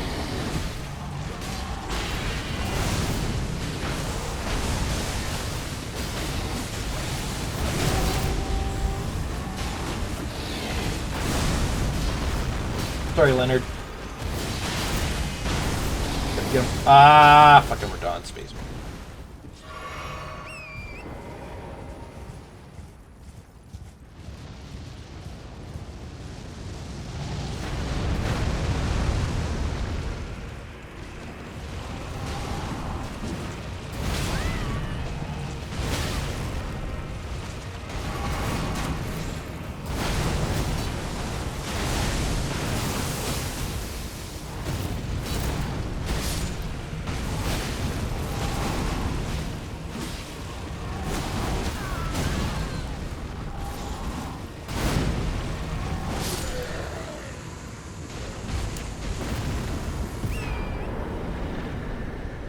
Got it.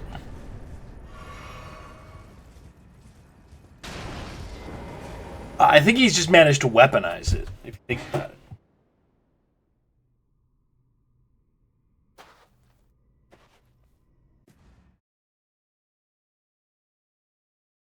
And wouldn't you, if you weaponized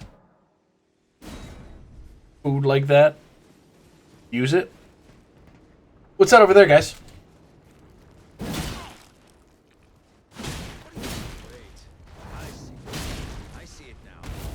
Exactly. Exactly. Who wouldn't?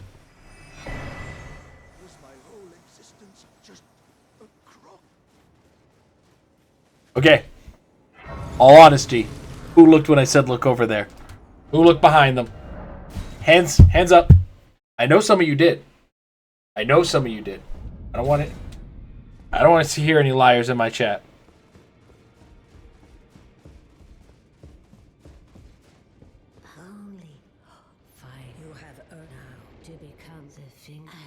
Exactly. Do you know what I found out about last week? The Taco Bell Marathon. I'll tell you about this when I come back from my washroom break, but it is the most insane thing I've ever heard in my life.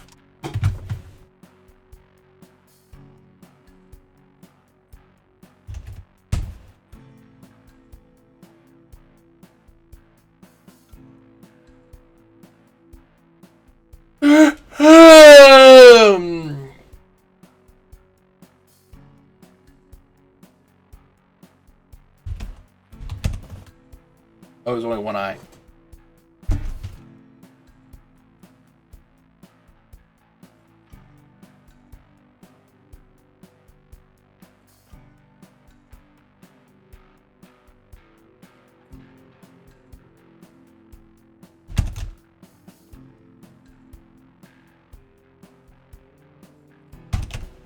I don't know. I gotta go to the washroom.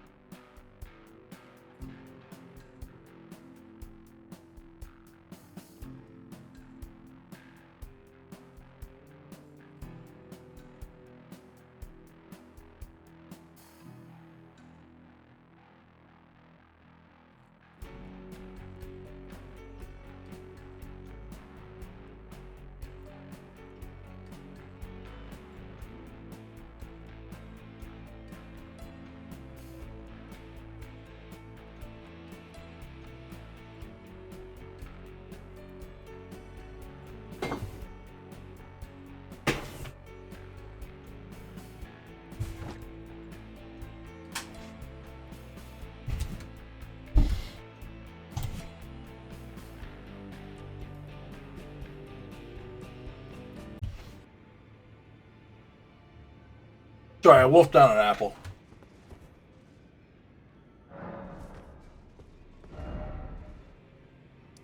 Alright. Taco Bell Marathon. Actually qualifies as what's called an ultra marathon.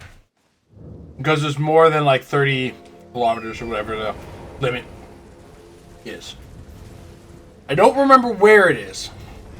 But along the path, there are 9 Taco Bells. From the start, they start at a Taco Bell, end at a Taco Bell, and pass through 9. Now, they start it in the morning.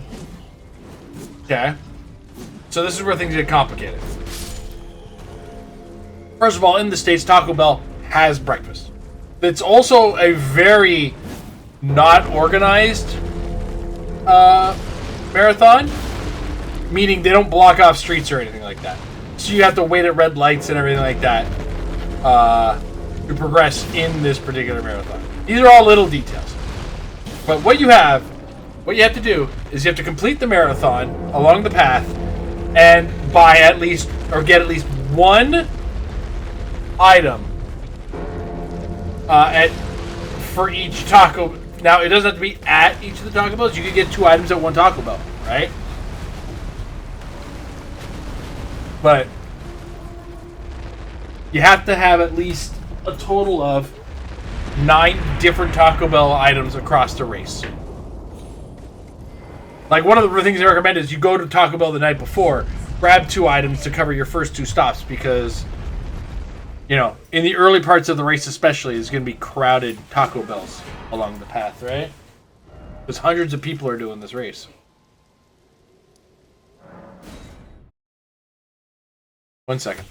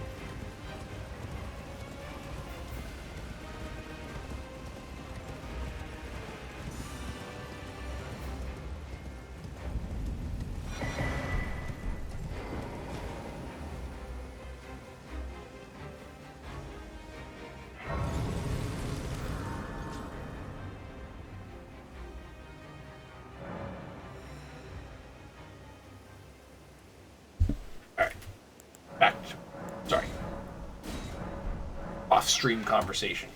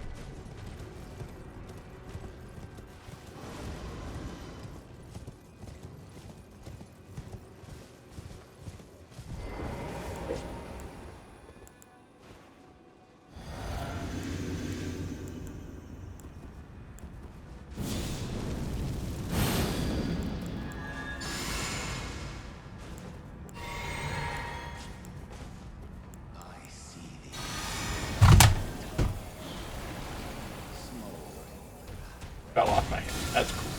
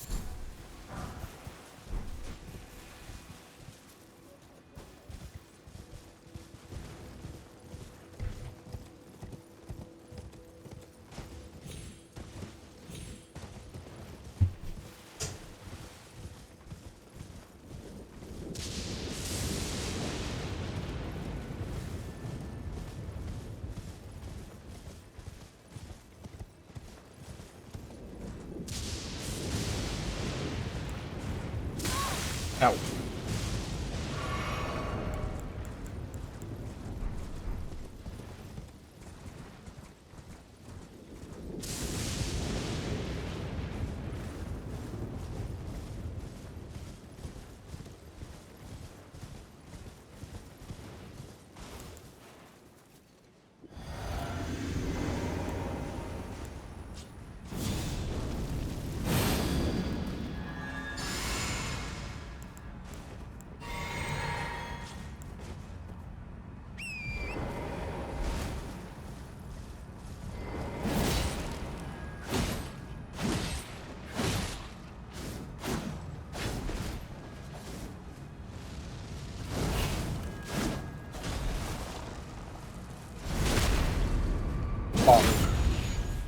Yep.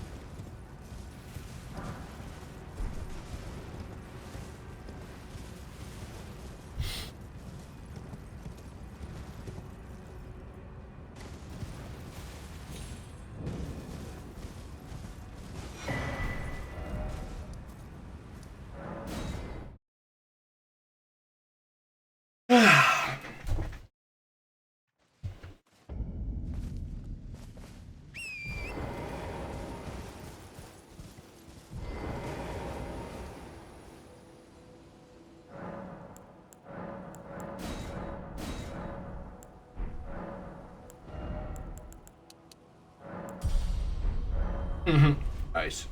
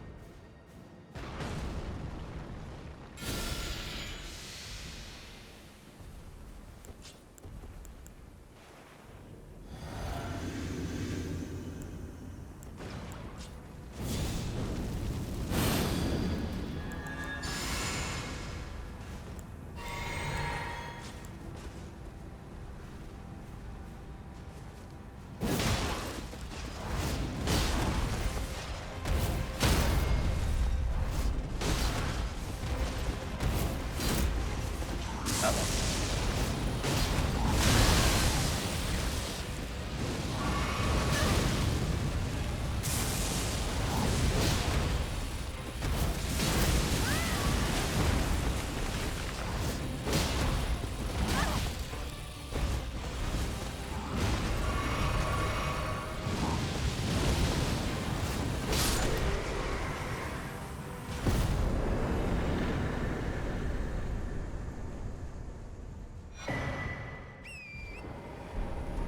Actually, you know what? I'm gonna go kill that dragon because I just remembered there was something near it, and I don't remember exactly where it was.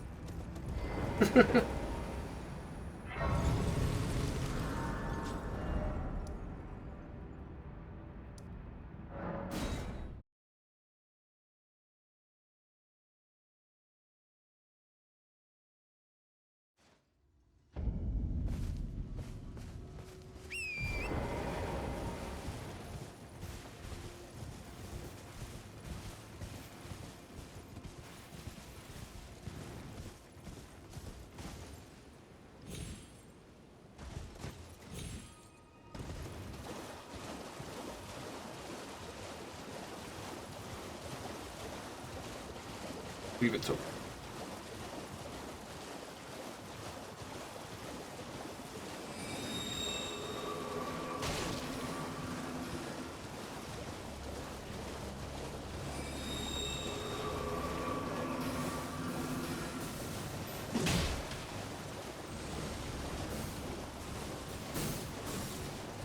That's the one, yep.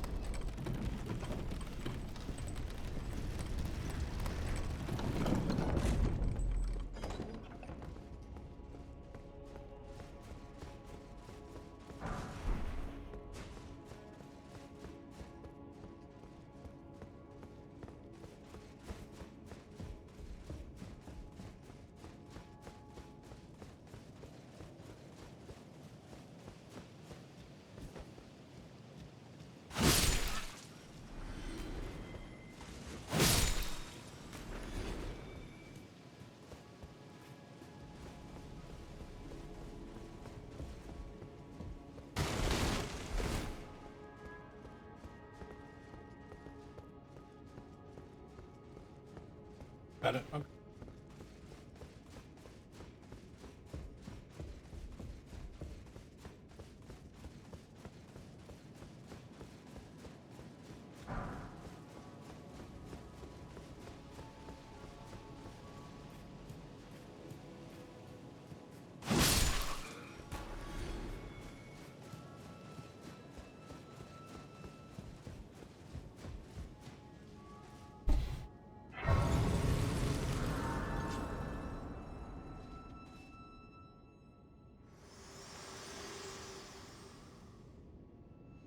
My art for bringing here, and thus I shall depart. Farewell. I shall leave. I wish you luck. You have fallen. I have no.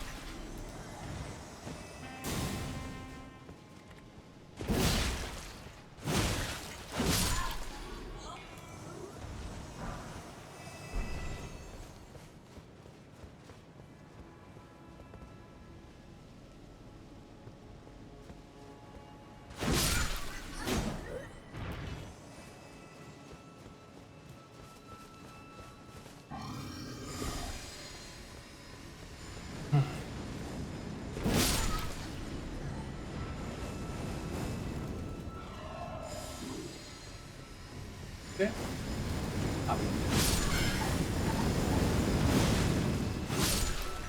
Sir.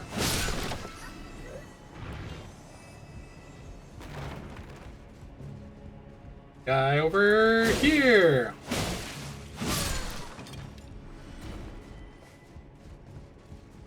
Guy with voice break.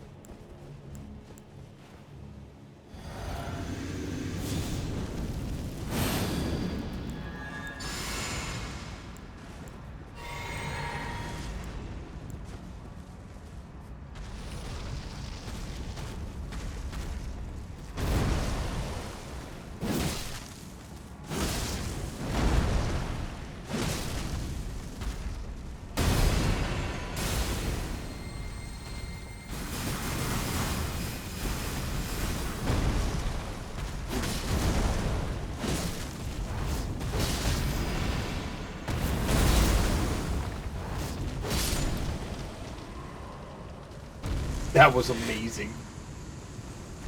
I was 50-50 on that timing. Pretty sure it was gonna work, but I wasn't sure it was gonna work.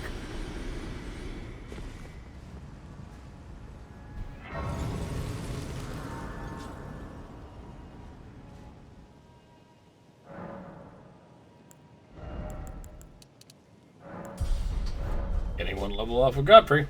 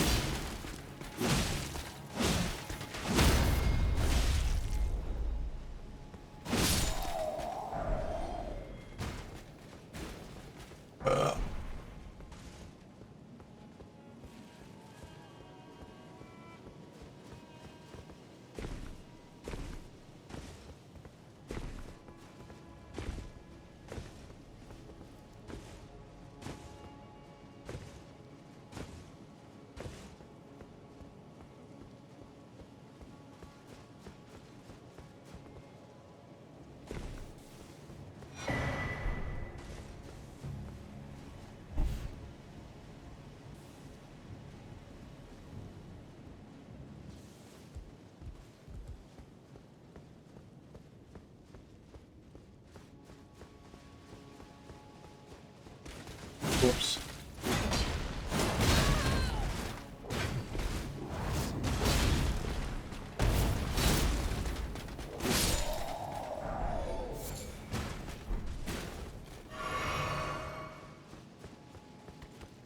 Nay, sir. Your spine is instead broken. Ha ha ha ha! I will be doing the backstabbing around here.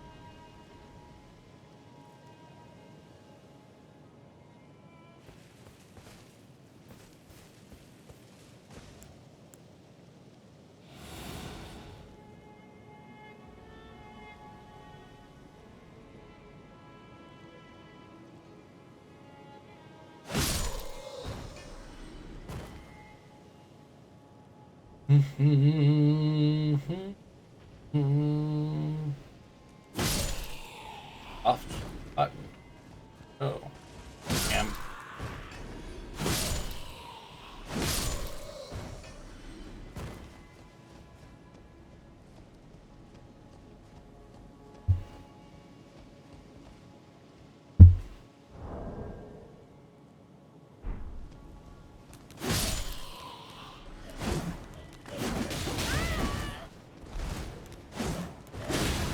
What the? You not? How about we don't? Yeah, that's better.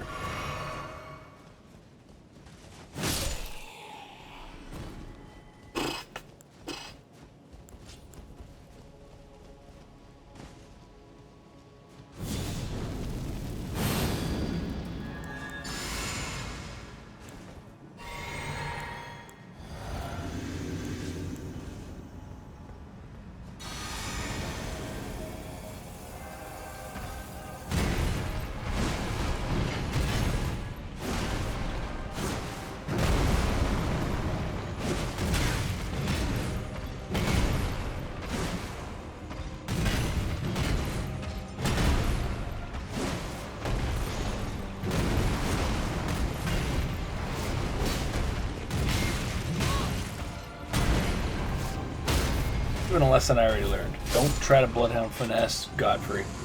Don't stun on Godfrey unless you know for a fact it's going to come along.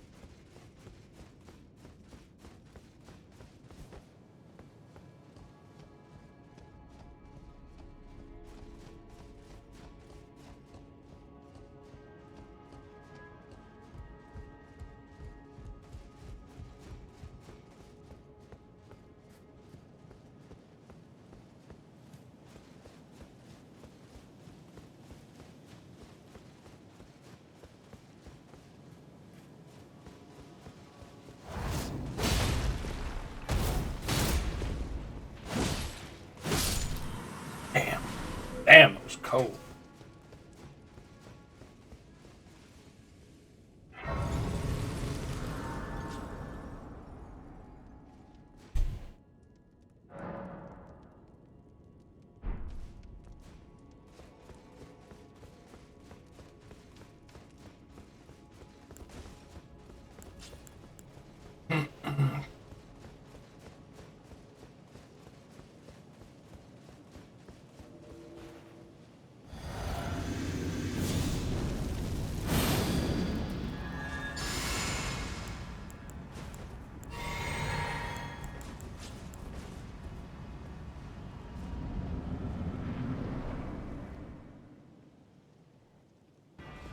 Ooh.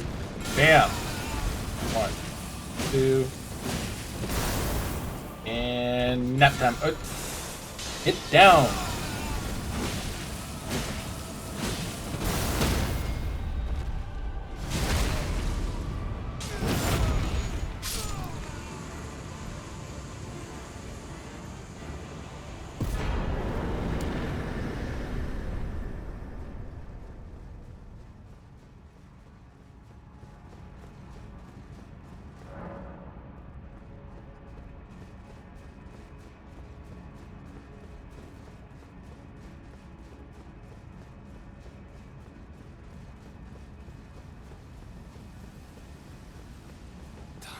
The earth we are.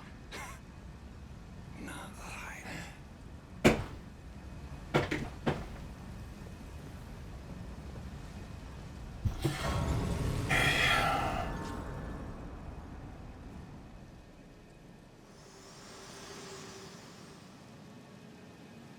Hello, allow me. You are unprevented. The thorns are husk, the only way, and become my purpose. So I'd like to the flame then and guide you.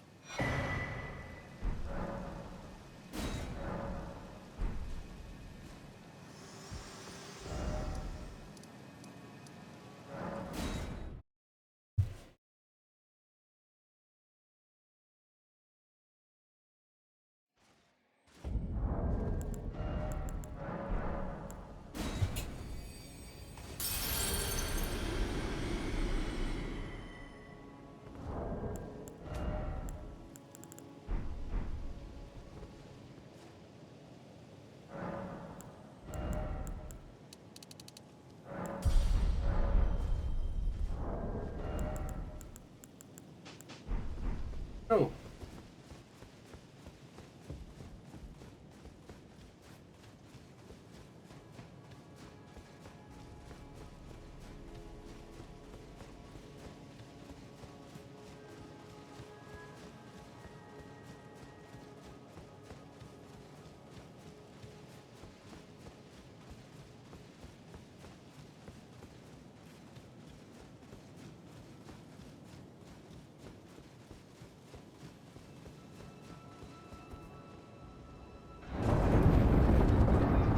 Oh, it's time to be wrapping it up soon.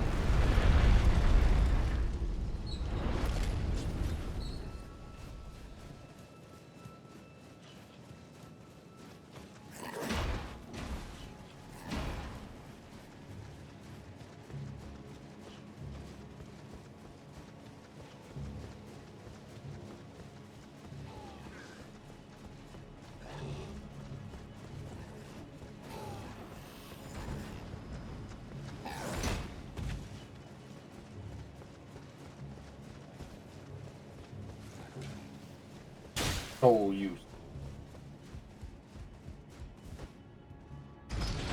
Come here, you coward. Where are you? That's what I thought.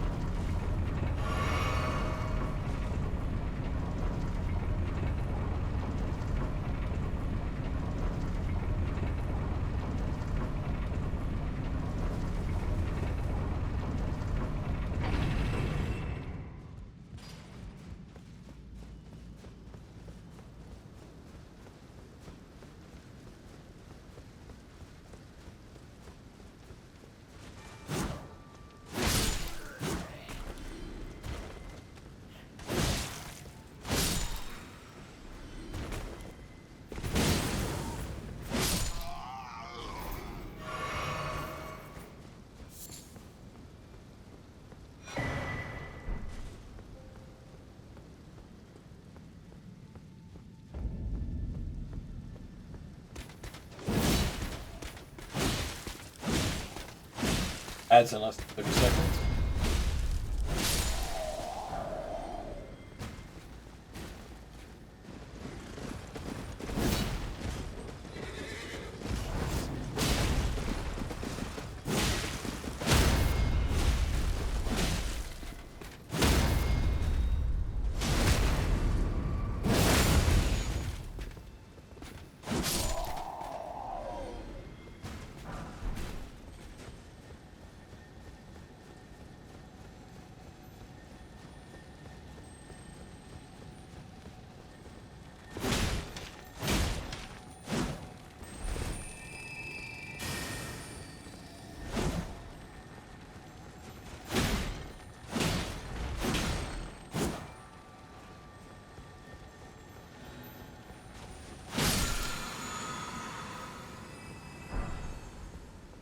Alright, we're gonna get to the bottom of the elevator.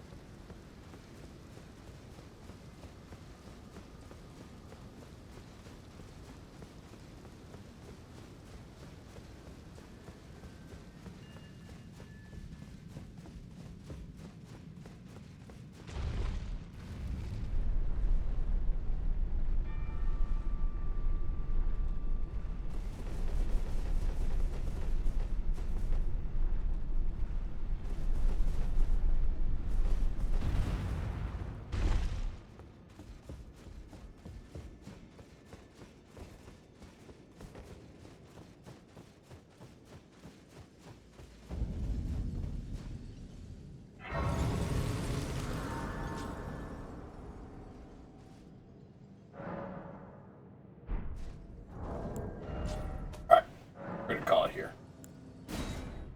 Back at it tomorrow. Rough one. Rough start, but we got there. You guys have a good one. I'll see you tomorrow. Back into the game. See how it goes.